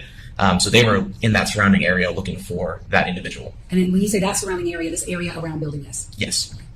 Hey, can I come in here? Already. I want to stop right there. Do you see her back windows to the living room? Yes. All right, can you point to those for the court? It's going to be the back windows up there. The only windows we see in the frame, and there is a pointer. It's going to be right here. You got to go up behind you because there we go. no one can see Yes. that. All right, thank you. Right there. And how would you describe her blinds? They're open at the moment. So I'm just having one thing on the radio. So it's 127. I believe it's going to be the north facing at the end of the building. Alright, so you're okay? Oh, gotcha. I understand it a little bit scary. I'm just going to ask you one. I'm going to watch and get some clarifying information, okay? We're not going through everything she said to you. Did she eventually tell you somebody tried to get in her apartment? Yes. And did she say that she saw the person on the back of the apartment in the blinds that we just saw? Yes, she said it was the same individual. And what did that person do in the back? As walking by, she stated that he looked into the open window looking inside the room. You were taking a shower, correct? And you heard something going on? Yeah, I heard like something was moving, and I just heard the someone from upstairs, and I usually heard that. And then when I actually came out, I heard it coming from the door. Oh, you heard it coming from this door? Yes. Okay. So I went to stage with people, and then I saw actually someone was like crouched up and then trying to, I think I just opened it. Okay. And then I there was just faintness and not opening, but I was quite ridiculous that right then first now. Yeah. So, and then I said, excuse me, and as I said that, they tried to grab me, and I can see them knocking. And then they went away, and then after that, I tried to get the phone. Then when I'm standing by the door, then I can see them peeping, trying to peep and take a look. Like they're trying to look into that. So at no point did they ever enter your bedroom? No, they didn't. Okay. Okay, so I'm going to stop it there at 13:09 for the record. Does she give you a general description of this person? Yes, she gives me a general description. And what's the general description that was given? So a male of an unknown race with a black jacket and a black cap. She didn't give any other details, so she stated he was crouching down at the door when she knocked on the room. And did you put that information out on the radio? Yes, I did put that on the radio. And did you and other officers begin to try to search for that individual? I did not search at this time. The other officers were searching. I searched later on after this call was completed. And at 13:09, we can actually see someone in the back of her window right now. Is that right? Yes. And who is that person? So that is our intern currently right in front of her was Corporal Bridges with UGPD. And it's standing at the threshold of or at the door inside Tasia Lee's apartment. Do you have any difficulty seeing out that back window? No, you can see completely clearly. Is there camera footage around this building? Yes, there was camera footage around this building at the time. And I'm going to take that up with another officer who looked at that. So I believe at this point, I'll pass the witness. Any questions? Yes, Officer Simon, just briefly, it looks like we see that you were there speaking with the caller at between 8:06 and 8:09 in the morning? Yes, sir. And then you left shortly after this, but then you came back later, right? Yes, sir. At about 9:05? Is that right? Yes, sir. And that you and Corporal Bridges came back about an hour later? It was just me and Corporal Bridges at 9:05, and then Corporal Bridges did another check at 9:40 roughly. And this was, I'm guessing, came back those 2 more times just to walk around and make sure you didn't see the suspicious person. Yes, we're looking for that suspicious person again, yes. And neither of y'all saw anyone at either 9:05 or 9:40. No, sir. That's all.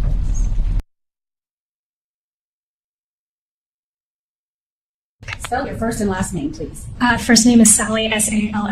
Last name is Kirkleski, Kirklewski. And what do you do for a living? Say again, please.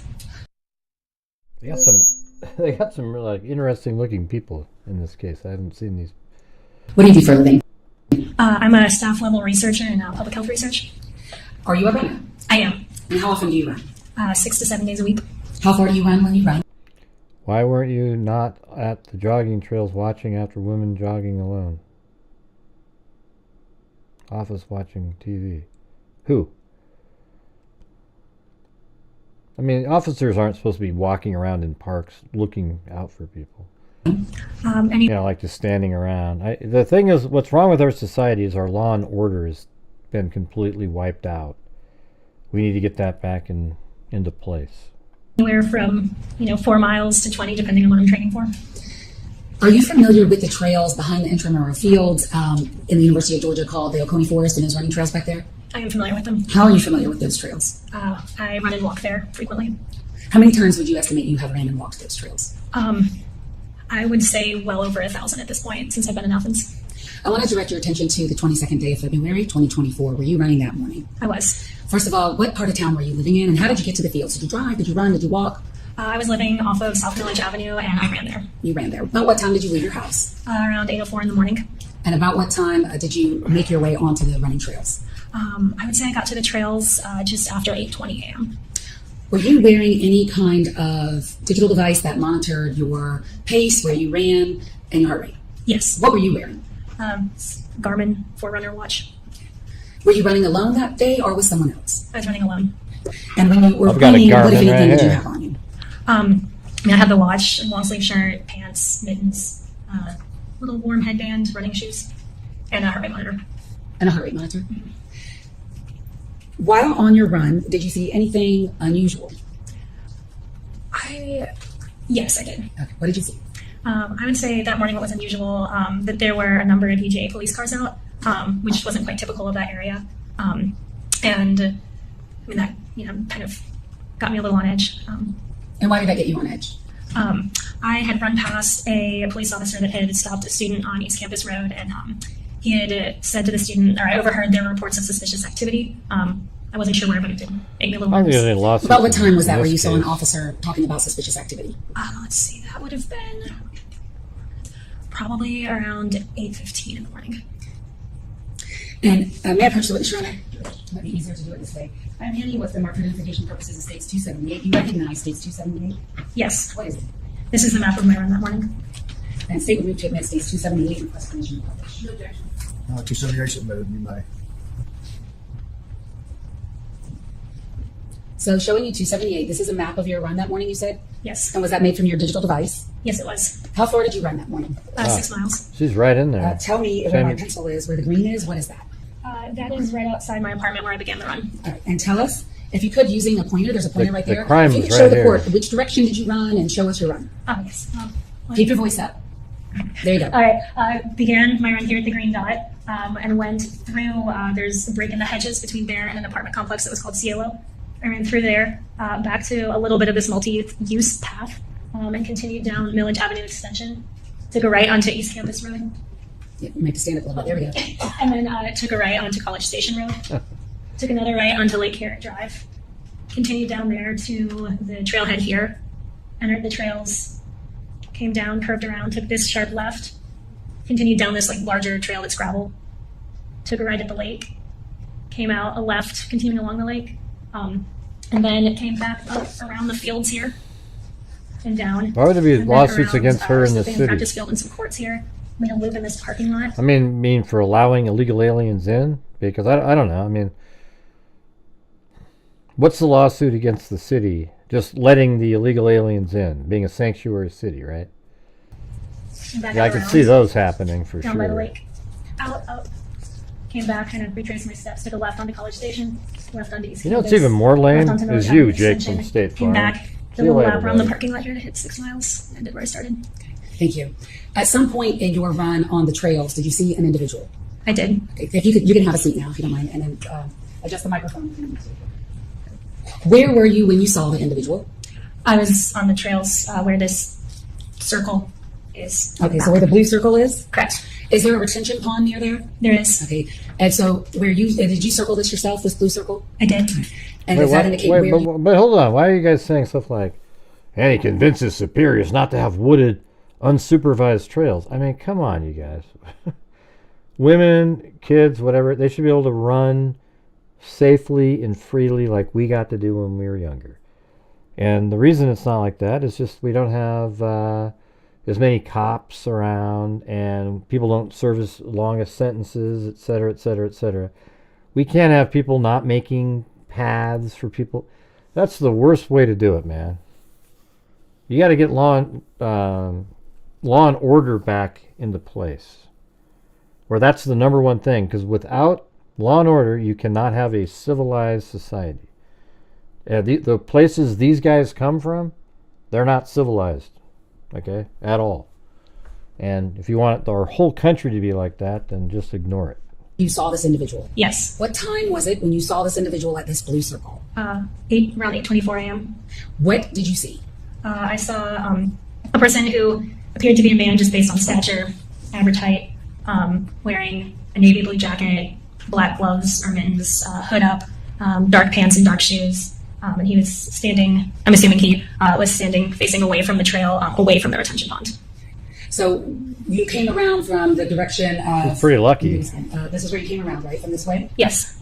And when you see that individual, were they ever facing you at any time? Not that I'm aware of. Did you see anything in their hands? I saw what appeared to be a phone. In one of the hands? Correct. Did you talk to this individual? I did not. Did this individual look at you? Not that I can see, no. And did you, what did you do once you saw this individual? I continued running past this person a little bit faster. I was a little worried.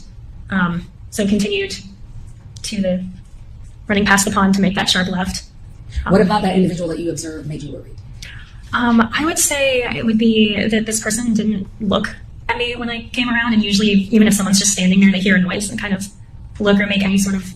Didn't you guys see the stats that came over? Of the illegal aliens that are here, there was something like 12,099 murderers that were just came into the country and had been already convicted somewhere else or awaiting trial. I mean, my God, you guys, this is stupid. Body motion, and they were really, really still. Was this person like alone? 400,000 assaults? When you ran past them, how fast do you think you were going? Probably around, an average of like an 8:30 per mile pace, and then I picked it up after that around there, so probably now 7:45 pace. And you continued your path around the lake like you showed us? Correct. Did you ever do another loop within the fields to go back to this location? No, I didn't, no. May I have one moment, Your Honor? I'll pass the witness. Thank you, ma'am.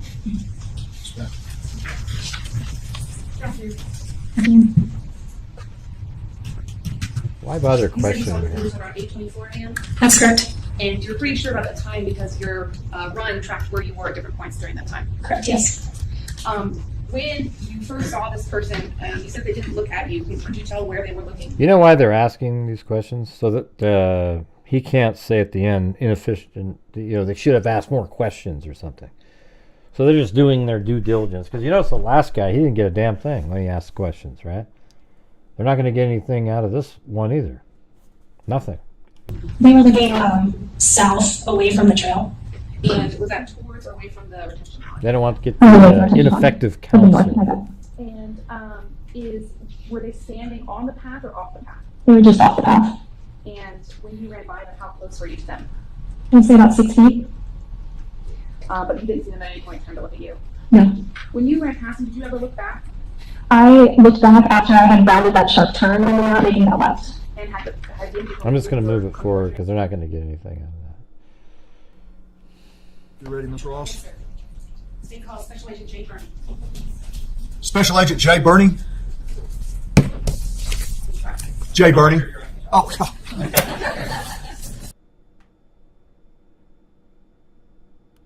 So is this the guy? Oh yeah, so he's the one. He's the last one. Somebody said that the last witness just nails him. Yeah. Okay, thank you. Raise your hand, please, sir. Do you swear affirm the testimony you will give today in the matter of the state of Georgia versus Jose Ibarra will be the truth, the whole truth, and nothing but the truth, so help you God? I do. Please take a seat, say, and spell your first and last name. My name is James. Last name Bernie. B-E-R-N-I. What do you do for a living? I'm a special agent in the FBI. Where are you assigned? I'm assigned to the FBI as Criminal Investigative Division, specific years on average, close to 1,000 records. 5 is a printout copy of my analysis for this case. And the statement admits since 275.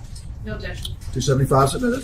And Judge, we have 275 on PowerPoint, and we're going to display 275 in PowerPoint mode for the court. And what we'll do at the end of the day, because our disk, our thumb drive got corrupted, which had both FBI PowerPoints on it, but at the end of the day, we will reburn both FBI PowerPoints. So that would be Special Agent Jamie Hipkiss and Special Agent Jay Bernie onto one thumb drive, and just move to admit the PowerPoints for the record so that they can be part of the record. We want to make that. So first then, have you previously been qualified before as an expert in the fields of historical cellular telephone data analysis and historical telephone location data and GPS data? I have. Approximately how many times have you been qualified as an expert in those fields? About 98 different times in 9 different states. And would that also include have you qualified before as an expert in the superior courts of the state of Georgia? Yes. And have you also qualified as an expert in said matters in provider? Yeah, that device was associated with Laken Riley, and that is and the conclusions we'll discuss as we go along the way. But before we move on, the phone number in blue, 770-778-49. Provider. Yeah, that device was associated with Laken Riley, and that is operated by Verizon.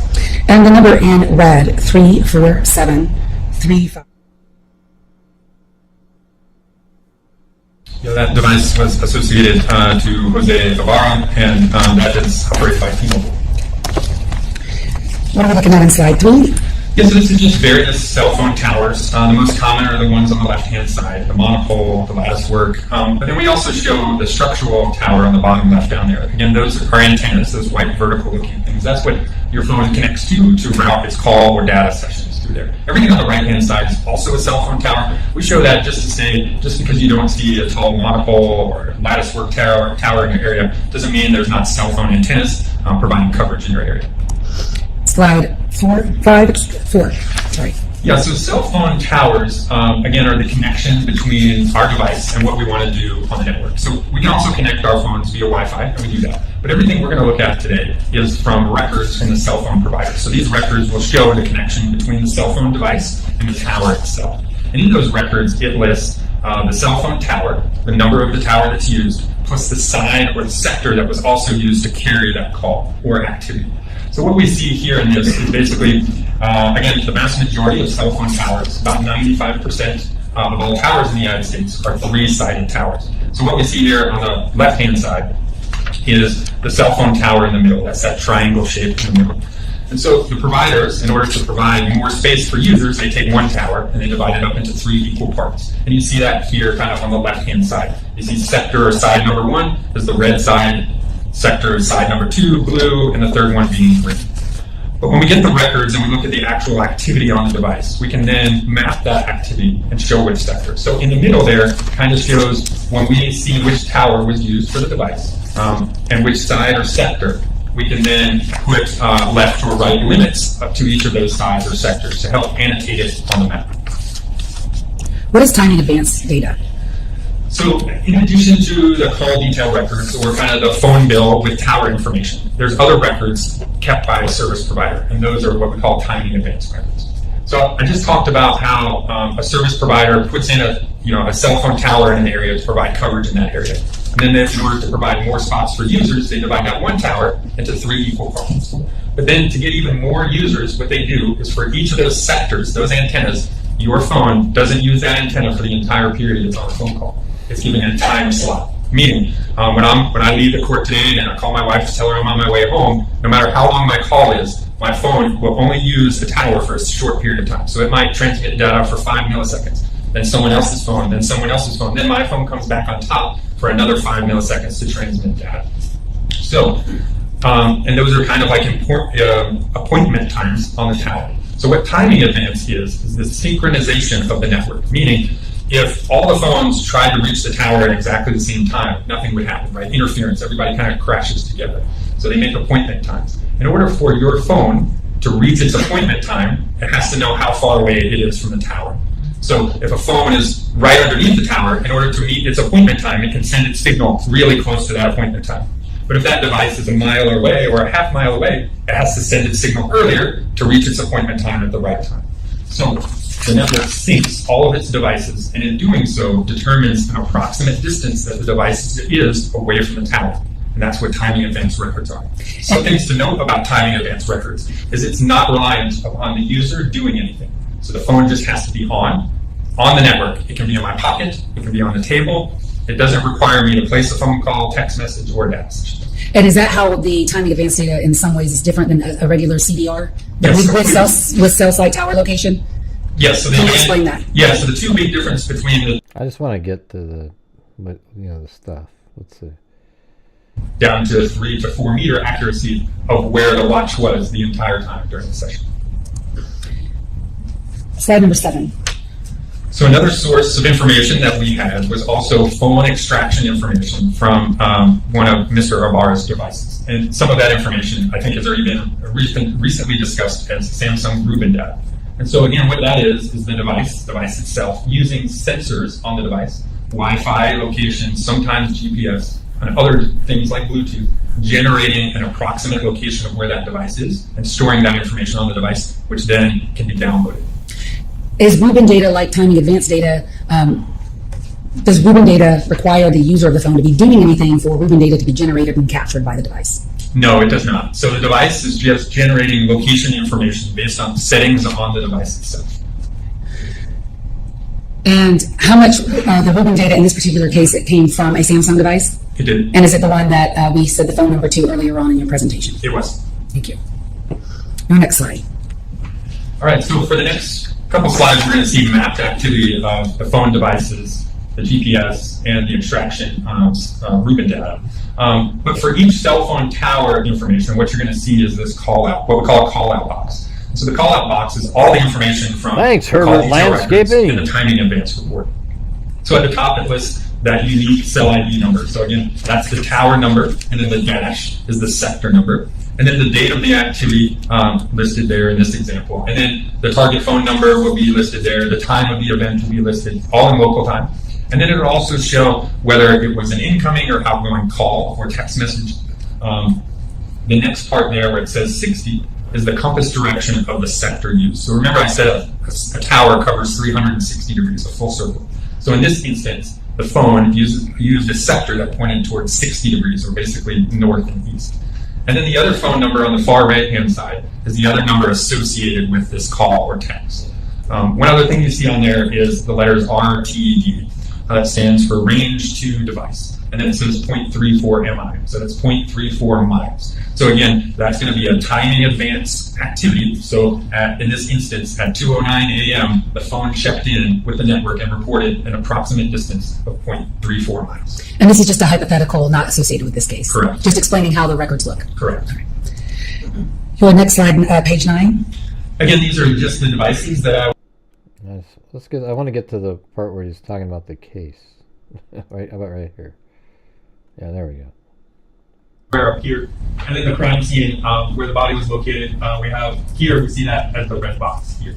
So in this example, or on this slide, we're looking at 9:03 to 9:53, and this is just Laken Riley's timing advance records, call detail records, and her GPS watch.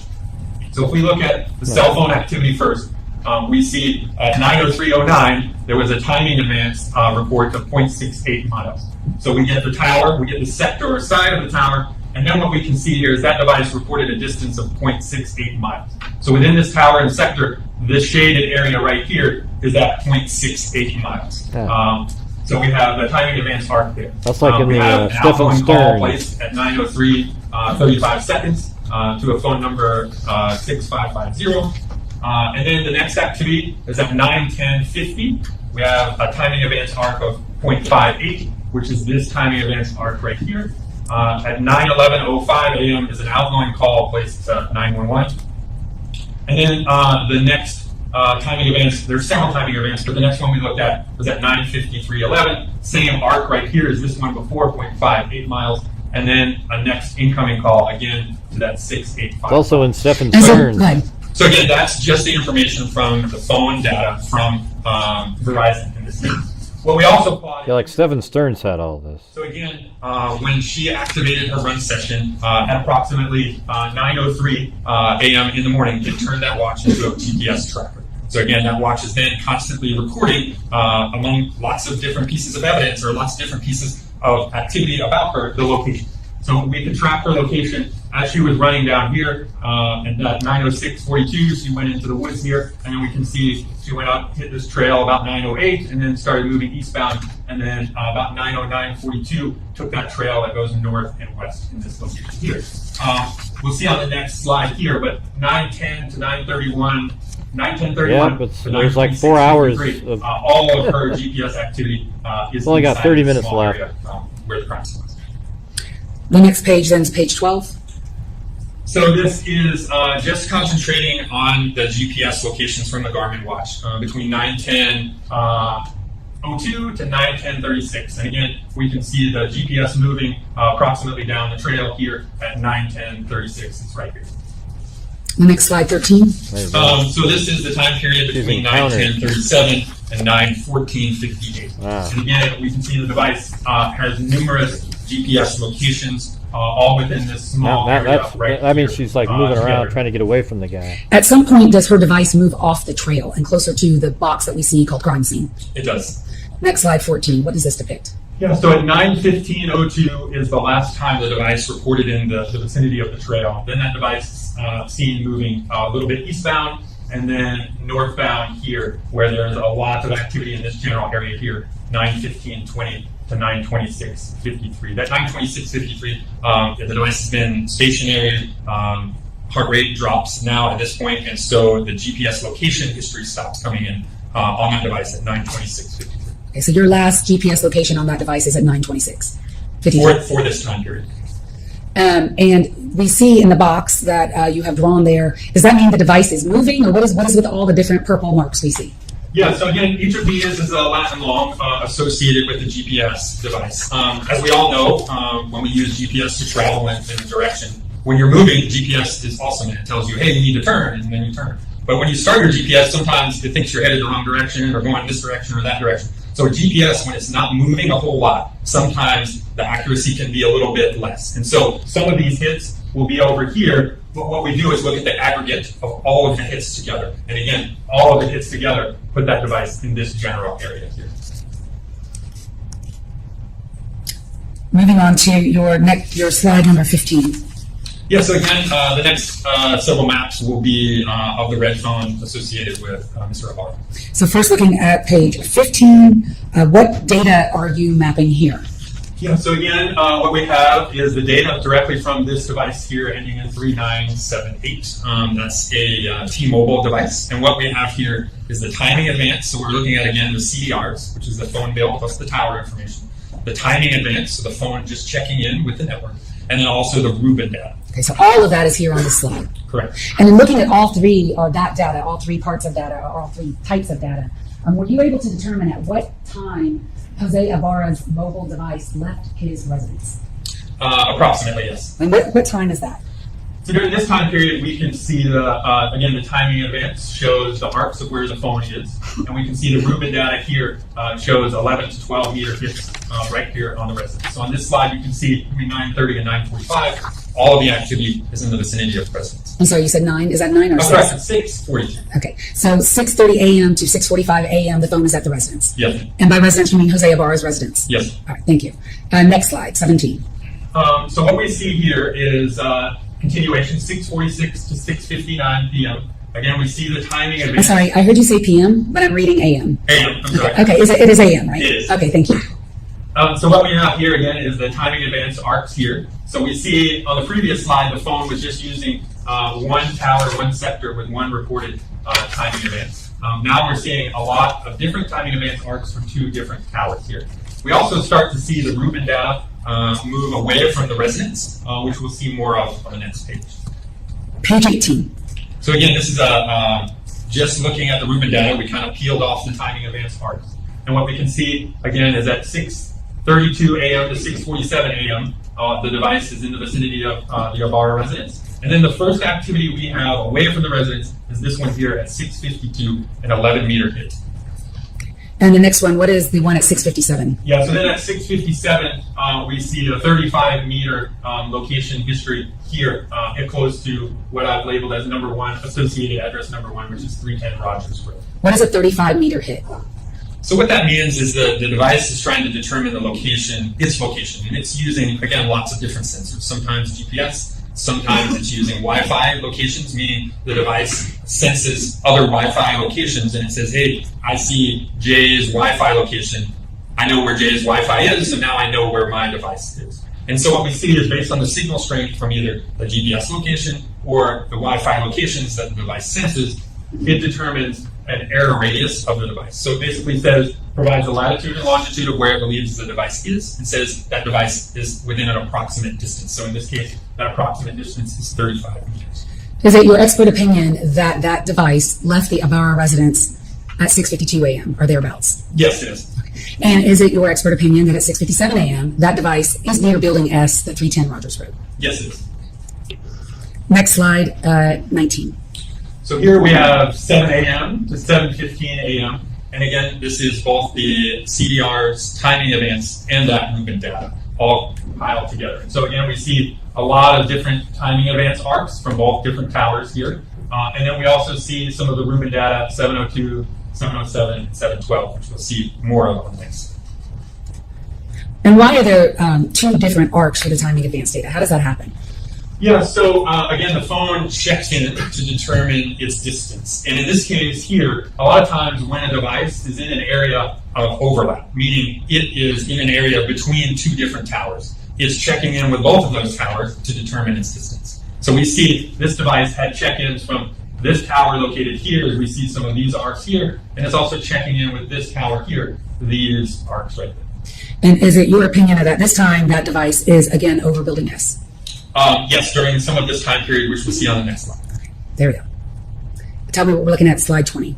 So again, on this slide, what we're focusing on is the Rubin data here. So we have the first check-in here is at 7:02 from the Rubin data, then at 7:07, and then that device moves southbound and reports location here at approximately 7:12 a.m. And in between the two concentric circles that are marked 702, 707, there appears to be a blue icon there. Is that a bus stop? It is. Okay. And is that a bus stop outside of or near Building Rogers Road, 310 Rogers Road? It is. This is 310 Rogers Road, also referred to as Building S. Okay, where your one is. Correct. So that is the bus stop in front of Building S. Yes, ma'am. Thank you. What are we looking at page 21? So again, just a continuation here. We have 7:16 to 7:34.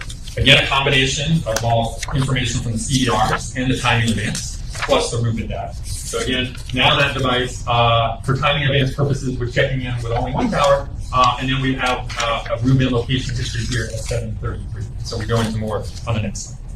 Slide 22. So again, this is between 7:16 and 7:59. These are your timing advance arcs. That device is checked in with two different towers, which to me says that there's possible movement of that device, which is supported by the Rubin location history here, which we'll see zoomed in on the next slide. And when you say movement, what do you mean by movement? Yeah, so if a phone is located in one area, and that one area would be, let's say, if you go back to the next slide, yes, have more explained here. So let's say that phone was, located down here near the residence or off of this portion down here. Well, the tower that's closest to it would probably get most of the check-in. So that phone may only check in with one tower and have one timing advance arc if it's stationary, right?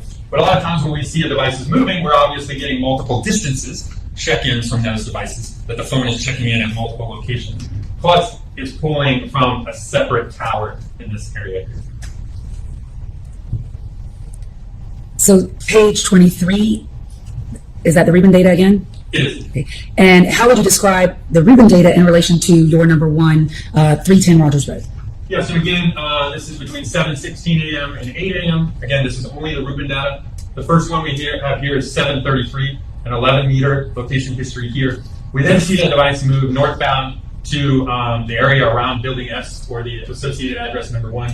And we have several location histories check-in, 7:35, there's 2, 7:36, 7:37, 42, 7:47, 7:52. And then that device again has another location check-in at 8 o'clock down this way. So the device was in this general area here, moved up closer to Building S during this time period here, 7:35 to 7:52. And then sometime after that, up until 8 o'clock, the device is now moved again south. So between 7:35 and 7:52, would your expert opinion be that that device is at Building S, number 1? Yes, we're very close to it. We see some of these location histories being as small as 2 meters, which again is about 7 feet. And is this data that we see on page 23 also concordant with the timing advance data that you had shown us earlier? It does. It matches up into the distances from the towers. Next to screen 24.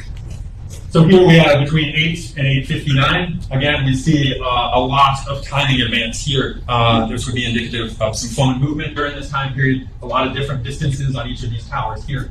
Plus, we have this Rubin data here at 8:12, 8:17, all the way up to 8:55, which we'll see more of on the next slide. And when you say movement, again, what do you mean by that for this particular slide, page 24? Yeah, so again, the device, if stationary, the timing advance distance would come back as the same distance. But since we're seeing multiple distances, sometimes on the same tower, but sometimes on other towers, it means that there's been movement of this device during that time period.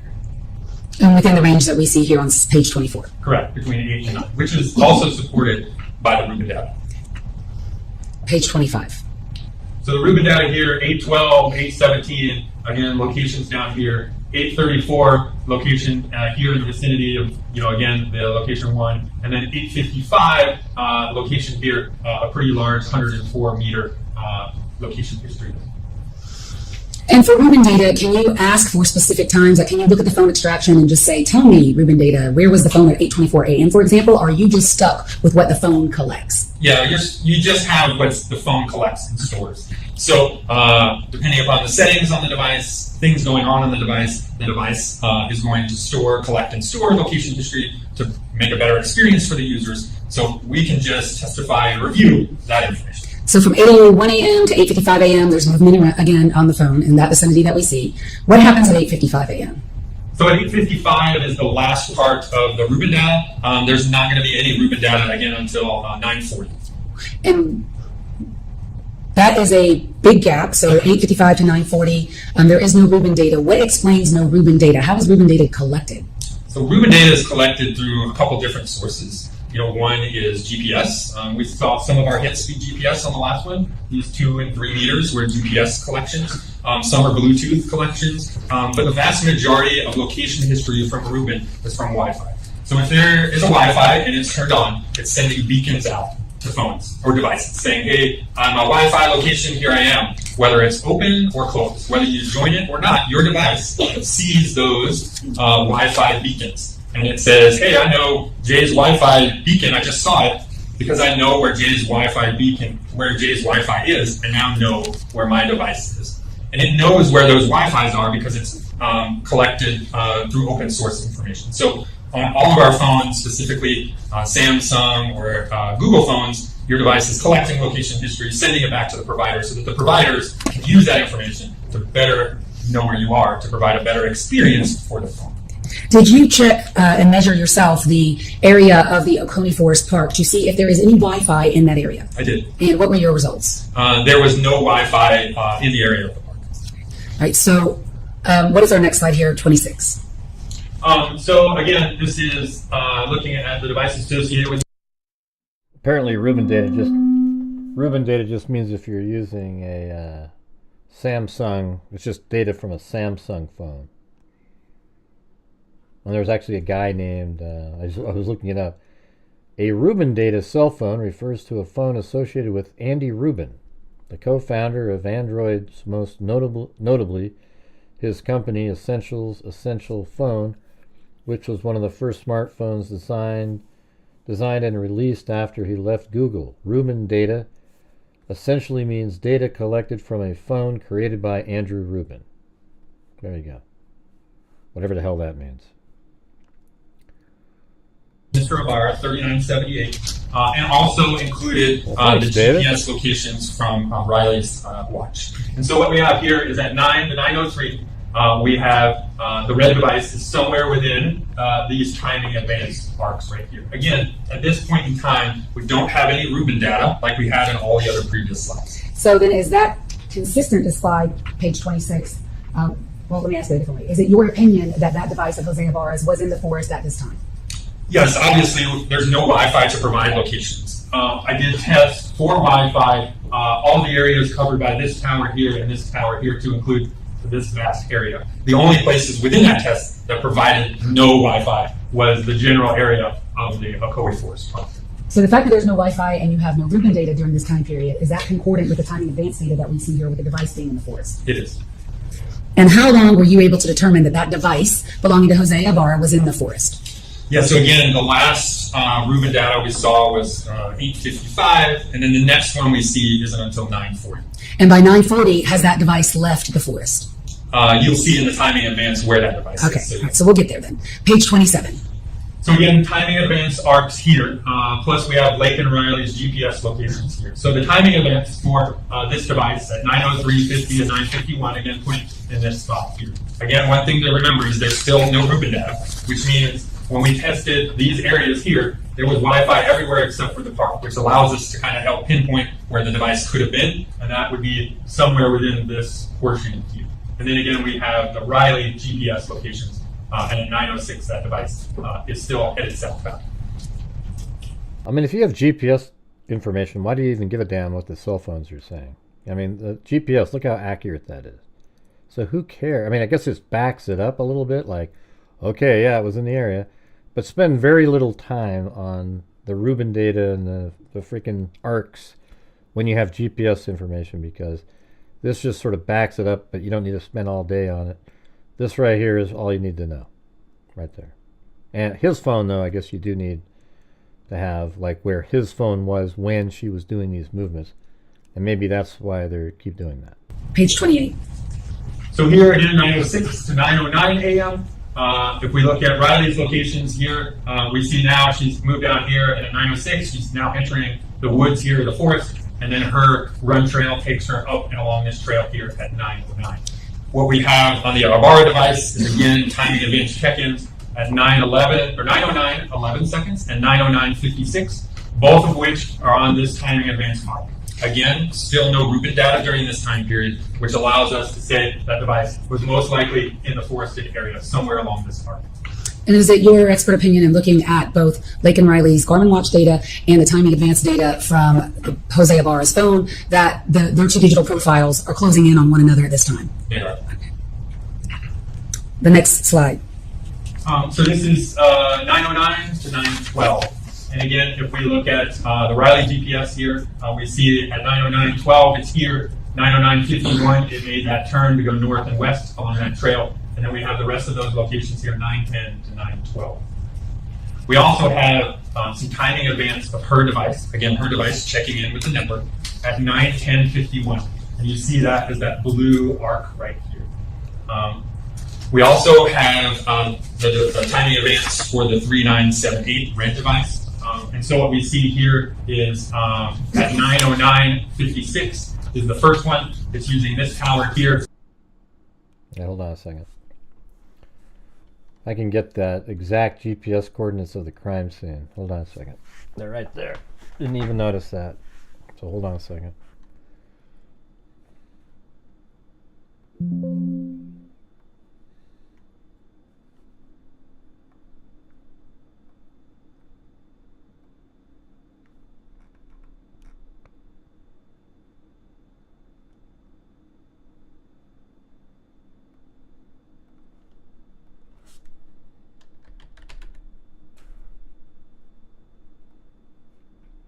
Actually, another case with somebody named Laken, if you can believe that.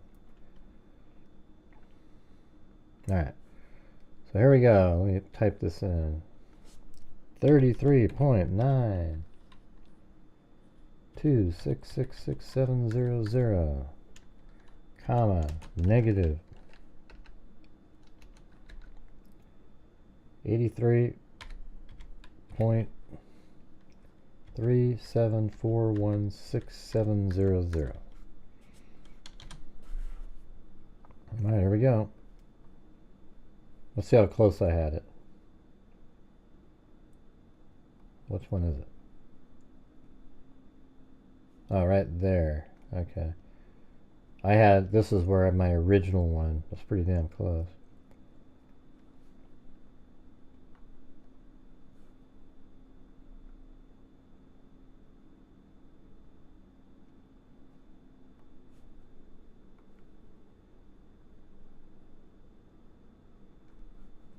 Let's put it right there.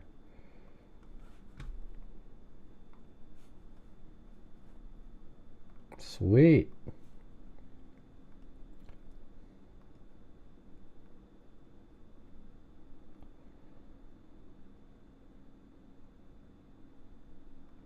Again, this is a continuation 913 to 909. Again, we already looked at Riley's GPS. We know that's all kind of in the vicinity of the crime scene during this time period. This is also where we have some timing events. Why did it quit playing? It had to be on there. Well, he's moving.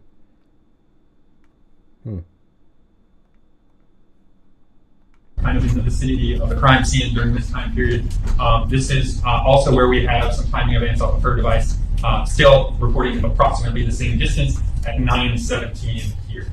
And during this time period, we have the Ibarra device checking in using this towering sector here, these arcs, at 9:13 to 9:09, with one of those during those time periods at 9:16. It's also checking in with this towering sector here. 930, or excuse me, page 31, 920 to 927. Continuation here. Again, we have looking at Riley's GPS device, 920 to 926.58. Again, 926.58 is the last time the device reports a latitude and longitude location.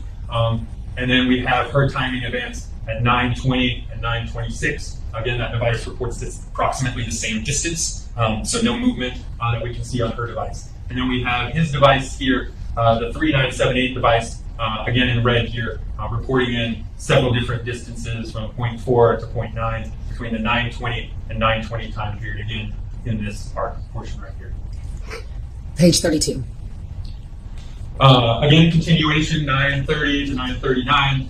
Now I'm looking at just the 3978 device. And what we see here is a lot of different timing advanced arcs here.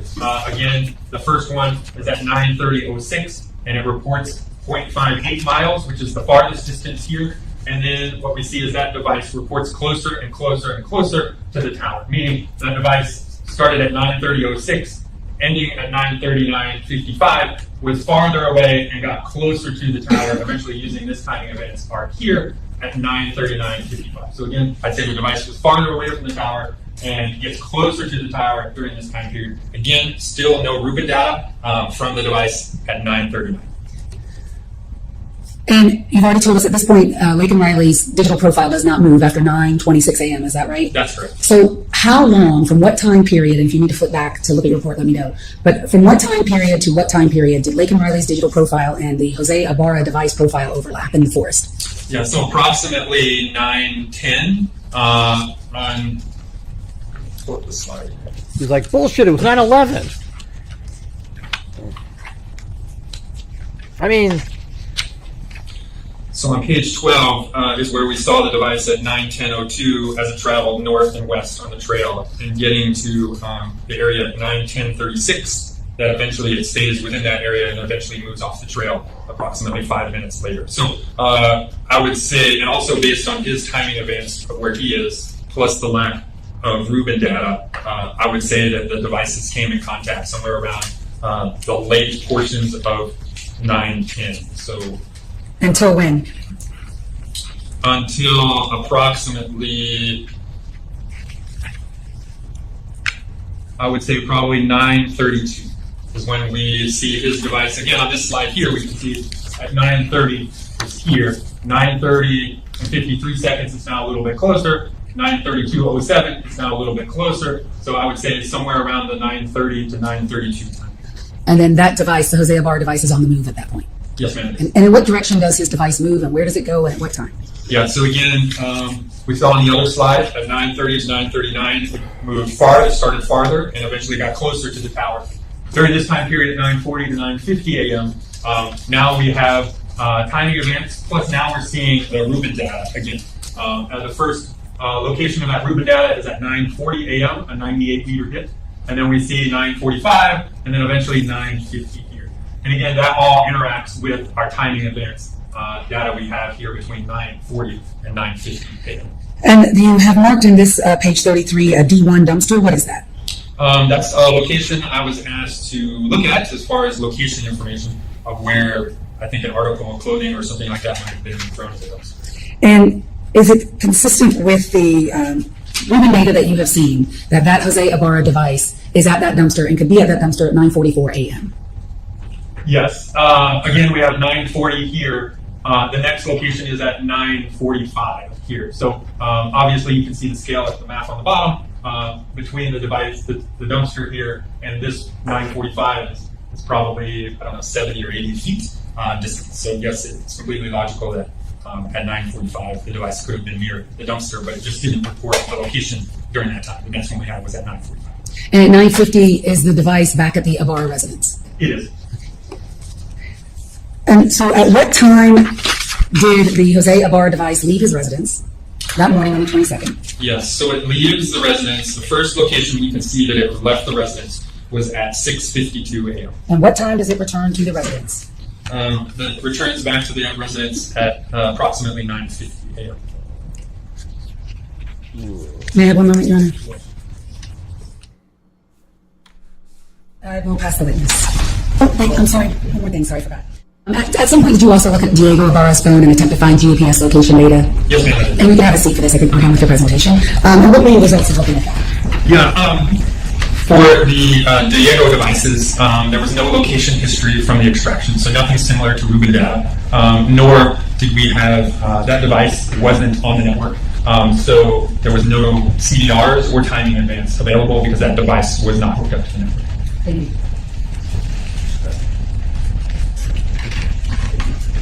Good afternoon. Let's start right where you left off there. Do you guys want to hear the cross-examination? Because I don't. It's just going to be the same stuff again, right? Just more explanation.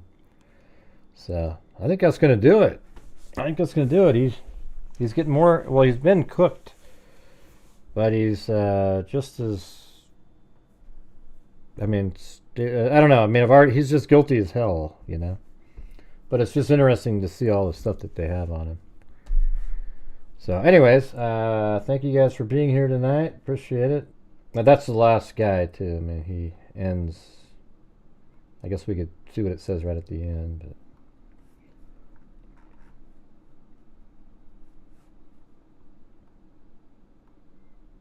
But. They have some defense witnesses. Yes, Your Honor. So I would say have them ready. And would Your Honor like them ready in the morning or the afternoon? Well, so the state's gonna probably end their case tomorrow, I'd imagine. I think afternoon is Afternoon would. Yeah, let's just play that part. After that, right there. Yeah, we'll show it to the court later. As indicated before, any objection? Yep. 283 is admitted for the two PowerPoints. That will conclude the testimony today. So I'm interested in any information that you all can give me going forward as far as time. I suspect, Your Honor, if we proceed on our current path, we also have several other stipulations that we get to tell the court about, that we are stipulating some other evidence, the state will be done tomorrow. I don't know exactly what time yet, but we will address the case tomorrow. So I say that, and I'll hear from you, Ms. Sped. I wanted to hear that because I understand that you may have some defense witnesses. Yes, Your Honor. So I would say have them ready. And would Your Honor like them ready in the morning or the afternoon? I think afternoon is safe. Afternoon would be, sounds like, would be fine. And by ready, I mean here. Yes, Your Honor. We anticipate our witnesses not even if they went all of them and took the longest that they might go, I think it's still going to be less than half a day of testimony. Okay. Because they know it's toast. He's toast. He doesn't have much to Anything go. else we can do today? He's a neat guy. He's a really neat guy. I played backgammon with him once. He's great. He also solved the Rubik's Cube in an hour. 8:30 in the morning. Anyways, there you go. Thank you to, let's see, Karen, Tito, gifted a membership, Birdie284, John Dunn, Michelle H. Good to see John Dunn in here again. David Einstein, Shelley, Rock, Girl. We'll do it again tomorrow. Alley Cake, Bama Girl 41, John Dunn with a cat eye. Herbert Landscaping, Kinsman gifted 5, Herbert Landscaping gifted 5, then Gummy Bear, and David Einstein, Cindy J, MJ gifted 1, and Camden Edwards, Ashley Nicole, Michelle H, Guinevere Moonmiss, 3 different times in a row, then David Einstein, and then Herbert Landscaping. All right, guys. Well, thanks for hanging in there. We did it. maybe tomorrow I'll get started earlier on that one. I don't know. But anyways, we'll see you guys later. And as I always say, until next time, be safe out there. And a 1 and a 2 and a 3. Yeah, I've been doing this true crime thing for quite a while now. And during this whole time, I have not seen one person that is a crime dissector, thug rejector. I'm a certified human lie detector. Gonna get ya on a stretcher if you try and play me like an old projector. Will Crime do, sector Jesse. is my nectar. Professor Gregel's gonna give another lecture. Crime collector, freak connector, and I'm always gonna be a protector. Fool deflector, interceptor, and I'm more than a spectre with a vector on his pector. With all respect, y'all, just remember I'm a typical conjecture. I have no agenda, I'm no pretender, and I'll serve it to you straight without the blender. And in the end, I'm gonna send ya on a mission to reveal the true offender. Yeah, so I'll just get right back to work. All right, everybody? Talk to you later.